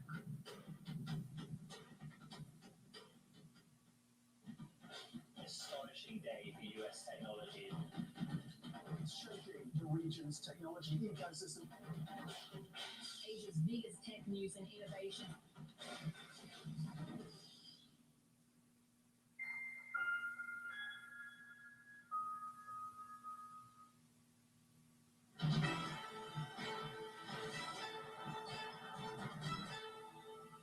Welcome back to Bloomberg Markets. I'm Bonnie Quinn. And I'm Christina Kino in New York. So quiet day markets, but we still have stocks moving today. And so let's bring in Bloomberg Natalia Kinyajevic to take a look at some specific stocks that are on the move that she's looking at. So Natalia, I know you're looking at Meta. What's going on there? Yeah, so it's one of the biggest stories today. Shares of Meta are up by 1.2% after news that the company agreed to acquire Manus. This is a Singapore-based AI startup or company. The deal values Manus at more than $2 billion. This is according to sources familiar with the matter, who also told Bloomberg that the deal was struck just in about 10 days. So, according to the statement, Meta wants to continue selling managed services, but it also wants to integrate its products, services into its own products. So, it is a profitable business. It has annual revenue of about $125 million, which is good. Means Meta can, benefit from it right away, despite it is spending some money on it. Yeah, I remember there was an announcement about Manos back a few months ago, but I guess this is a complete acquisition at this point. So that's the Meta move. Talk to us about ONTF. It's a company I didn't know again. Yes, so we kind of have M&A Tuesday today because this is the company, this is a software business. Shares are up by 37% today. The company, software business, agreed to be bought by Vent. This is another software company for a total consideration of about $400 million in cash. So this price represents about more than 60% upside from share prices on November 10th. Expects to close transaction in the second half of 2026. Interestingly, when the company on 24 reported earnings last time and on the conference call, they said that they already see some offers for acquisition. So I don't know why today we have such a big surprise. Maybe it was unexpected in terms of timing. But again, if we look at the company's fundamentals using HUIZ halted to the upside. terminal, we see that revenue is declining. So there are some concerns about And profitability. small volume too. It looks like there's only 2.1 million shares in trade or so. Yeah, but a good M&A story always catches the market's attention here. Oh, I'm going to tell you, you have one more prize. Molina Healthcare. Seems like we've been talking about this stock outperform all day. Yeah, so this is the best performing stock in the S&P 500. Shares are up by 3.6% today. This move is driven by a statement from a very famous investor, Michael Burry, who said that the company has a record of strong expense ratios, underwriting results, so he likes the stock. Also in November, he already said that he is long Molina Healthcare, and he also highlighted that this is potentially could be a target for an acquisition. So we'll see how this plays out. Again, I checked fundamentals. Net income is declining, and shares are, by the way, down by 40% on a year-to-date basis. Well, it's going to be so fascinating to see what happens with managed healthcare next year, given that we don't have any agreement on the ACA subsidies yet either. Natalia, just in general, we're waiting. It's less than half an hour now before the FOMC minutes. Has anyone out there spoken to you about whether that's important to the market today or not? The volume, as you mentioned, is pretty light. I don't think we may see any significant moves, but of course, everyone is saying that the Fed's next potential 1-2 rate cuts will be supportive for the stock market. And again, it could mean that people will continue to move into cyclical sectors of the stock market, which we already see right now. And even, some really prominent bulls on AI stocks, some of the biggest AI stocks, they keep hearing from clients that, yes, the AI trade is kind of moving. Goldman Sachs, for example, trading desk, they are saying that, yes, now it is time to bet on AI productivity baskets. So companies that will benefit from it. Yeah, does seem to be a theme. And the S&P and Nasdaq have just flipped positive. So thank you very much for that, Natalia Knitievich there, and she'll be back later on. Well, today, the Treasury Department announced fresh sanctions on 10 individuals and firms based in Iran and in Venezuela over their alleged involvement in weapons trading. The move comes one day after the president threatened Iran in order to restart its nuclear weapons program. Back with us is Bloomberg Washington Deputy Bureau Chief Laura Davison. So Venezuela has been ongoing. Iran is a little more recent again that it's cropping up. Laura, do we need to be worried? Is the president going to take action? Iran certainly wouldn't be too pleased about that, given how much unrest there is in the country at the moment. Yes, the president yesterday indicated that he was watching Iran very closely, particularly the stockpiles of weapons and any buildup that might be happening there. And he would, was very clear in his words, saying that he would, potentially order another strike, perhaps very quickly. So that's one key area to watch. This comes at of course, as you mentioned, a very precarious time for the country, where there are protests in the streets over the falling currency, as well as the price of living and inflation.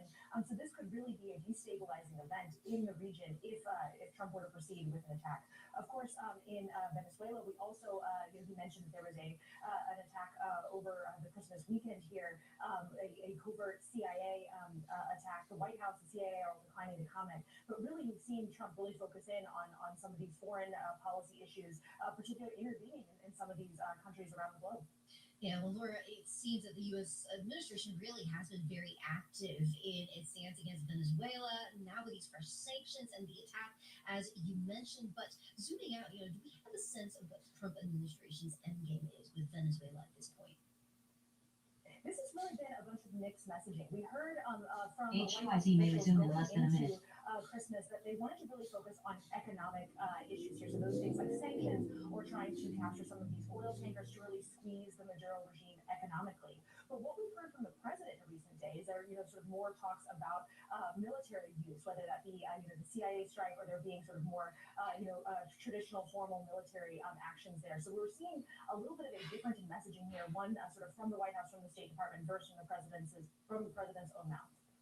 Laura, just briefly, well, it should never be brief, really, but this Russia war on Ukraine, the president is going to want some things happen there soon, right? What month should we look to for some kind of a breakthrough?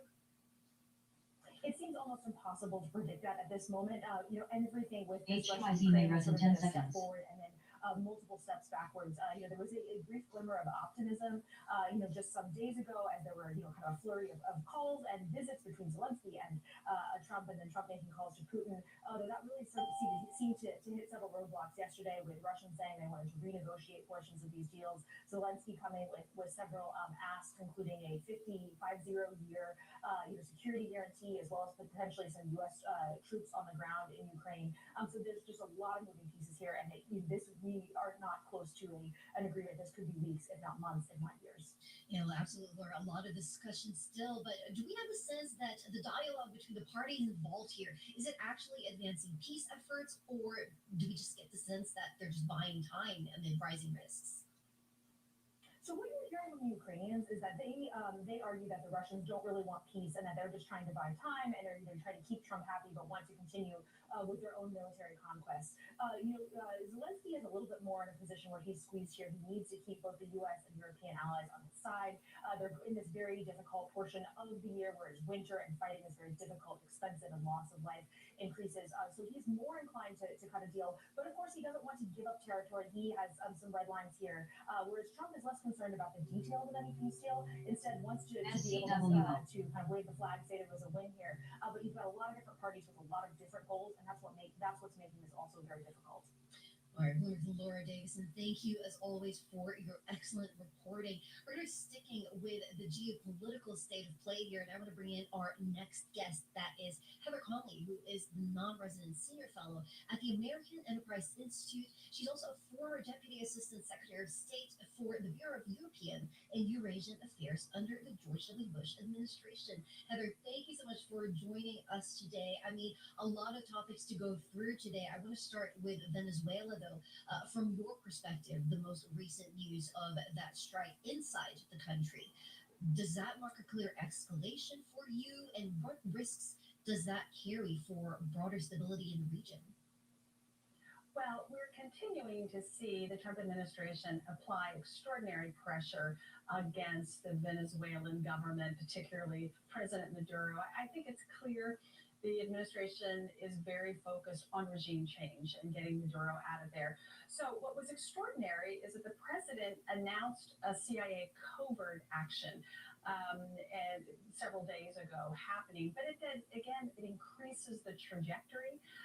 First, we have, in some ways, a soft maritime blockade, extraordinary sanctions against Venezuela, and now beginning to sort of creeping those land strikes. And so that's the next logical step in the escalation ladder. Heather, at what point does the president go to Congress? I mean, if he wants regime change, more will have to be done, I'm sure, but surely you need Congress's approval. Yeah, this is where absolutely Congress needs to have an authorization of use of military force. And I think on a bipartisan basis, members of Congress, both Republicans and Democrats, have been really searching for understanding what the administration's justifications, and it's because there are multiple justifications, obviously against the trafficking in narcotics. President Trump originally talked about fentanyl. Venezuela is not an origin source of fentanyl. If there is a transit nature of cocaine, or is this about immigration? Is this about drugs? Is this about changing the Maduro regime? And I think this is where Congress really needs to make sure that there is clarity and that they provide that authorization of military force. It's also important to note how much firepower the United States has in the Eastern Caribbean right now. Special forces, the maritime, the air power. I mean, this is really looking significant. Congress needs to authorize additional use of military force in this regard. They're very interesting. I know you make a good point, saying that ultimately the goal here seems to be regime change. But we know in the history of the world that it doesn't just end with regime change. There's always the aftermath of what comes after that.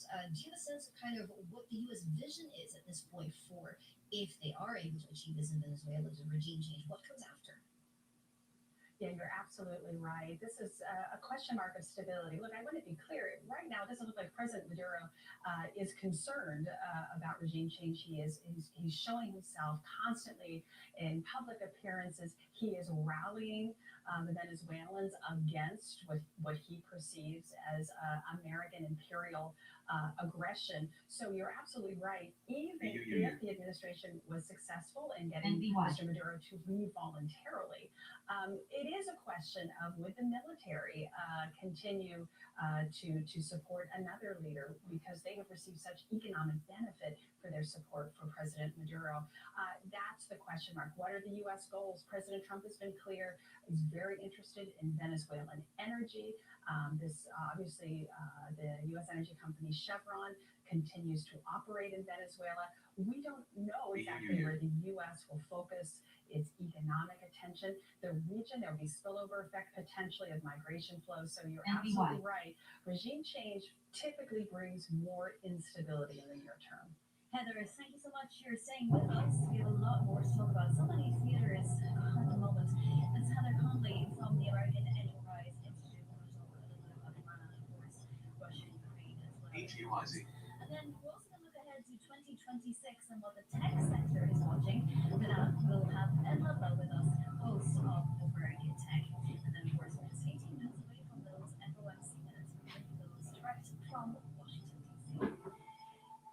Christina Kino and Bonnie Quinn here. This is Bloomberg Markets. No city is immune from financial challenges, but with Assured Guarantees municipal bond insurance, investors' bonds can be. Assured Guarantee, a stronger bond.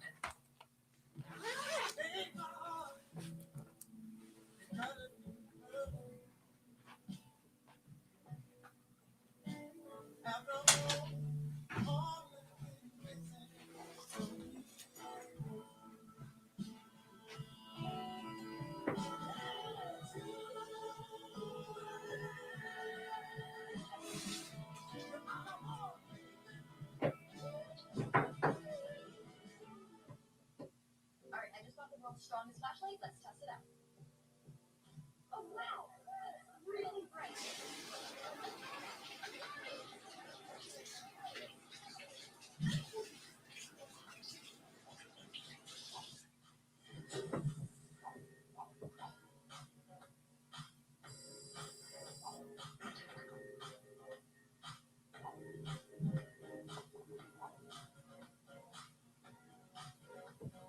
Got a mess? No fear. You hold it down.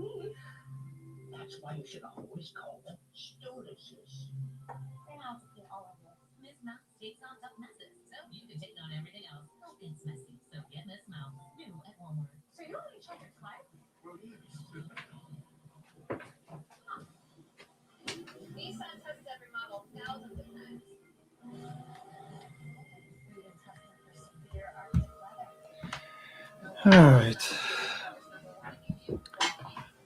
Back up to the highs. All right, so next level now, we got supply overhead up here.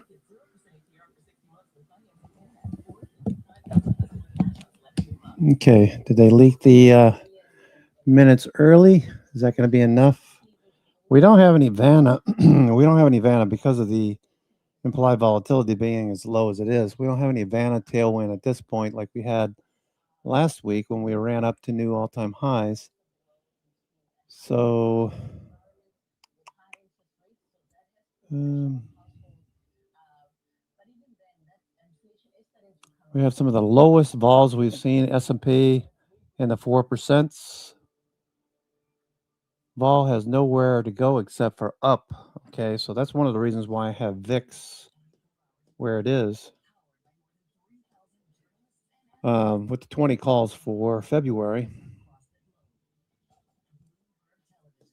All right, with the stock up, vol up, we need a clear catalyst. And one would think that the 7,000 strike would be a force to pin to.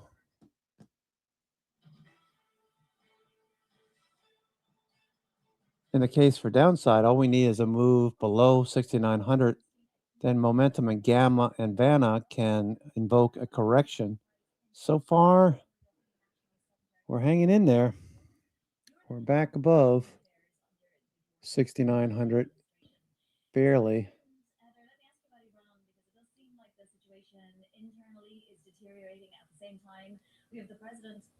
Okay. So we're trading 69.05. Can we get above 69? What was it? 69.15. 69.20 was the level we hit on we got above on Wednesday last week. We did really well with those 69.20s. Looking forward to that again. That would be really nice. No trend. Let's see what hedge flows look like. All right, so you see what happened here? Okay, we had hedge flows U-shape leading to a peak, back down to a V-shape, back up to a peak, expecting another drop down to create another valley like we did here at 1210. Didn't happen. We started making higher highs and higher lows. So that forecasted a potential break higher. So if you took that lead, you can see that prices are moving higher. So this is good. That was a good tell. We even have NVIDIA looking a lot better, Microsoft, Apple looking better. I have the 277.50s on Apple, looking for those to appreciate. Micron, looking for that to turn back up, along with Palantir. Maybe Bitcoin could do something, nothing there. So we got Fed minutes supposedly in 10 minutes. Is the news already out? They're already starting to push this higher. Is the news out? What are we doing here?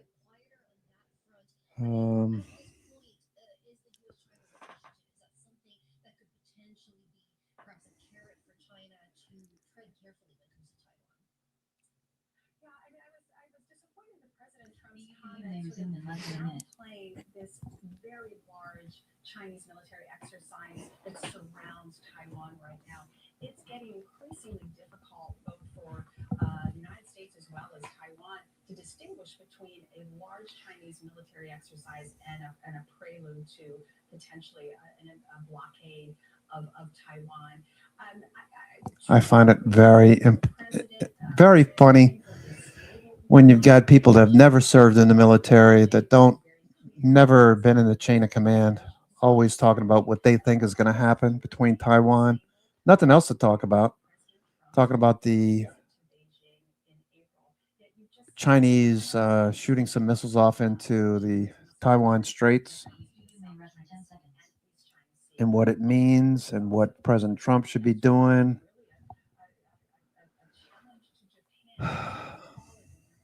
Just gotta ignore some of this stuff. Looking for the S&P to break a bit higher. We have everything that looks like it's supportive at the moment, supportive of a push. Where is my... There it is. Okay. Everything that's supportive of higher. If we can just keep getting these higher highs and higher lows and hedge flows that didn't turn back down like it did the previous two occasions, around 10:30 and 12 o'clock. We had these dips. Looking at the hedge flow line, the purple line is what I'm looking for. Let's look at Hero again.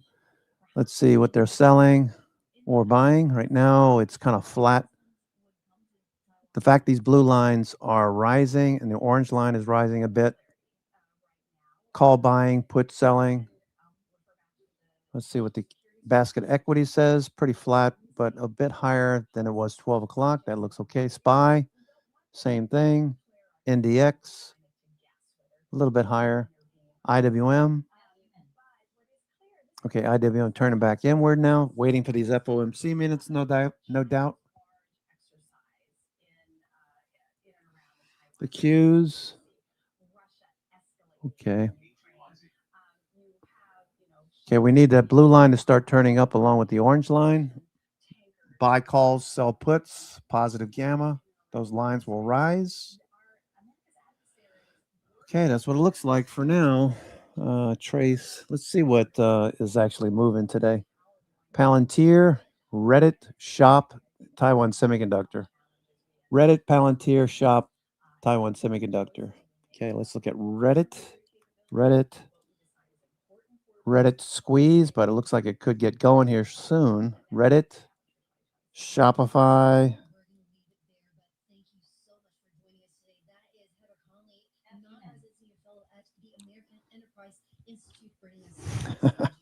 I just love these people who have never served in the military, never been in the chain of command. They're the experts. The words that she's using, I think, we could, we might, we're gonna see, all hyperbole, because there's nothing else for them to talk about at the moment. They're not talking about recession. They're not talking about consumer spending, not talking about credit cards. And here we are waiting for follow-through breakout, potentially. Taiwan Semi, that's on the watch list. Looking for that to do something. It's got this level overhead, 310 to 313, resistance level. Okay, Palantir pulling back a little bit. Palantir's the other one. Palantir, most actives today. All right. Come on, high or low? Earnings are due to accelerate rather than decelerate. And that's kind of it. I've been trying to think about listening to you guys on the show today. How do you explain it in one sentence?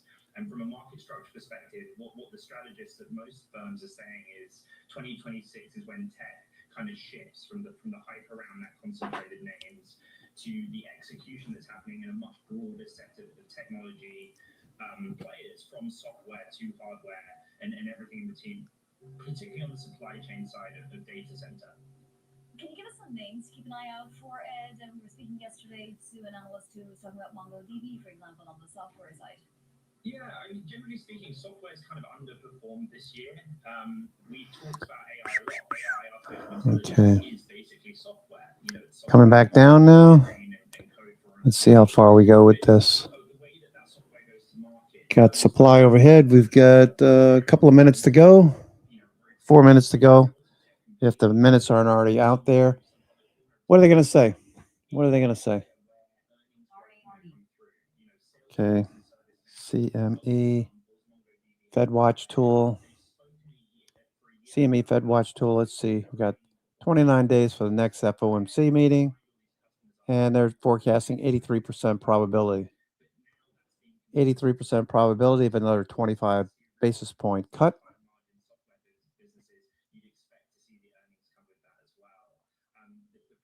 16% not.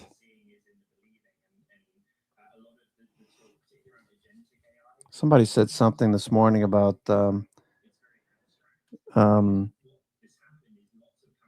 people, Trump complaining about Powell, but yet Powell giving him what he wants, type of thing. I don't know.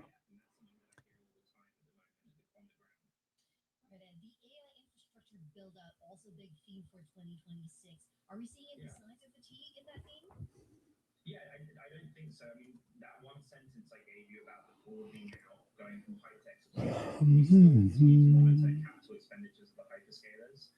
But one thing that's really wonderfully written up today on the Bloomberg Terminal by Tom and Reinecke, right, is this idea that even more recently on the tape, those best percentage outperformers are the parts of the data center build out that aren't as sexy, that we're not as familiar with. Everything from storage to the cabling to the build out itself, data center construction companies.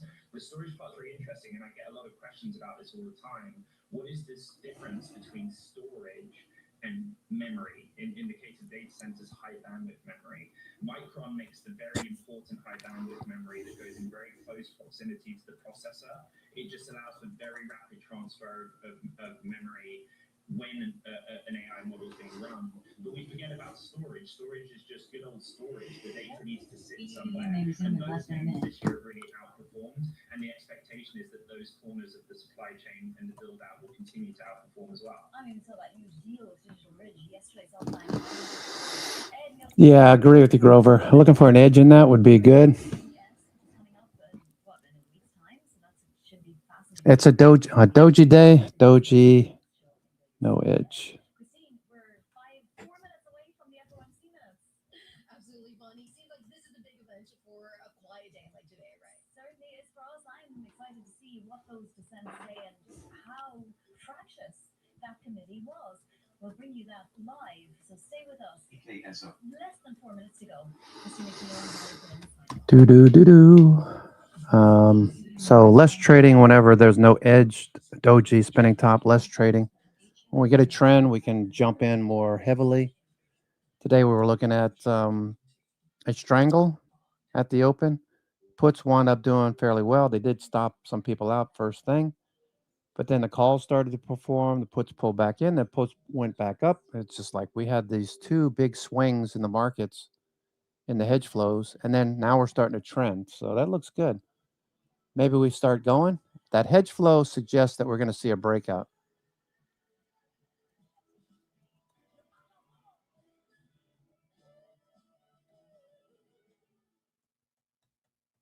What do you do when you have a bad day? You turn to the people you trust. HUIZ may res in 10 seconds. The ones who reassure you and mean it.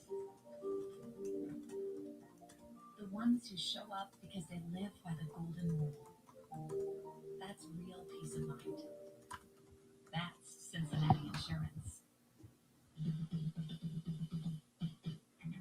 AI cooler than BI? Not even close. Actually, with Workday, you get agents that don't just automate tasks, but understand your goals and responsibilities. They work as partners, letting you focus on the big picture and do what you do best. Riot's still fading. Well, Riot just fell asleep today, didn't it? Didn't give you much in the way of any kind of trend. Okay. Seconds away from minutes.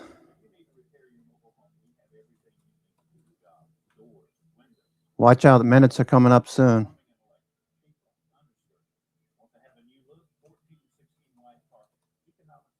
Any second now, minutes. FOMC. FOMC. Okay, let's see if we get going here. Is that going to be enough for the algos to take this and run with it? There's no Vanna tailwind. Vols are at lows. So we need something. Maybe this is the catalyst. Okay, let's see what they have to say over at Financial Juice.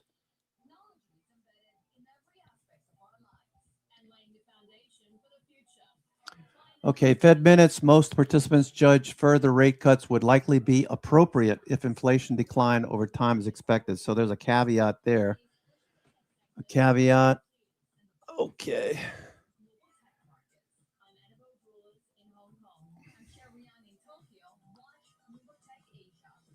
There's a caveat in that wording.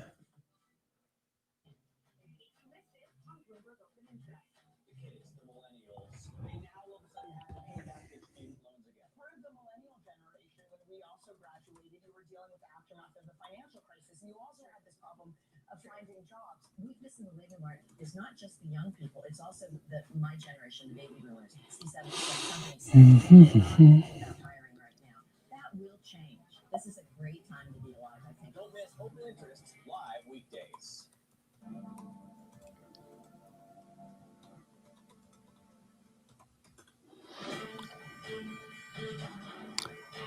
All right, there's a caveat in the wording here. Okay, so caveat in the wording.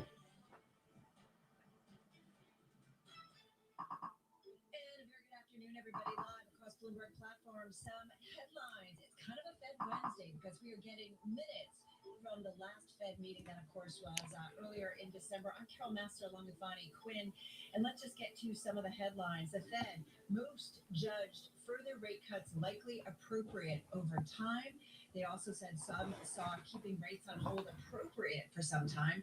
And then several saw risk of higher inflation becoming entrenched. So again, this was from that last meeting, December 10th of 2025. And now we're getting the minutes and some more clarity, some color, Bonnie, if you will, around what the Fed's thinking is. I mean, it's fascinating with the dual mandate. Most judged labor market risks remained tilted to the downside and generally saw inflation risk tilted to the upside. So really, there's no joy here. And market reaction-wise, not too much, but we do have yields moving up about a basis point. Yeah, and that's why we say the Fed, right? And Jay Powell and Yeah, the yields are going to be the determinant. If you will, because both Yep. sides of that dual mandate, there are risks to both of them, and that makes it tough to figure out monetary policy. All right, folks. So as Bonnie mentioned, a little bit of movement in terms of the Treasury trade, in terms of the equity trade, not too much. We're seeing really a quiet Okay, let's see what the 10-year looks like. U.S. 10-year. in 2025. All right, let's get right out to U.S. Washington 10-year. from those FOMC minutes. Tyler Kendall, she's Bloomberg TV Washington reporter. She's live at the Federal Reserve. U.S. 10-year. Yeah, hey Carol, we really hit most of Pushing the a bit higher. when it comes to what is a divided FOMC, with the minutes showing most officials see additional interest rate cuts as likely appropriate if inflation declines over time as expected. If inflation declines. Further signaling from some participants Cuts- on the committee who suggested Cuts would be appropriate only if inflation declined. So they have been so wrong about inflation in terms of being in front of it. They've been behind it for months. What does CPI look like? CPI. Let's look at the. Let's see. Core 1M. Let's look at Core 1M. Got a little bit of selling here now. Futures pulling back.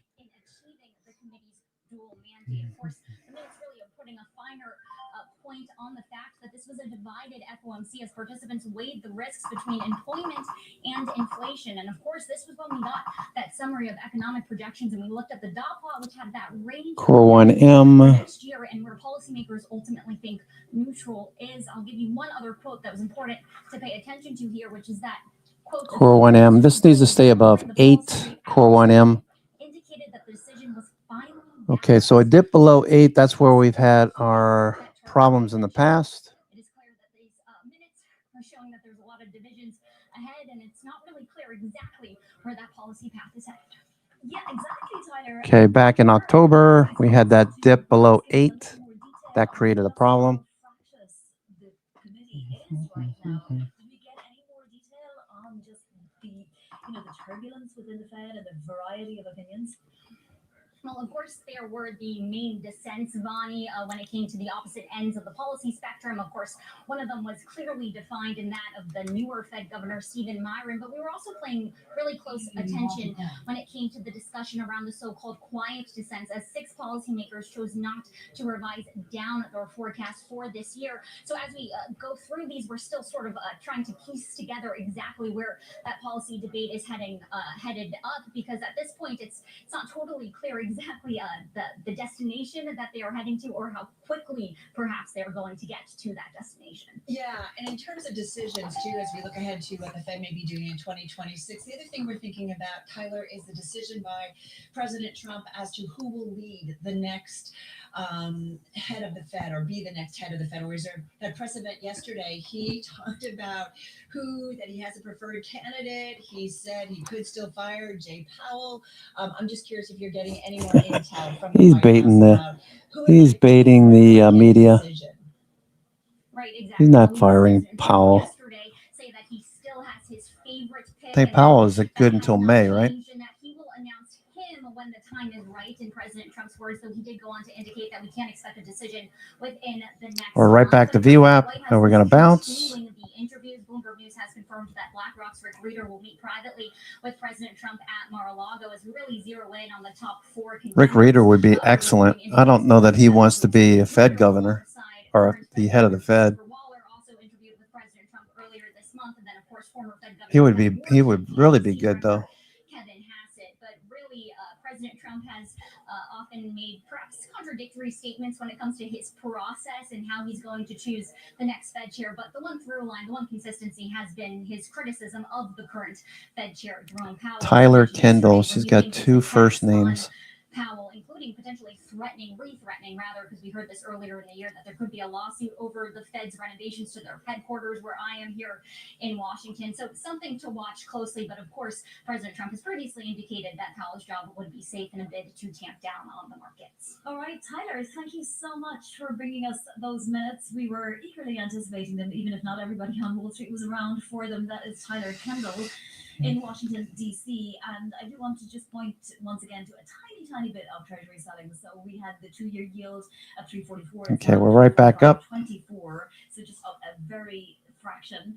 And the 10-year yield also up just more than a basis point at 4.1219. The 30-year yield up about a basis point as well. And in terms of stocks, we're right back to where we were, very fractionally lower. But Carol, I do want to point out that the minutes did say, there could be swings in measures of economic activity associated with the government shutdown. I mean, they're very well aware that we haven't got really good. Palantir just sitting here, just below VWAP, looking for stocks to catch a bid. People are, kind of parsing through as the data comes out, coming off of the shutdown, and that's going to make it. All right, there goes Apple.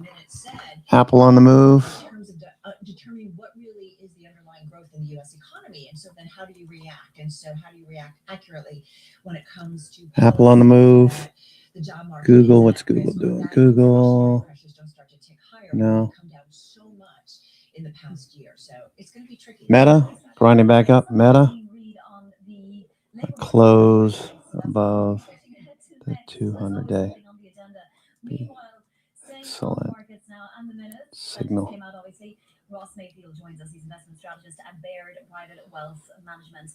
Ross, obviously you haven't had a chance to parse the minutes, but is there anything from what you heard in the last few minutes that would concern you, or that would give you any more clarity about the path ahead for the Fed? No, there's a lot to parse. This kid looks like he just got out of college. Wow, we're getting older. These kids probably some dad, very proud. Baird Private Wealth Management. Ross Mayfield. So I think at some point in 2026, we'll start to see pressures. Nothing against young people. I have kids too. I want them to excel. Just kind of interesting. A lack of having some of these industry veterans talking more. We're lacking that. The Art Cashins of the world, obviously, he's no longer with us. Room to not cut in January and get to March. We will have several months to get to work through all of the shutdown idiosyncrasies and get a better picture of things as they move towards neutral. Of course, all assuming that we don't have another government shutdown before then. We hope, right? We don't know what's going to happen at the end of January, but hopefully there won't be a repeat. So, Ross, would you be more concerned right now about inflation coming down the pipe, particularly with the One Big Beautiful Bill? Yeah, Ross. Yeah, I don't think he's ever seen inflation before. This guy's too young. All right, I got to switch back to Sam's. Back to Yahoo Finance. Sorry there, Josh. an immense amount of self-directed learning. And so some people, I think, aren't up for the journey. Okay. I had an interesting conversation with Angela Duckworth, who, in reflecting on Grit 10 years after she wrote it, she thinks that the passion piece should have been more accentuated versus the perseverance. Those were her two elements of Grit. And she said,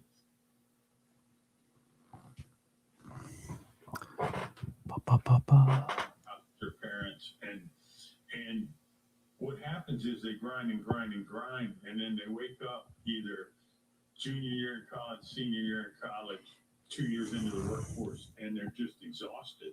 And Meta looking good. Meta looks like it could grind higher. if you have immense curiosity about a topic, Come on, let's blast right through here. Let's just take off in one direction or another, please.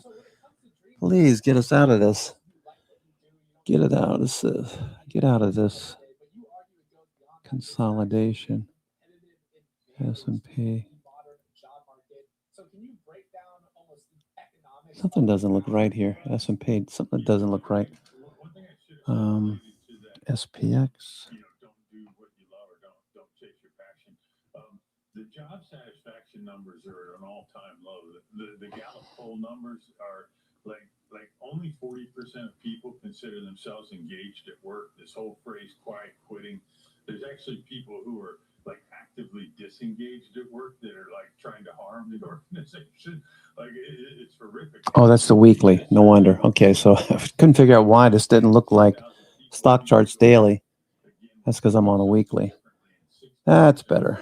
That's better. Okay, 2 dojis in a row. Spinning tops. Very narrow price action. 20 bips, plus or minus. Unless this starts to rip here. Okay, so we go back to the open here. That's interesting. Didn't connect those dots. The low of the day. Keep making higher lows. Okay, that's good. And if I connect this, let's see. Let's go here. Let's go this way. Connecting these highs. You see what's going on here? It's like a big triangle pattern. Big symmetrical triangle. Looking for this to break to the upside. Okay, looks like we're going to break to the upside. Thinking break to the upside.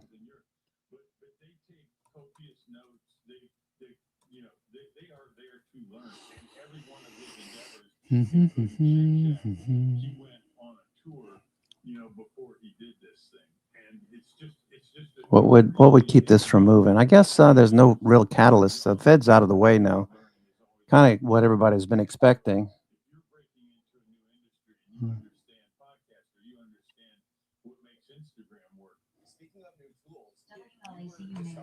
Broadcom looking for a push higher. Broadcom. Let's go. LATS, yeah, let's go. There goes Netflix. All right, we're starting to catch a bid. New York Fangs. Most catching a bid. Okay, Broadcom's one. Meta's another. AVGO, Apple, Meta, Netflix, NVIDIA, Microsoft. Okay, let's see what we got going here. Maybe we'll get something, get a breakout to the upside. Yeah, it makes sense, to be going. Yeah, Broadcom. Yeah, I like it. I like it. AVGO. Yeah, dippage. What month do you have, Grover?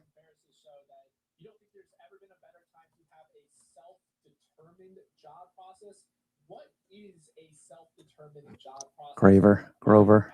Sorry about that. I was talking to my friend Mike Mosen earlier today about his career journey. He's a famous intellect around finance and investing, and he What month, man? in the very early days of his career. Hasn't really got moving yet. April monthly. Okay, let me look at the April monthlies. Let's look here. Okay, let's look at scanners. We want to look at the New York FANG components. Okay, all of these are fairly expensive, so they're due for a little bit more pullback. Or can they get more expensive? If they get more expensive, Grover, these are going to continue to move up into the right, top right quadrant, which will be a point where we want to start selling premium. That would kind of line up with earnings again. So that makes sense. I like it. Like it.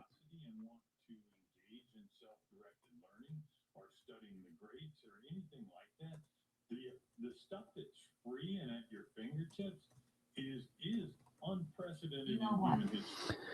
Another one of your principles for success is finding great mentors. Maybe that's ChatGPT, but maybe it's a person. And a lot of listeners hearing this are probably thinking to themselves, yeah, I'd love a mentor, but where? How do I find one, let alone a great one? What is your advice for seeking out a mentor? There's a lot of detail in the book, but at a high level, the things I would do is I would divide it into two pieces. I would create aspirational mentors. So these are people, and Danny Meyer did this. He created a list of 12 of them that were innovators and people that were changing the restaurant industry. And he profiled them and studied them. So these aren't people you're going to meet tomorrow, but they're people that if you can fully understand what they've done differently, why they're successful, who are their mentors, what do they read, like study them like you would, studying for a history test. So that's one. And then Okay, Apple's still pushing here. Practical about Apple's still pushing. mentors are going to be at this point in time. Lamb Research, Apple. Apple not quite too expensive yet. Apple risk reversal 61%. When he's getting the 80s and 90%, that's when you would start thinking about selling calls. They'll move up and to the right in this top right quadrant. Right now, they're okay. Surprised that Netflix is as expensive as it is. Broadcom. Silicon Valley, where I spent 25 years building my career, it is remarkable the number of people that will say yes to a coffee in that area. And I think it's because it's such a dynamic industry and people move in and out of different companies, but it's remarkable. And I've heard, and I actually saw a documentary about this, that the songwriter community in Nashville is similar. Not just if you reach out to somebody, they'll give you 10 or 15 minutes. Yeah, reach out to Taylor Swift. See what she thinks about your show. She's around, yeah. One thing that this reminded us of is that Tyler Cowen, the economist Tyler Cowen, said, all my mentors are younger than me at this point. Have you seen something similar in this age, rapid technological innovation? Well, I certainly, the industry I come from, venture capital, I've had a philosophy my whole life that it bends towards youth. That the disruptors of tomorrow are frequently in the 20s, and your ability to associate with them gets harder as you get older. And the rule sets that crystallize in your brain as you get older makes it harder to see the disruption that's coming next. And so, yeah, it's a bit awkward, but if you're self-learning, you should be indifferent to the age of the person you're learning from, as long as you know they know something you don't. We'll be back with more Bill right after this. Buying a new car? You need WeatherTech. Perhaps a nice used car. You need WeatherTech. Or maybe you're still driving Old Faithful. 373.80. No matter the age of your vehicle, Yeah. products are the solution. Broadcom bought April 370.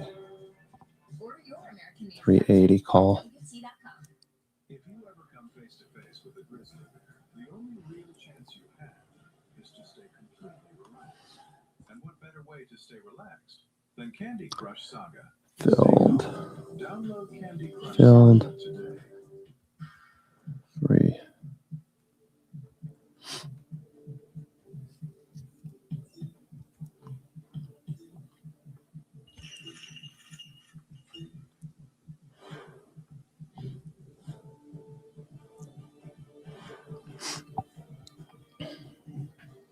Okay, I bought some of those April I bought the 370, 380 vertical, so fairly inexpensive, $300, 370 for a fill. I'll add to them if this continues.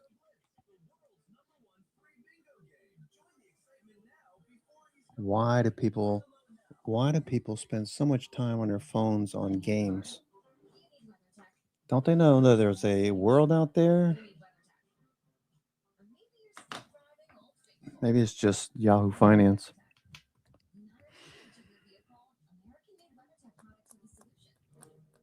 I love the ones where they have the games that you buy, you run on your phone, and oh, I'm winning so much money.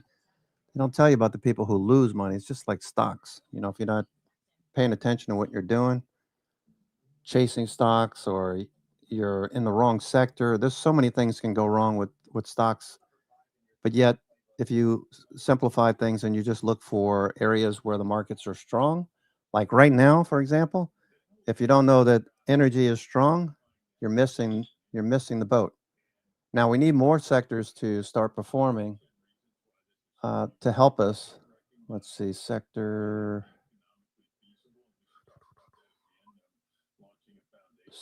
drill down. Okay, here's your sector drill down, and not much.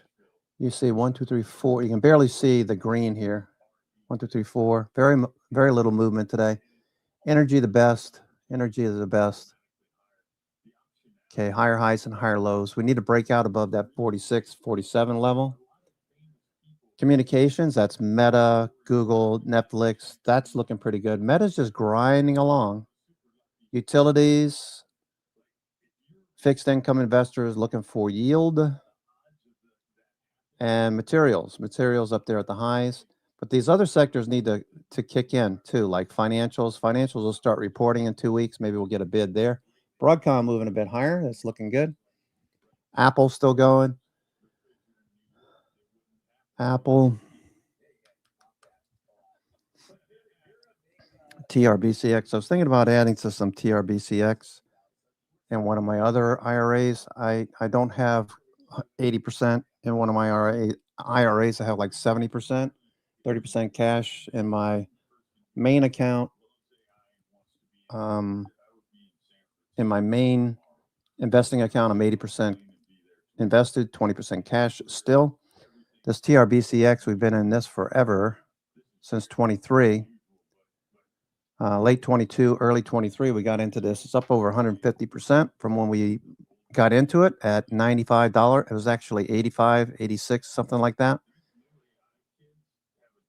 This is 212, so that's a nice appreciation over the last 2.5, 3 years. So this is still going. So there's nothing to do here. Just let your funds keep rising and keep adding to your funds, keep adding to your accounts. Compound interest having an effect. Leastar was always about the compound interest. We always used to chat about that. Miss that guy. TRVCX. Some of the early winners are going to be rewarded substantially for that success. And whenever there's a disruption, Okay, JEPI. I have pretty big investments in JEPI. And JEPQ. These are both JP Morgan investments, ETFs. These continue. Also SPHD, another fund that I'm in. All three of these dividends I have reinvested.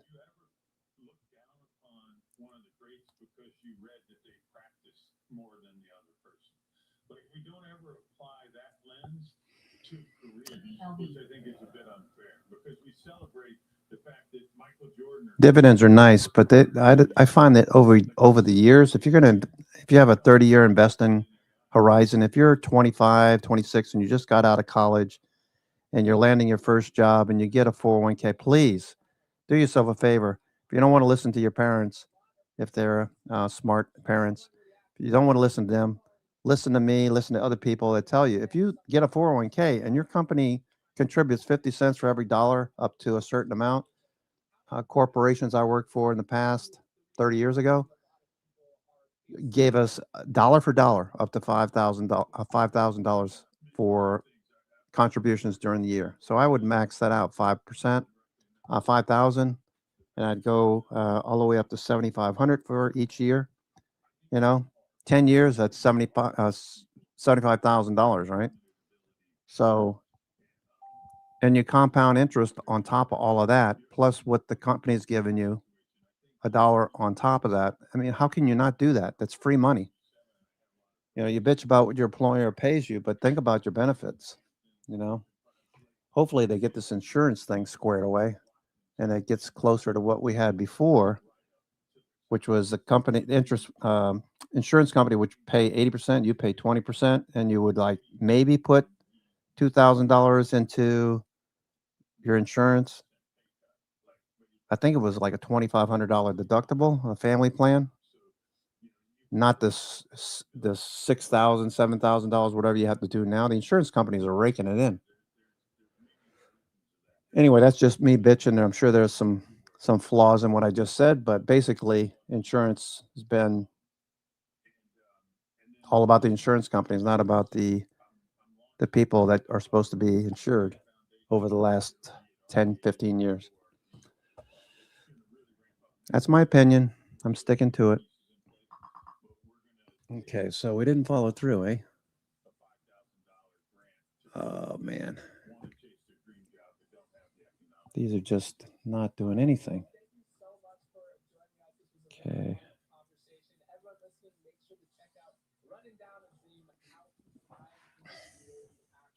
Markets stay right here. I'm sure there's a lot of premium sold above and below.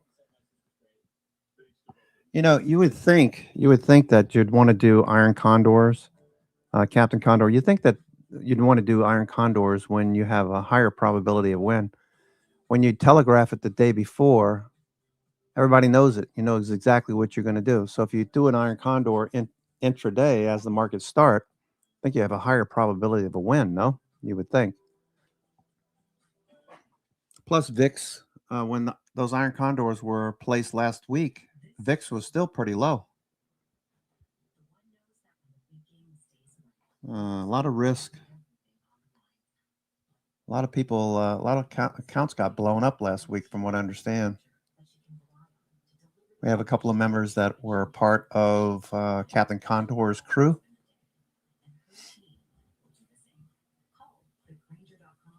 The other thing about UBS, I got to get a hold of my buddy, but I have friends that work at UBS. The business about them going defunct, I'm not hearing that. About them going belly up, UBS. I didn't get that. I have people that work, in the bond trading market for like the past 30 years. UBS. So I'm not sure what happened there.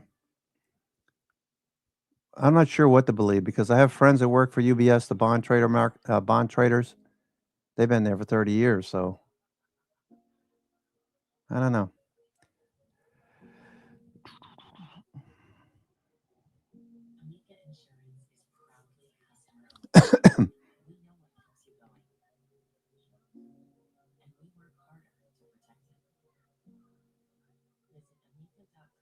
What's Micron? Micron's still hanging on to VWAP. Inside day. No, not an inside day. It's a doji. Come on, can we do something here? This is like getting boring now. Maybe they get a rip now.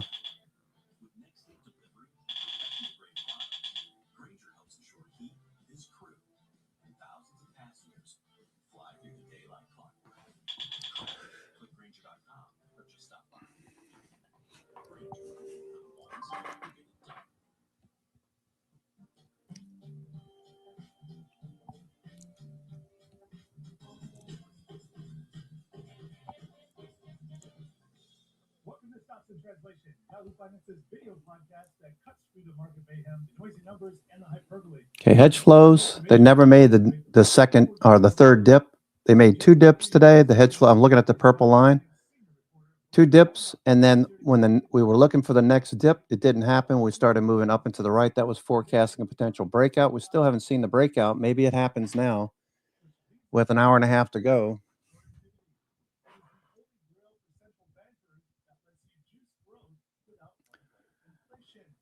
The Fed being accommodative for another rate cut with a caveat that they need to see inflation dictate their decision. I thought that's what they always did. But they had to put the wording in there. They had to put that wording in there.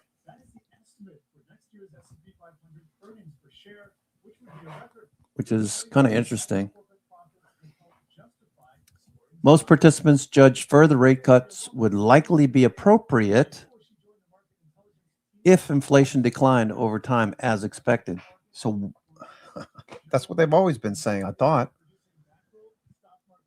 They were always about the inflation expectations, no?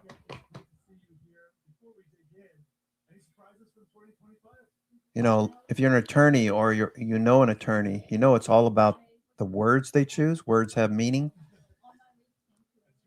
If. Appropriate. If.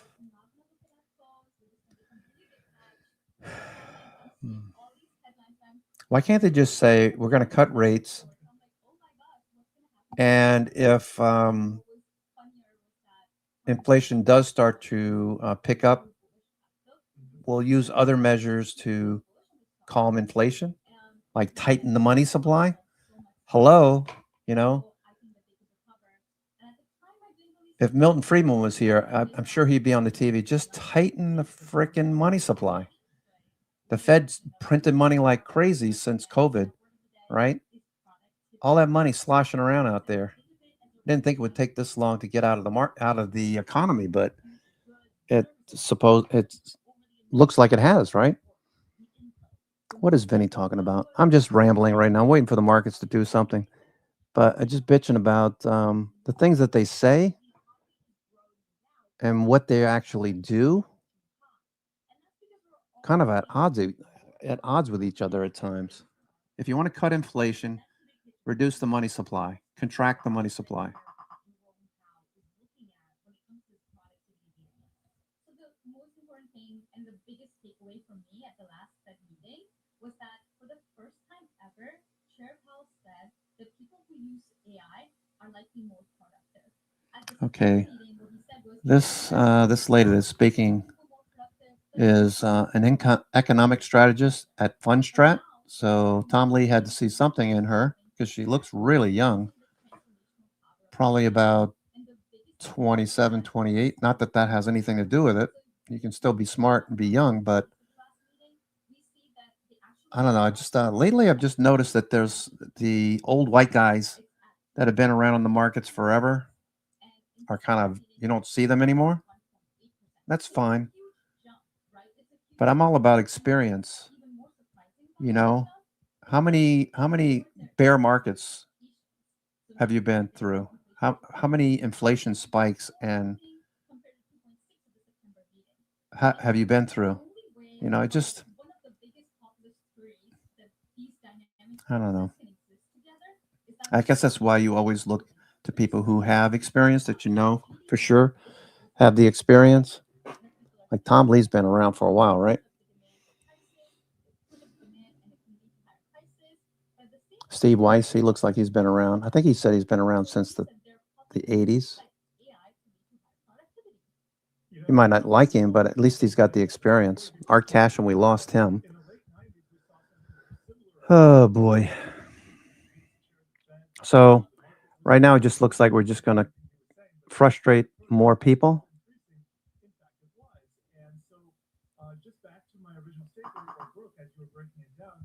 Verbiage, yeah.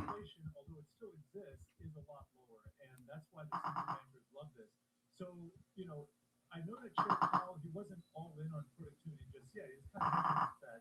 But, you know, if this continues, how does this play out in 2026? I think, well, first of all, productivity itself is really hard to measure other than this formula. There's all these intellectual arguments about what's the best way to measure it and whether AI is actually showing up in these numbers. And it's still unclear, even though he did give a really clear signal. And I think for next year, what remains key is for companies to actually start demonstrating. What we have seen in earnings calls and plans outlined for next year is that companies aren't really looking to hire more people. They're looking to do more with less. They're looking to be more lean, more efficient. So I think for 2026, the companies that can have the biggest revenue number will be the biggest outperformers. I think that's the story. Irrational exuberance. Clinton was in office then with Greenspan at the Fed. Irrational exuberance. Remember that? .com. I remember I would be going to work back in the .com days, and you had companies that were making absolutely no money, and their stocks were soaring. And you had stocks like Cisco and Oracle and Intel. They would do these absolute crazy moves during the day, 20 points. They'd be up 20 points one day, and the next day they'd pull back in. Remember the .com days? Those of you old, I know Dollar, you probably were around during the .com. Crazy moves.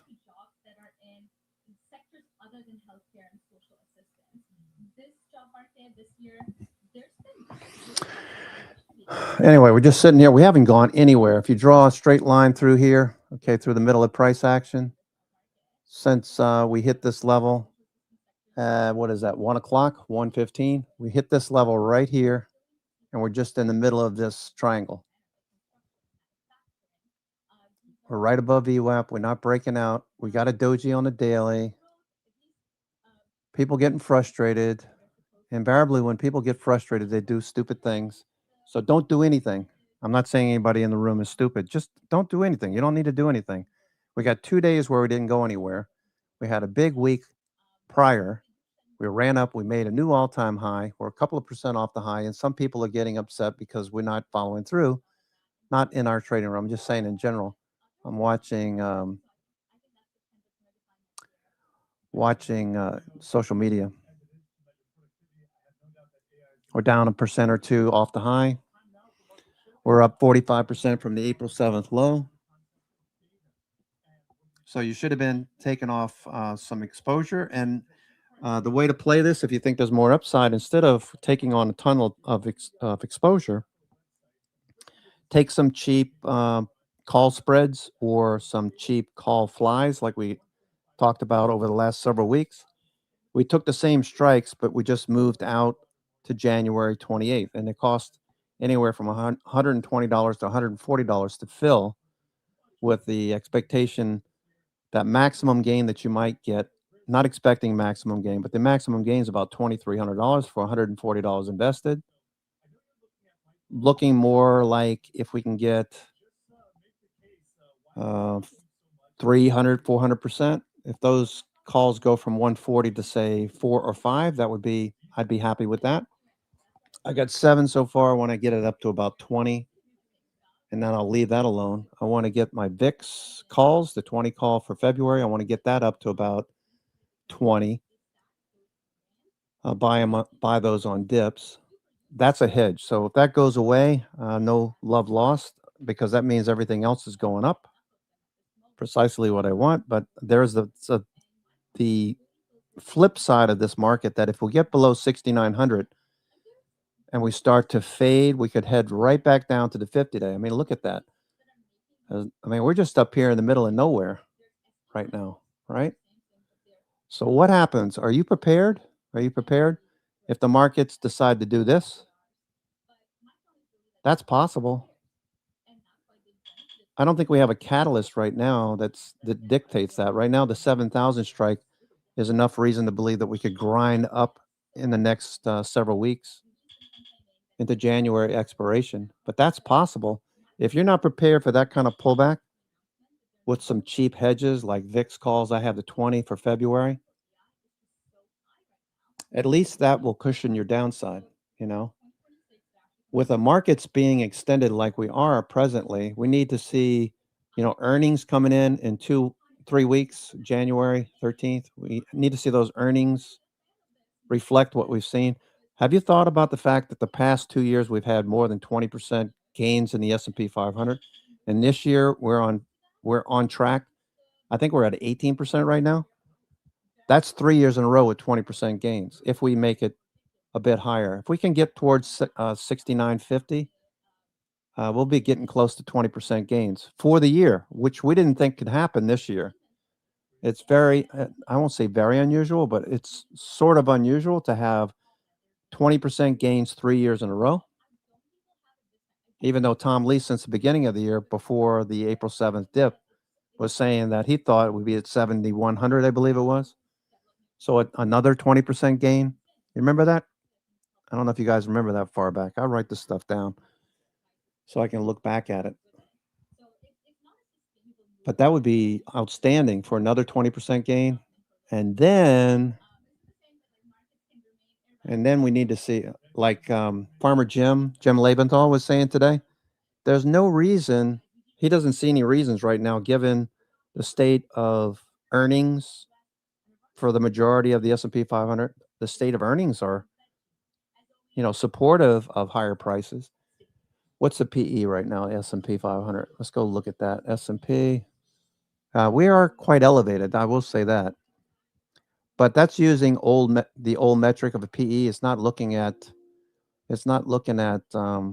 how tech and AI is affecting the markets. Here's the S&P 500. Okay, the bear market in 2022. Look how far we are away from that red dotted line, blue dotted line, and green dotted line. Okay, that relates to a PE of 20, 15, and 10. Okay, so a 20 PE is down here at 44.50. We're up here, it's almost 7,000. So see how this pulled back in the bear market to get back, reset the markets? That's always playing on my mind. What happens? What is the catalyst that could get us there? Well, we definitely need to see the earnings continue to perform. We need those earnings, like some of the ones we were just looking at a few minutes ago, to be, was it Deckers? What we were looking at here, Deckers. We need this kind of earnings, okay? So long as we can keep seeing this kind of earnings, even for a retailer, 14% is pretty good. 14%. Take two. I mean, we need to see more of this kind of stuff. So we could see higher in the S&P. And this chart won't come into play, hopefully, in the first quarter. But you should always have this in the back of your mind. How am I going to play this? Are you just going to sit there like a deer in the headlights if the markets start to pull back? Or do you buy calls or puts when VIX is really low? Buy puts when you can, not when you have to, right? As the saying goes. So what did I do last week? I think it was Friday. I bought some VIX 20 calls for February expiration. If they evaporate, no love lost. That'll mean that most of my positions are higher. And with the expectation that earnings will continue to look like this, and we'll get double-digit, triple-digit growth. Here's Palantir. Look at Palantir's earnings. 130%, 62% revenue growth. That's what we need to see. More of this tech. Please understand that if we see more of this from the tech side, this chart means less to me when we've got tech and AI doing what it's doing.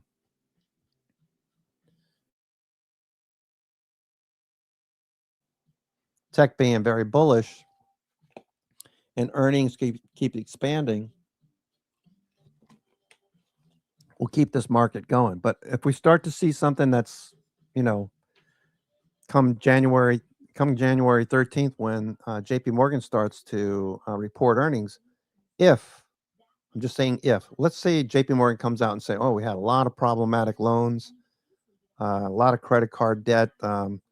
I don't see any of that happening, but some negative stuff like that. And we had to cut our forward guidance. They start cutting forward guidance. That's going to be a clear signal that we could be near a short-term top. For now, we're okay. For now, we're okay because we're seeing this kind of stuff here. We're seeing this. Okay. Cummins, not so much. That's industrials. Micron. Look at Micron. 172% earnings growth. Micron analysts forecasting that Micron is going to be, it's going to make a 274% return next year. Okay, so I showed you this chart yesterday, right? Here's Micron. Look at the numbers in the box on the left. Okay, 274%. 2025, they're going to make $8 per share. Next year, they're forecast to make $31 per share. 274%. Micron is underpriced. Now, Micron could pull back a little bit, but this is the kind of thing that gets me excited when when people are talking so negative about Micron on the social media. Oh, Micron's going to do this. Micron's going to do that. NVIDIA is going to take over the market by buying this company, Grog. Okay. It's actually good to see a lot of negative news because it's not priced in. So I'm watching Micron for more upside. Okay, I got to slow down, get a little bit carried away here.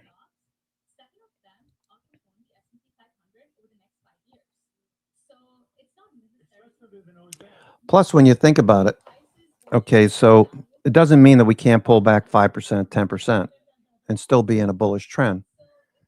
But when you look at the majority of AI related names out there, now there's negative news, obviously, but for example, let me just go here. Let me just show you something. Okay, I haven't written an article in a while, but this is the last one I wrote about in on Palantir. Okay, so I just want to show you something real quick.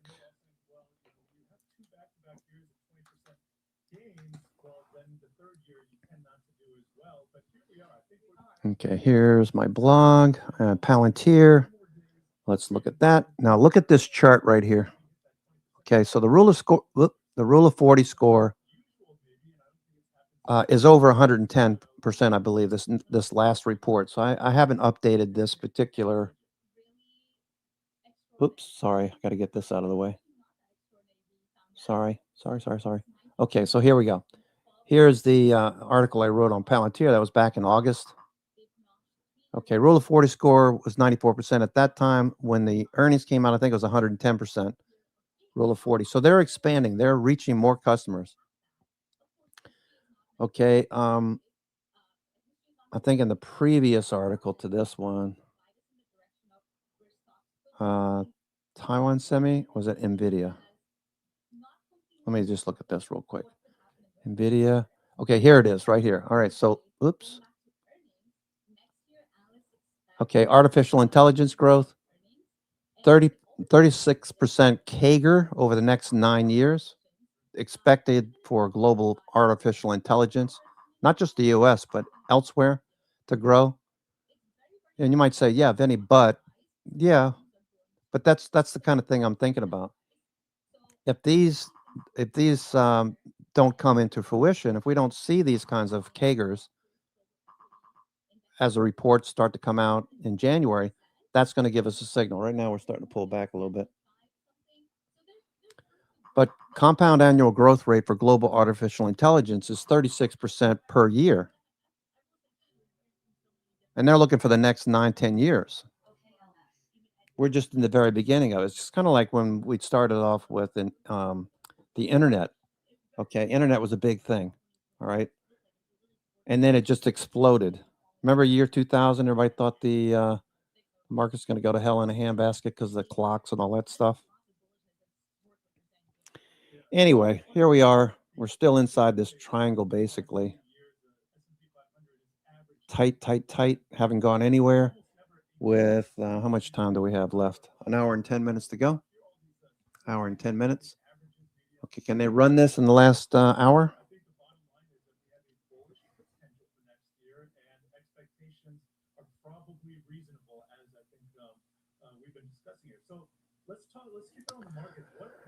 Stag's Leap Wine Cellars, Artemis Cabernet Sauvignon.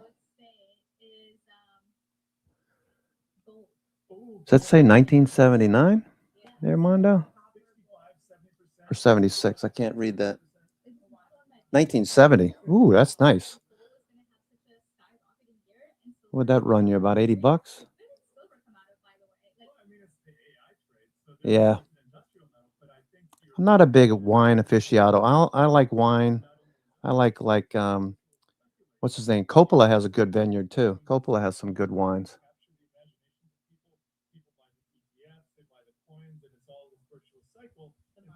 And the miners and the biggest purchasers of gold are the central banks, but that's kind of the steady backdrop. And I think it's the retail buyers that just are the marginal. But does Fundstrat have any big expectations for gold or Bitcoin next year? Francis. Bitcoin hasn't done it. Yeah, I wish I could talk about Bitcoin, but that's How do you for Tom. That's for Tom. All right, we're breaking down now.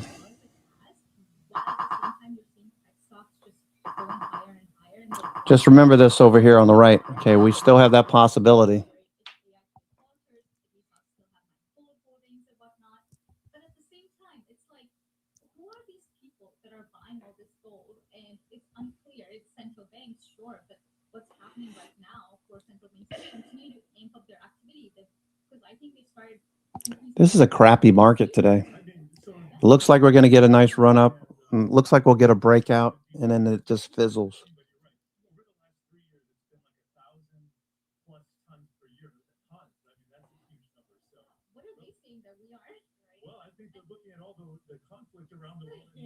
I like Pinot. I like Pinot.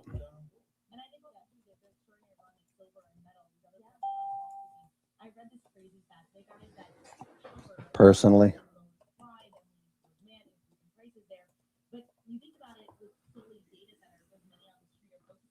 I'm a big Pinot fan. I like Pinot.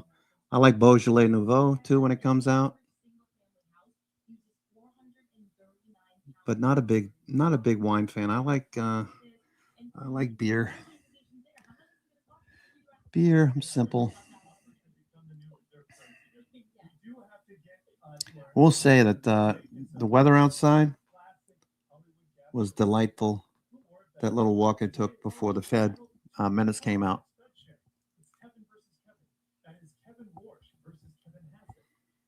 Nice crisp air. Reminded me of New Jersey in November.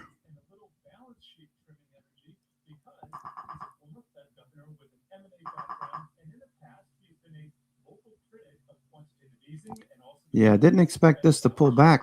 Didn't expect it to pull back. Let's look at Trace. Okay, there you go. So a little fake out. They stayed up here. See what happened? No follow through. I really don't think that there's anybody trading out there. It just doesn't feel like the institutions, hedge funds, portfolio managers, doesn't feel like anyone's around. So we make a little progress and not completely unexpected. Shouldn't be. You've got the S&P 500 with a nice gain last week. Okay, nice gain last week. Here we go. S&P 500 made a nice gain last week. And what's it doing now? Nothing. Okay, the volume is below what we saw last week, with the exception of today, yesterday. Today's volume will be out after the close.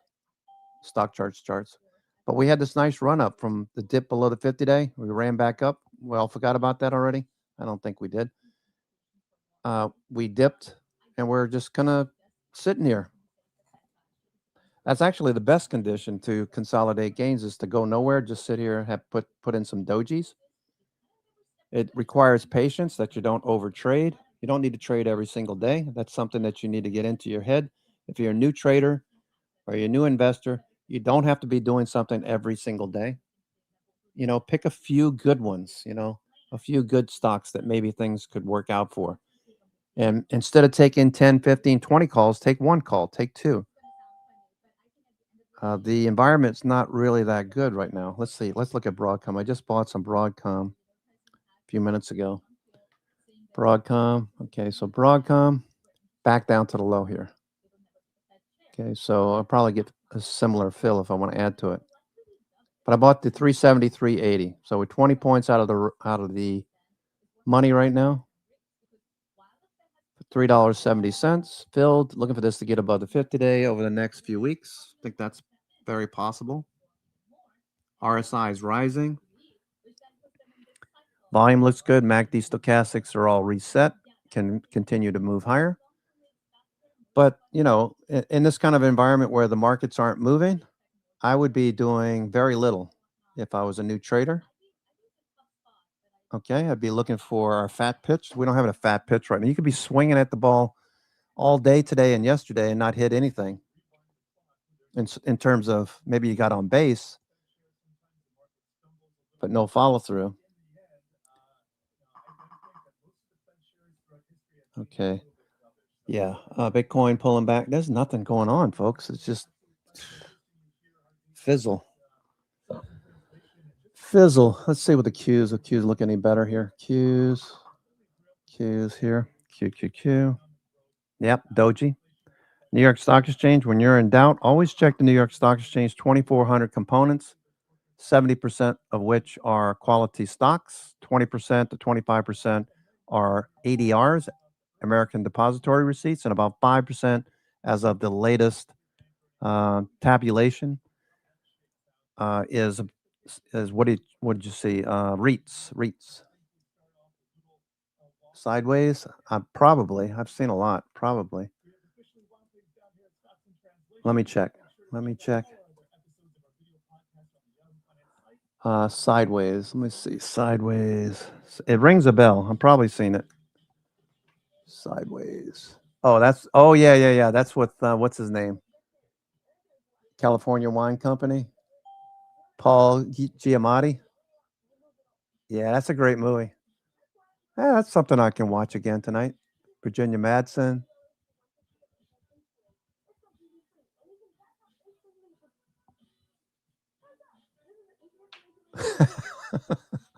Yeah, I can recall what it is now. So it's from a novel, I believe, right? There's a novel by Rex Pickett. Yeah, he drives around, right? The Napa Valley area. Chilean, focuses on Chilean wineries. Yeah, that's I have to watch that again. He's pretty funny. Yeah.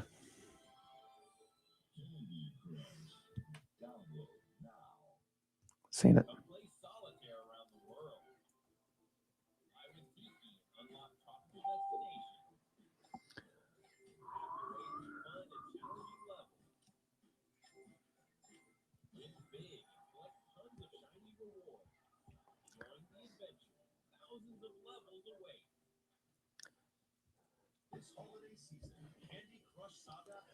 So he takes a road trip.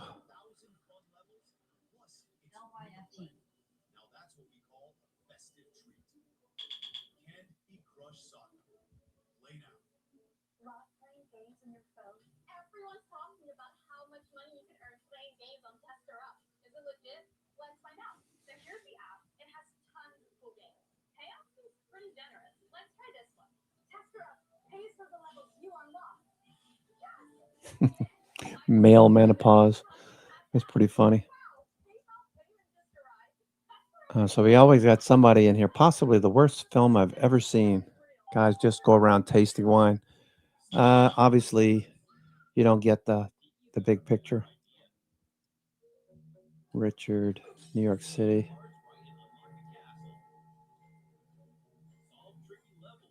Yeah, I have to watch that again. That's a good idea. I was looking for something good to watch the other day. All right, S&P. Yuck. You can't pick a direction here.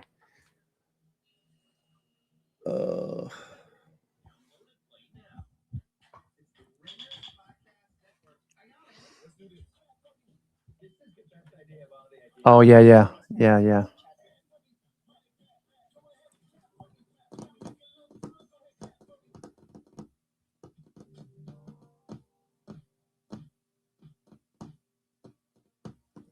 I watched my cousin Vinny with my kids the other day, and they understand now why I liked his name as a pseudonym back when I was corporate. I didn't want everybody to know that I mean, if they catch you on social media, some corporations don't like that. That was back in the beginning of HR watching people online. So like 35 years ago, I came up with the pseudonym Cousin Benny. Number one, because I identify with the underdog and what he did to overcome, and number two, because well, I have some Italian.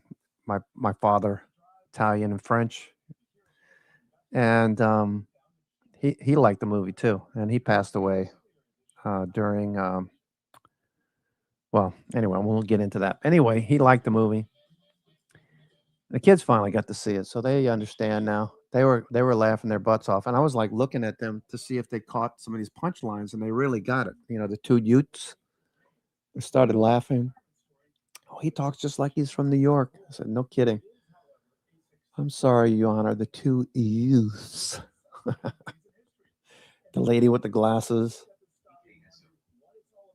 the guy with the mud on the windows, and the trees. And the trees have thousands of leaves, and oh man. All right, so just watching the S&P right here. I'm sorry, I'm just kind of getting sidetracked. The markets are not doing anything anyway, so no reason to sell anything. No reason to really go crazy buying anything. There's a reason to be hedged, though. There is a reason to be hedged because we're very close to this 6,900 tripwire. Okay.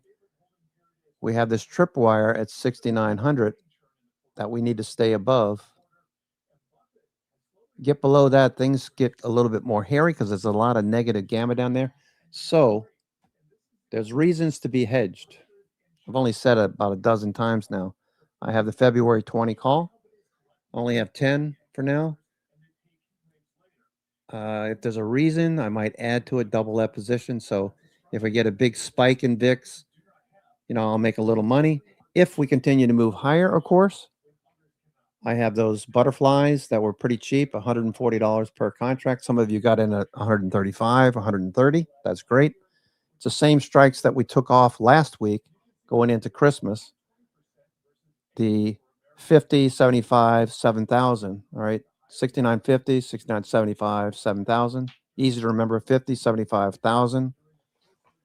We get close to 69.75. That's maximum profit. We want to see a grind up there. Any move in that direction is going to appreciate. Okay, we saw the last time we went from $1.20 average to like $4.30 right before Christmas Eve. And well, we took a lot of that off. So that can happen again. Those are January 28th.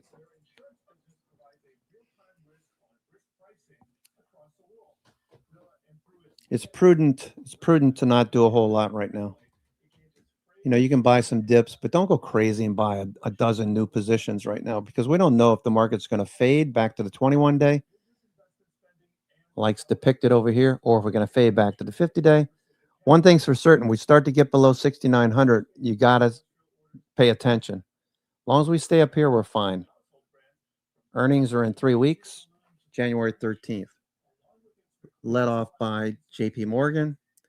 What JP Morgan and Jamie Dimon has to say is going to be very important. At least the way I look at things. I want to see guidance. I want to see good earnings and a positive outlook. Okay, we've got 55 minutes to go, right? 55 minutes to go. All right, let's shift gears here. Let me just grab my phone. There it is right there. Okay. Okay.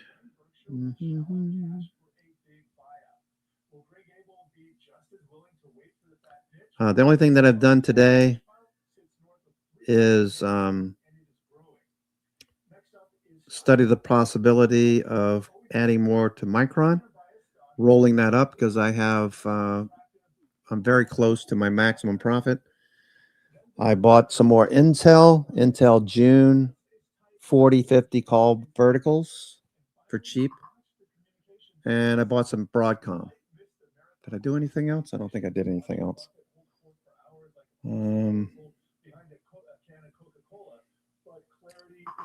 sticking to the game plan. The game plan today was, unless we get a trend, to just kind of chill. Having a senior moment here. What did I want to check here? All right, watch. We're rolling over now. It's the total engine behind Berkshire Hathaway.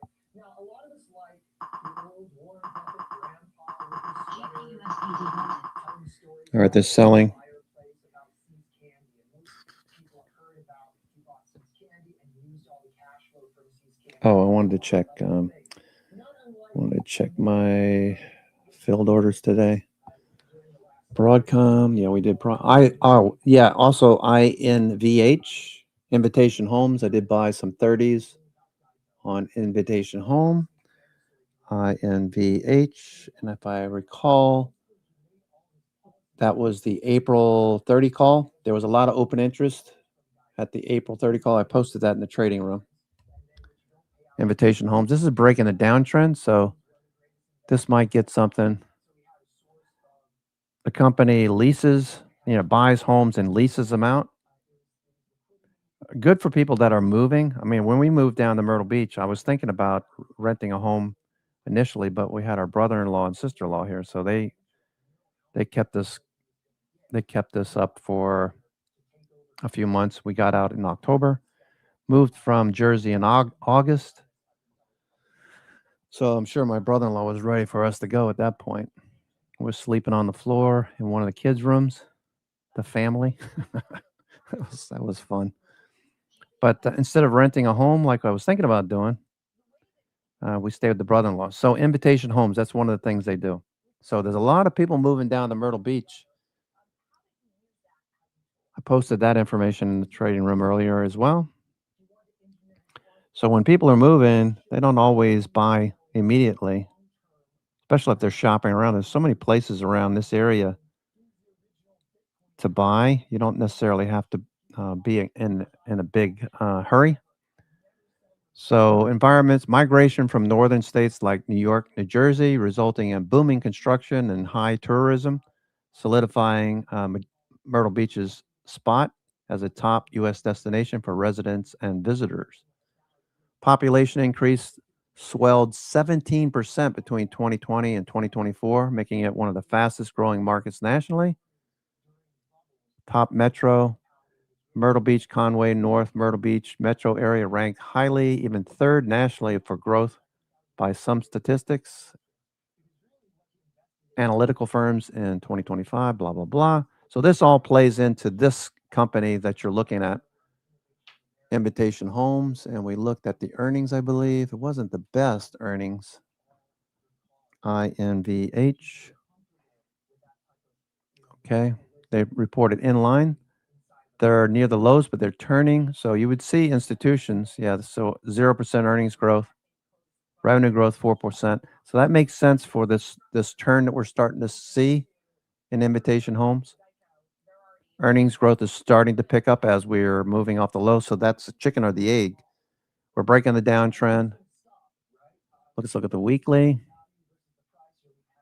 Weekly, the first week back above the 10 EMA with the prospects that more weeks are to come. Okay, the most recent pushback above the 10 EMA resulted in about 8 weeks up, moving from $30 up to $34. So about 11% gain. So if it's anything like this over here in 23, moving above, following through, because these moves come in waves. We came in 2020, 2021, 2022 weren't the fastest. We started to see a pickup in 23 and 24. There's a lot of developments. They just clear cut these big properties and just started building houses like crazy. Companies like Pulte Homes building, Pulte, what was with the other one? Lennar. Lennar is another one that built a lot down here. And on top of that, you've got interest rates. If we get below 6%, that's going to be a threshold for some people. I think it was 2 days ago, maybe yesterday. I think it was yesterday. They were talking about the increase in sales of homes.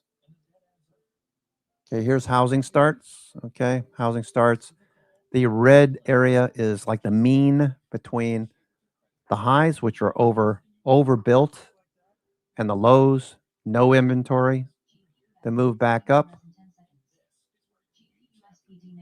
We want to see this back above 1600. That would be good for earnings going forward too. All right, we're pulling back a bit more now. So new home starts. This should start to tick higher if interest rates come down. Okay, if interest rates start to come down, we've got the mortgage, 30-year.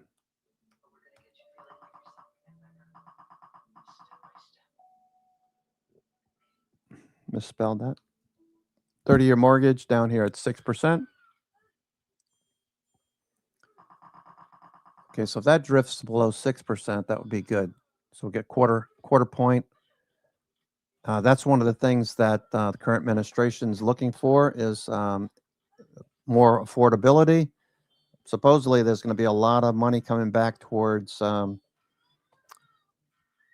class, the middle class into the first quarter, into tax season. Okay, a lot of changes in the tax code for seniors and for people making tips and all that stuff. Now, you may be tired of hearing all that stuff from the Trump administration. I'm just saying, as far as investors are concerned, it doesn't matter which way we look at the markets as far as who's in charge or the politics. We have to look. Our assignment is to look at what prices are telling us. Where's the money flowing? And trust me, if this starts to move below 6%, we're going to see some explosive growth, or hopefully see some explosive growth in many industries. We want to capitalize on that. That's what we're here for. Politics, another story. Hopefully we can keep it out of the room. I don't mean to bring up politics, but that's what's happening right now. So I'd be ignorant to not point it out. You don't want somebody ignorant running the site. Lots of good traders in the room, capitalizing on trends every day. Money flow, big about money flow. Let's see what the 10-year said today. Flat, neutral, junk bonds. Flat, neutral, junk bonds. Okay, so if the 10-year and junk bonds are flat, the bond market's twice the size. Okay, we actually got a little bit more of a bullish look. See that? What's the volume look like? Oh, volume is starting to increase. Do you see that? Hello, dollar. I know you like to look at this a lot. Mr. Dollar. Big Daddy. Volume is picking up. Junk bonds looking better. All right, so now, okay, we got tight Bollinger Bands. We've got a very slow week. All right, so I'm already projecting into next week, into the first week of January. I'm already thinking, okay, so maybe this Santa Claus thing does get some legs. Where would I first start to see it? Junk bonds is one of the first places you would look. Right now, it's not going anywhere. Tight Bollinger Bands. Volume picking up a little bit. That's good. What if we come in tomorrow and we get a nice surge higher? The bears are going to have to cover. S&P 500 most likely will see a little bit of a move back to the top of the range of this week, which wouldn't be too far of a stretch. Okay. We got 69.45. We got tight Bollinger Bands. RSI is above 50. Everything is set to go for the bulls. So long as we stay above 6,900, this could be good. So that's the first thing I would be looking at is what does junk bonds say, right? The next thing I would look at is breadth. Okay, breadth, money flow. It's all about money flow. If you just follow this process, you're going to become a great investor, great trader in the future. Okay, the more of this stuff that you do. Okay, advanced decline percent still giving us a fade. S&P equal weight. Let's remove the weight of what the S&P, the New York FANG components have on the markets. Let's remove the weight of that. So let's look at the equal weight index. And equal weight index removes the weight of 37% of the influence on the markets. 10 stocks, 37%. We always say if the markets, if Apple and Microsoft start to move, it's kind of hard for the markets to pull back. We like to say that a lot. Just stalling here. Inside day, inside day, inside day. 3 days in a row. But we're above the 921.50 day. So it wouldn't take much for this to continue. Wouldn't take much for the stocks above the 20 day to start moving higher. All of this stuff plays together. Okay, what's the bond market doing? Okay, bond market, TLT. Okay, TLT, flat. What's IWM doing end of day? IWM. Small caps. We need small caps. Many believe that small caps lead in the first quarter, second quarter of a midterm year, which we are about to come into. Right now, nothing. Zero. We have no trend. XBI. I hope this helps some of the newer traders, some of the new members that have joined. I know a couple of people have mentioned, you know, you like me to review this kind of stuff. All right, so God, this is a hassle. Look at this market. Okay, so yeah. Are they going to run it in the last few minutes?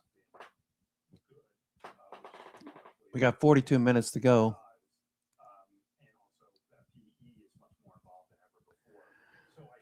42 minutes to go. So there you go. That's the equal weight. What's the New York Stock Exchange doing? Is money flowing into the New York Stock Exchange? Well, I'll tell you what, one thing I do see is that there's no reason to think that this is going to just drop.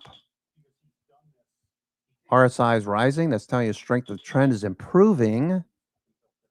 Higher low. 921 up and to the right. 50 days up and to the right. That doesn't say pull back to the 50-day for the S&P 500. To me, that says the opposite. That says this is probably going to bounce. And we got junk bonds. Remember junk bonds. Okay, what else can I show you? Let's go through a few more of these. Okay, you know what else to show you? This is always good. The XII, the ARC Institutional Index. Okay, I'm not going to click on this yet, but what do you think this is saying? Ooh, there goes AFJK. All right, so what is this saying? If I go to XII, what is this going to say? If you got green elder sticks here or blue, it's telling you institutions are not afraid. If we got red elder sticks, institutions are sellers. Okay, we got green and blue. Okay, we're above the 921.50 day. Okay, cycle a little overbought right now, but you can see the rate of change is flat. Rate of change is flat. So this isn't saying get the hell out of Dodge like it did back in April. See over here, February, March, into the April 7th low. It's not saying get the hell out of Dodge. It's clearly not saying what it had on the pullback in October or right here in December. So institutions are not scared. So if you are one of those investors that wake up every morning and look at the futures and go, oh crap, the market's going to go to hell in a handbasket, do yourself a favor, run down the list, calm yourself, look at the markets this way, and it's going to make your life a lot easier. And if you think that there is a possibility, buy a hedge. That's what we did with VIX for the 15th time. Anything else I can show you? Oh, you know what else to show you? Let's look at the New York Stock Exchange. New York Stock Exchange. Okay. You can see that's up at the high. All right. So you see this indicator down below? It's neutral. It's not bearish. It's not pushing lower like it did in October. Remember the October pullback I just showed you? Remember this in October? That pullback, this pullback right there. Okay. The October pullback, November pullback. Okay. Let's go back. November pullback. Okay. October, November. Okay. You see this was descending, descending, descending. This is going the opposite direction. Another reason to be more bullish. One final thing. Let's look at bullish percent. Well, actually, two more final things. Bullish percent. Okay, we want that to be grinding higher. This is clearly not at extremes. It's at 60%. Okay, this can be up at 80% in a very frothy market. Okay, you can see 80% over here on the left. Back in 2009, when the markets took off to the races, When the markets went into the secular bull market we're currently in, back in 2009, it was 84%. Where are we right now? 60%. Got plenty of room to the upside. One final thing, and then I'll get off of this, is I want to go to the S&P equal. I can look at this though. New highs, new lows for now. Okay, we want to be above the zero line. We're barely above the zero line. EMA is facing lower. We could see that turn back up. That would be good. Advanced decline percent. Advanced decline. New York Stock Exchange advanced decline. This is making higher highs, higher lows. That looks good. And we got blue elder sticks, like we said. One more thing. S&P 1500. All of these things add up to the same thing. That's the 20 indicators I talk about in the weekend videos. These are the 20 indicators. Okay, I have 5 more that are just proprietary for me. I don't share them. It's my secret sauce, S&P 1500. Okay, here's the high low. Is that line green or is that red? Oh, the lower line is red, but the upper line is still green. So that's bullish. The momentum is clearly bullish. Now, we would like to see this histogram above the 2, that horizontal, above the 2 percentile. Okay, and we're just kind of pausing here. This is the S&P 1500. It's kind of like the same thing as the 2000 or the the New York Composite. It's the S&P 500, mid cap 400, small cap 600. So whenever this is rising, you want to be thinking buying dips still. Okay, and that's it. That's it. I don't see any reason to be concerned right now. It's unfortunate we can't get some sort of trend out of this market today with 37 minutes to go. They're just like killing premium today.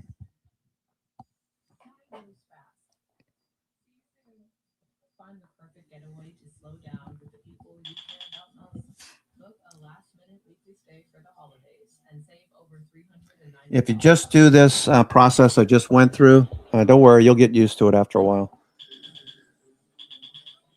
This will calm your nerves. And then in the event that you think, okay, maybe I start buying some. The only reason why I did the hedge, by the way, is because VIX is at 15. I mean, it's at the lows.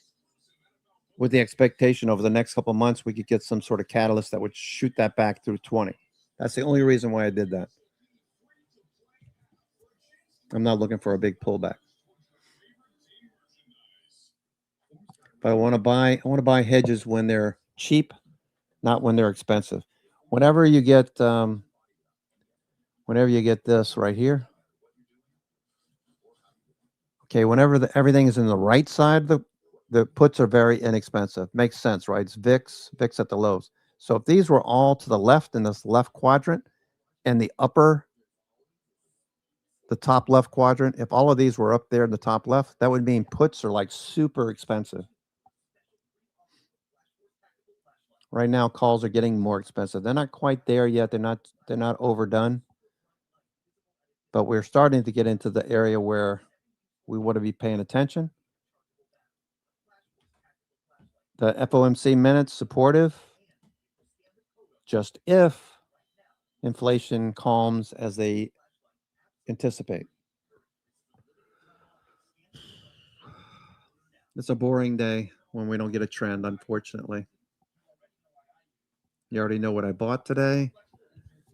I've been taking some profits here and there too. Our AFJK is on the move, you said, Mondo? Okay. AFJK. Okay, AFJK. Ooh, there it goes.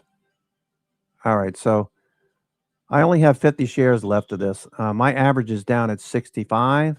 Okay, so this is good. AFJK.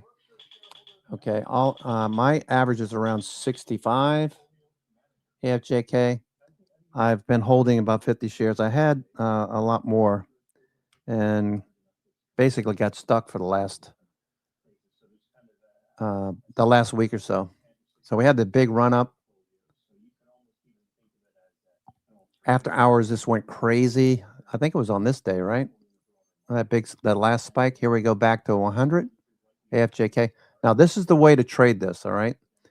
If you're going to trade these kind of positions, you've got to pay attention to MACD, volume, and where's VWAP. You never want to buy, if you're going to buy these cheap stocks that are on Vendu, if you're going to buy these cheap stocks and you want to participate with the people like Ross Cameron, who will buy 20,000 shares of this and take profits, in this case, he's probably taking profits, multiple dollars. But generally, he'll buy like 10, 20,000 shares and trade it for 25 to 30 cents. He'll always, and I'm telling you, he'll always buy a dip to VWAP, put a stop underneath, watch for MACD to turn up, watch for the volume, and then he'll execute. Okay. You never want to buy when VWAP is up and to the right like this at the high. That's a mistake because we could turn around real quick right here, and these guys could be taking profits at a round number like 100. Okay. So there is a technique, there is a strategy. You just don't want to be the person holding the bag. And the way to do that is to just follow what I'm telling you. All right. So they'll always look to the left. They will always look to the left, and they'll find pivots, and they'll place their sell orders up there. Okay. Let's go. What do we got here? Let's go 15 days. Let's go 1 month. Okay. All right. So you see the pivot right here? They're coming up to it 100. So you should be selling. If you had this position from that VWAP pullback right there, you're selling into this. You're selling into that 100 level. Do not buy up here. So we walked through the bull case. Let's talk about the bear case now. Outline that one. What could consider that the risk of losing the Buffett premium? Explain that. Yeah, there's no question. There's no investor out there. There's no CEO or investor spoken about as much, quoted as often. There's so many books out there. All right, I just took 25 shares off up here. Got 25 left. If you just do that one thing, okay, you have to have news. You have to have price above VWAP for bullish trades. You have to have volume, and MACD has to agree. Okay. The best opportunities are when price action pulls back to VWAP, volume picks up, MACD turns up, and crosses over. That's it. That's the trade setup. There we go. Going some more. Okay, we just punched through 103. Okay, I'll take some more off here. AFJK, take some more off 103. We just moved from 64 up to 103 in the last couple hours. Wow. Invariably, people will feel like they're missing something. They'll chase it up here. It's not halted yet, which is kind of unusual. You would think it would be halted up here. Keeps going. Watch for volume spikes on the red. On the sell side, watch for volume spikes here. AFJK. 104. Did we halt? Nope. Got 30 seconds. 30 minutes to go. Sorry, 30 seconds. 30 minutes to go. 104 just was the high just now.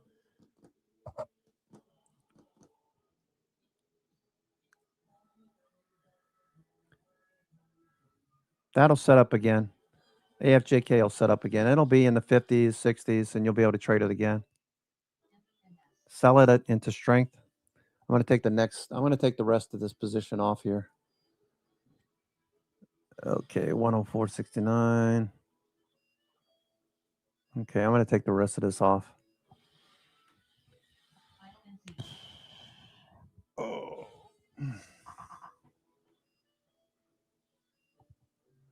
Oh man, this is just taking forever, the S&P to do anything.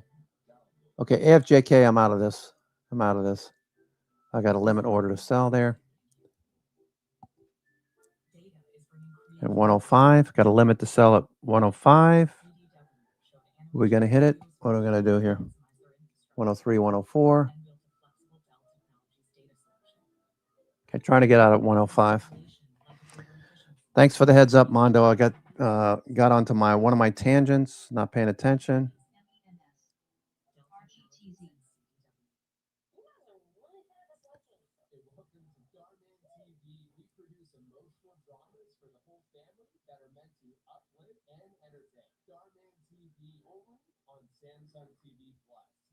Yeah, some of these have a lot to do. Some of the growth has a lot to do.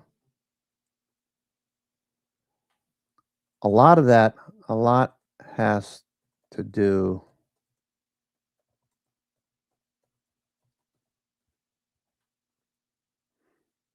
the growth.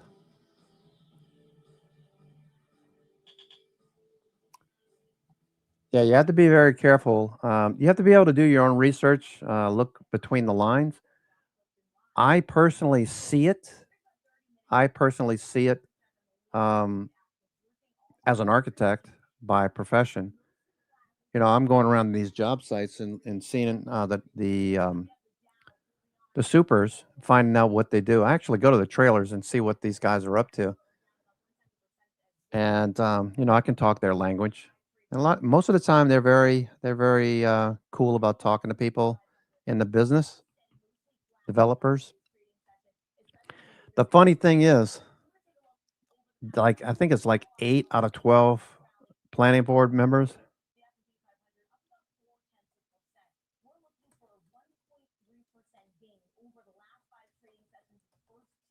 are developers here in Myrtle Beach. Sorry, Caps.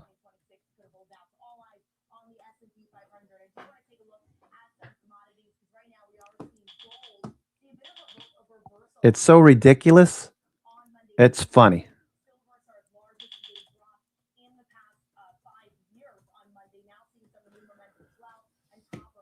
They approve their properties and they do it in such a way that it I don't know how they do it. They own these properties or they're affiliated with them.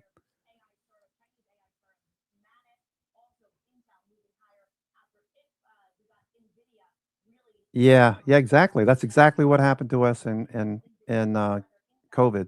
That's exactly.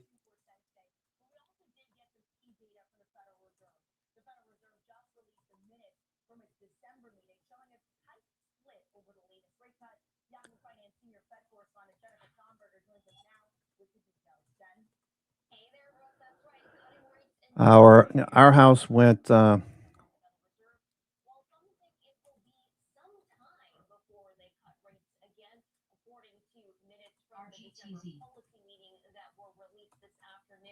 Those minutes read, quote, most participants judged that further downward adjustments to the target range for the Fed funds rate would likely be appropriate if inflation declined over time. Let me show you a little chart here. This is pretty interesting. I find it very interesting. Let me show you this chart. This is good. Okay. Hey, Vid. How you doing, bud? What you got going on? Anything? Batteries? What kind? Double A? Here. How many you need? Okay, here you go.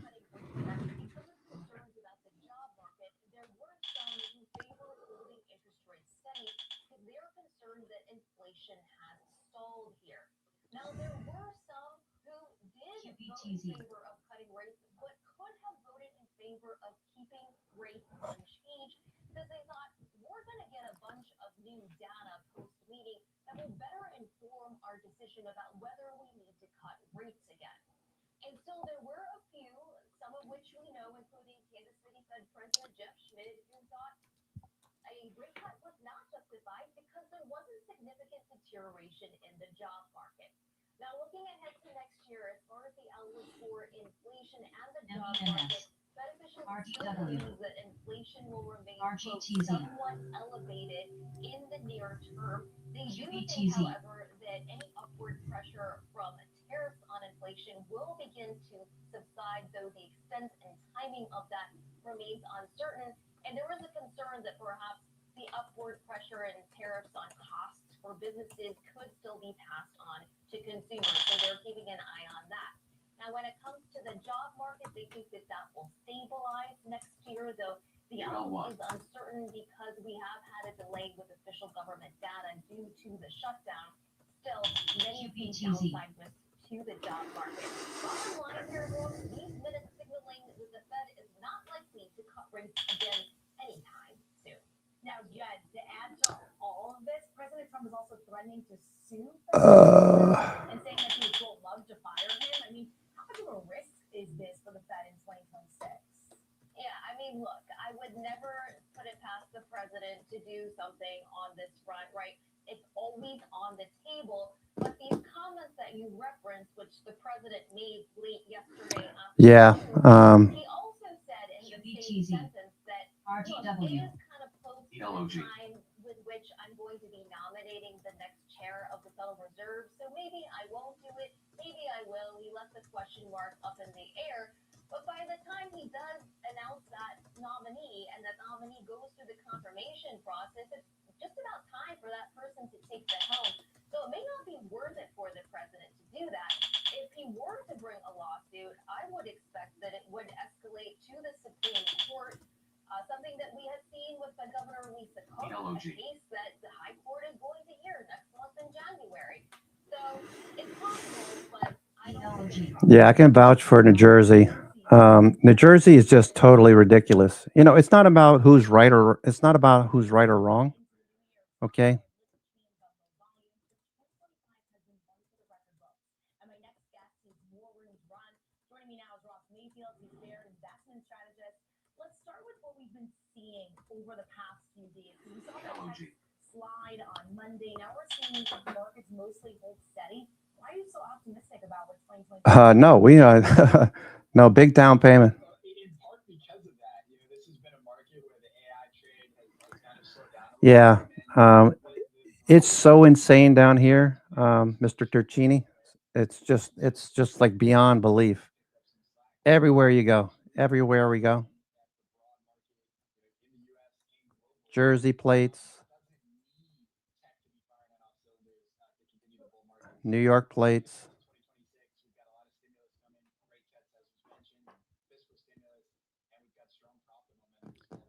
Yeah. There's a lot to like, and if there's a risk, it's just that. It's sentiment. It's that everybody sees a lot to like, and that can be the thing that tips markets sometimes. You still do expect some volatility in the first quarter of 2026. So how should investors be planning ahead of that? Yeah, so I think we're in the middle of a cyclical bull market. Started in October of 2022. Your average bull market is 5 years. I think this one has plenty of room to run. So when we get these pockets of weakness in a bull market like this, and especially if it's just volatility related to some headlines or some profit taking, I think it's viable. Every pullback in this cycle has been very viable. AWS and You only had a couple of days to get a buy-in before the market rebounded. So we've gotten used to these V-shaped rebounds when the market sells off, and I think there's more of that to come. So volatility would be viable. yeah, ChatGPT, also Grok. I've had a couple of projects where I couldn't get it to do anything correct. It took me. I just decided, okay, I'm gonna scratch this project. I was trying to get it to do a an indicator, much like what I just went through with you, but it'd be more visual that you could see it on the screen.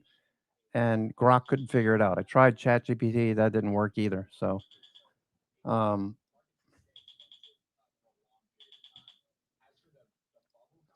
that's fine.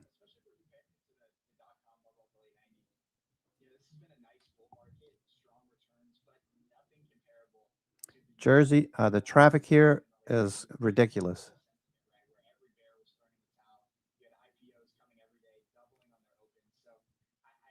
AFJKU vaulted. But I don't think we're even close to the bubble comp of the late 90s. We have plenty of room to run before we get there, and I hope we do because a lot of money was. Let's see. One determinant is when they're constantly working on the roads. They've increased the roads. Some of these roads are like two lane to 3 and 4 lanes in the area. Okay, S&P climbing now.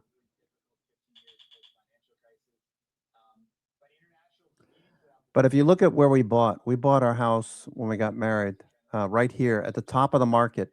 That was 2006, right? 2006, we bought our house in New Jersey, in Jefferson Township. It was $300,000. That house is over 600,000 now. Now that has a lot to do with inflation, of course, and the demand in the markets. The markets rolled over, and for many years we couldn't do anything. We got the bounce in 2008, 2009. The markets came up. Here's 2020. That's COVID right there. Okay, everybody from New York was coming to New Jersey. They offered 50,000, 60,000 over what we were asking. Plus the house was, we made like 150K on this house. And you can see in COVID, the market's dropped off. New housing starts. So this is just new housing starts. Very interesting to see. Trend is still solid. Spending was good. It was a nice holiday season by and large. And then on the financials, kind of the same idea. Real economy stocks, cyclicals, the banks have done quite well. I think 2026 is shaping up to be a year with a lot of deal making, some big IPOs in the pipeline, and obviously a good stock market. Kind of rising tide that lifts all boats in the wealth management space. So I like those cyclical sectors. I would lean large cap and high quality. I wouldn't want to take too much risk at this stage of a bull market, but I think there's enough to like in those kind of rate sensitive cyclicals that I would be adding here. Ross Mayfield, the Bear, thank you so much for joining us. Have a happy New Year. Same to you. Thanks. Oracle has had quite the eventful year. The stock is headed for gains after trading in a wide range in 2025. But as investors grapple with this ambitious pivot to cloud and AI infrastructure, risk concerns have crept in. The stock is down roughly 30% so far this quarter, and it's headed for its steepest drop in the third quarter. Get this, 2001. And with a whole new year of AI on the horizon, we're laying out what's ahead for Oracle. With Ali Melli, Motive Chill Capital Partners, managing partner and CIO. Ali, I want to start here with Oracle's partnership with OpenAI, because one BNP Paribas. Okay, so here's one right here. Okay, so look at the annual averages. Okay, 1,716 people moved from New York to Horry County per year since 2020. 1,200 from New Jersey to Horry County per year. This is using Gemini. Okay, so crazy. It depends. Crazy. So total estimate range 10 to 15,000 people just in this area alone. That's insane. That's insane amount of people. Think about each of these families. Cars on the road. AFJK halted up. Okay, gonna be fun after hours.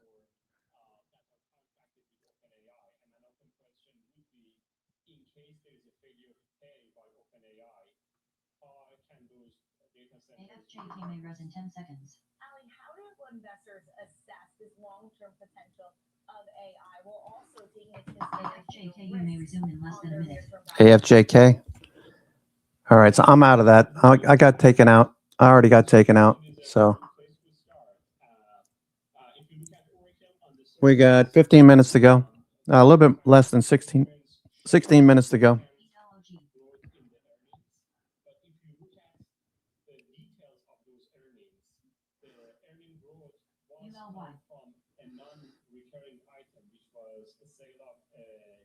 Venture that they had with SoftBank, and that contributed roughly $2.5 billion to their earnings. If you take that out, Oracle is essentially operating income is growing at a fairly respectable. AFJK, you may res in 10 seconds.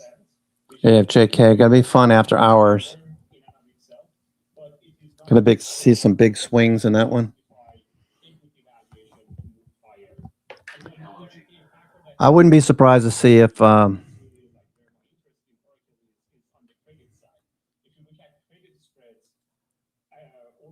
credit spreads are moving wider and wider because their capex has gone from $6 billion over the prior 6 months period to $20 billion, and that's a significant growth in capex that is being funded by credit. There are some concerns around not just Oracle, but other even smaller QBTZ. AI players here like CoreWeave, some credit risk concerns. How do concerns over a company like CoreWeave sort of trickle into Oracle's and investors' concern there, but also the other larger, broader AI trade that has really led this stock market rally over 2025? Sure. At the end of the day, Oracle, I think of it as a relatively safe company when it comes to credit. They have their software business. Other than OpenAI, if you look at their other major customers, they are Microsoft, NVIDIA, there is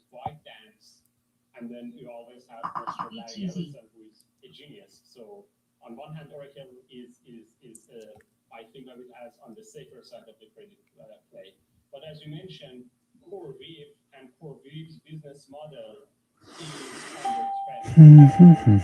I think some of the movement that we are seeing in Oracle's credit spread and cost of capital is more really because CoreWeave CDS is so expensive that investors that have exposure to data centers, rather than trying to hedge by CoreWeave, and you have to pay a lot to hedge CoreWeave's credit risk because they are a high yield company. They come and use Oracle shorts as a proxy for AI credit risk, and I do not necessarily think that that's the best proxy for AI credit risk. And at the same time, as you're pointing it out correctly, like some of the concerns that people have in CoreWeave, because they cannot express it by shorting CoreWeave, because you have to pay a lot of money to short CoreWeave, they are just using Oracle as a cheap proxy.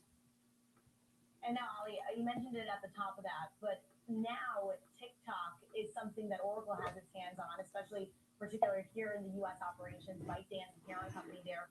Investors hearing this, maybe for the first time, thinking Oracle is going to be part of a group of investors who own TikTok here in the U.S. How do you make that? How do you make way of that? Should this eventually come to fruition?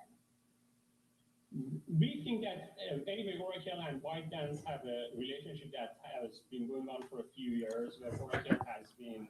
Yeah, this is looking pretty good. S&P just crushed everything. Crushed everything here.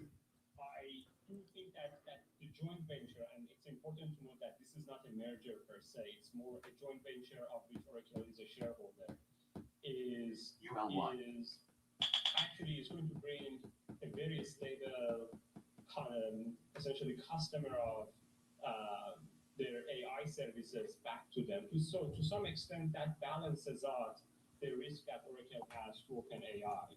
Where if you have an OpenAI credit event, you probably that's going to be offset by the fact that you have other stable customers like ByteDance.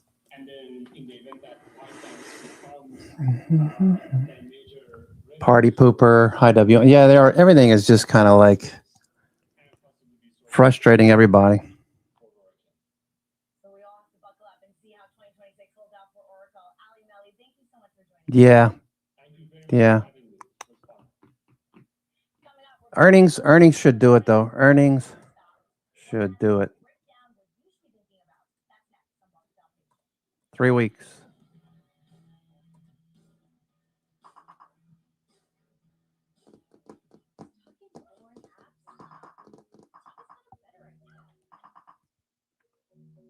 They're just not letting this go anywhere. They're not letting this market go anywhere at all.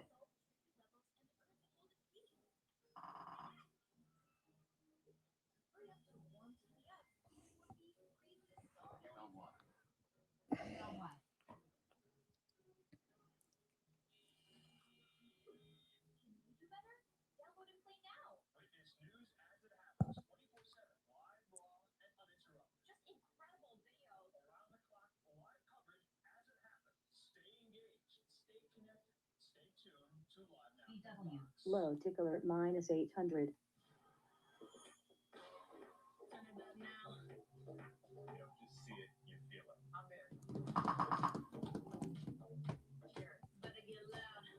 Jeez, this market is just doo-doo. 9.5 minutes to go. 9 minutes, 40 seconds to go. Okay, what's AFJK is unhalted. AFJK, AFJK. Wow, 110. All right, here we come back down now. People are selling. We should get back down to, if we get back down to 60 again, I'll be looking to go in to that again.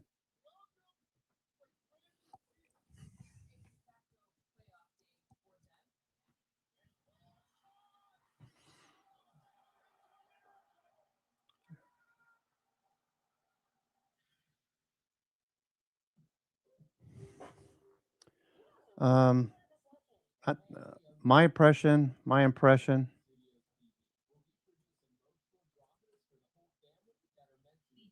Mr. Turcini, is everyone is on vacay.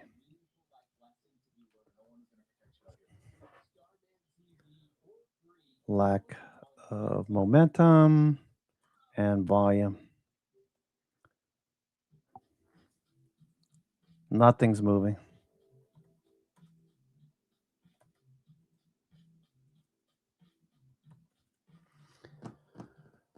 Okay.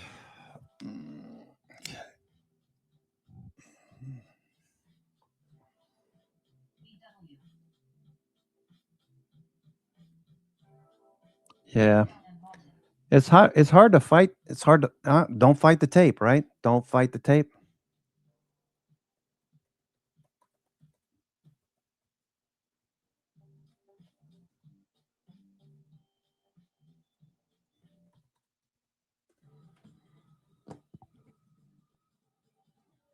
Is not. Is not.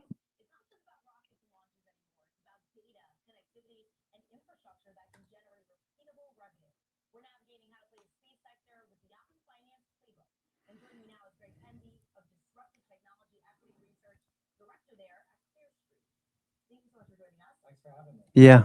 Yeah. Not reading.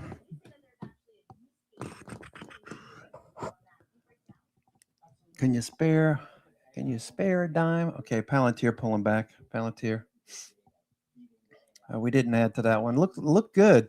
Go back to the 21 day and got sellers came in.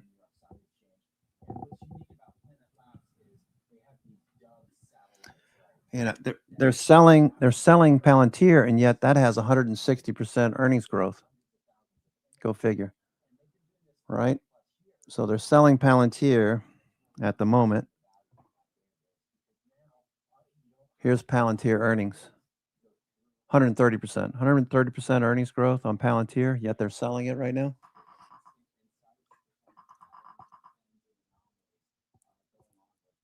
Okay, 6 minutes to go. 6 minutes, 20 seconds to go.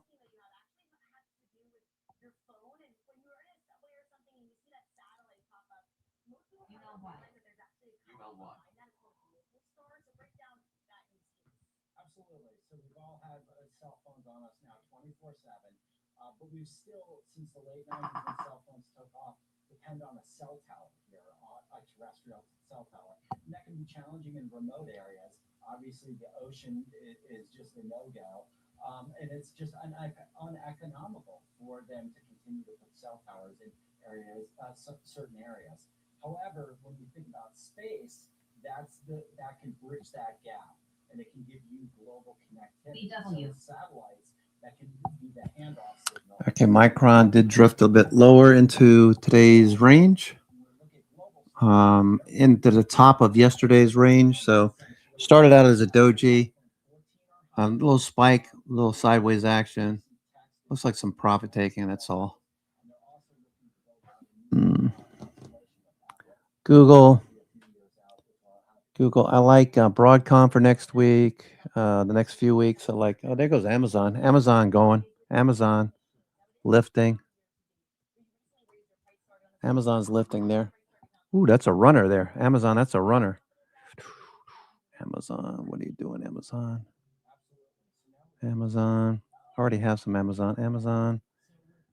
Okay, what do I have? January's. January. Okay, I have 235. 235. 235, 240.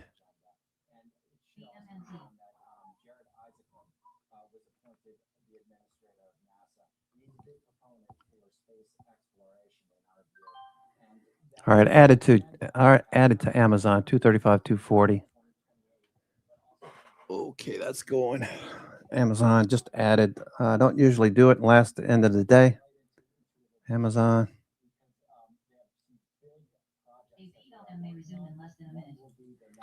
235, 240. Amazon added for January 16th. Yeah, you're welcome.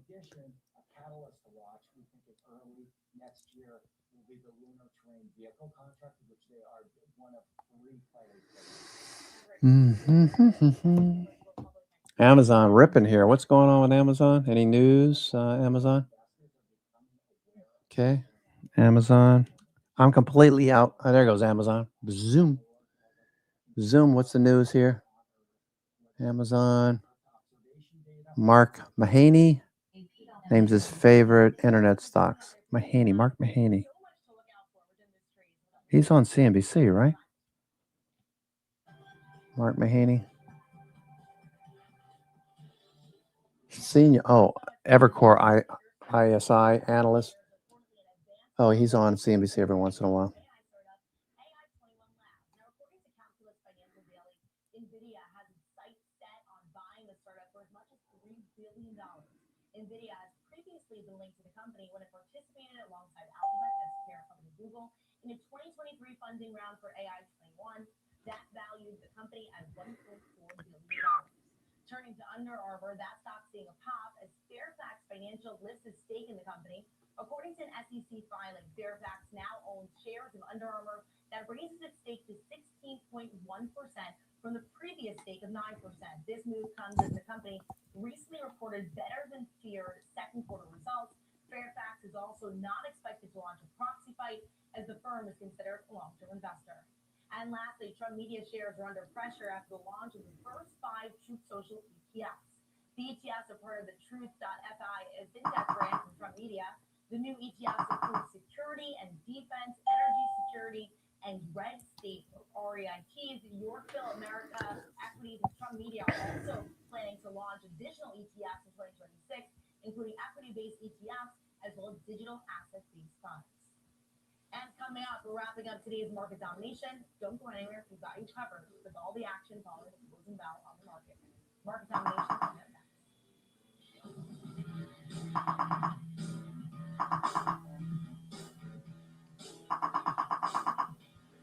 Okay, we're dropping off here. 2 minutes to go. 2 minutes to go. Amazon. Amazon still going. Amazon into the close. All right, I got a hard stop. I just got to run out with my daughter after this. Get a couple of things for her.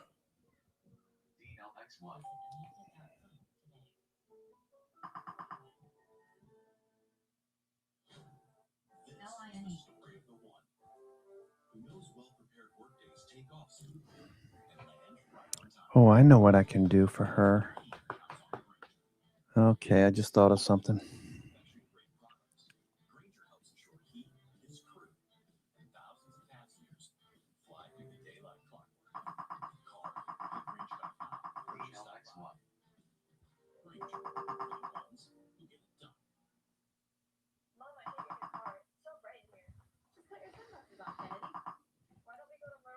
Dropping pretty fast here.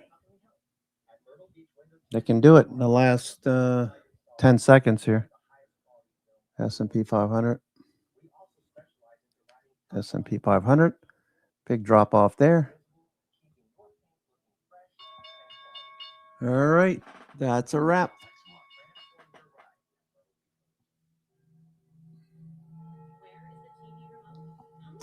Okay, folks, I got to go.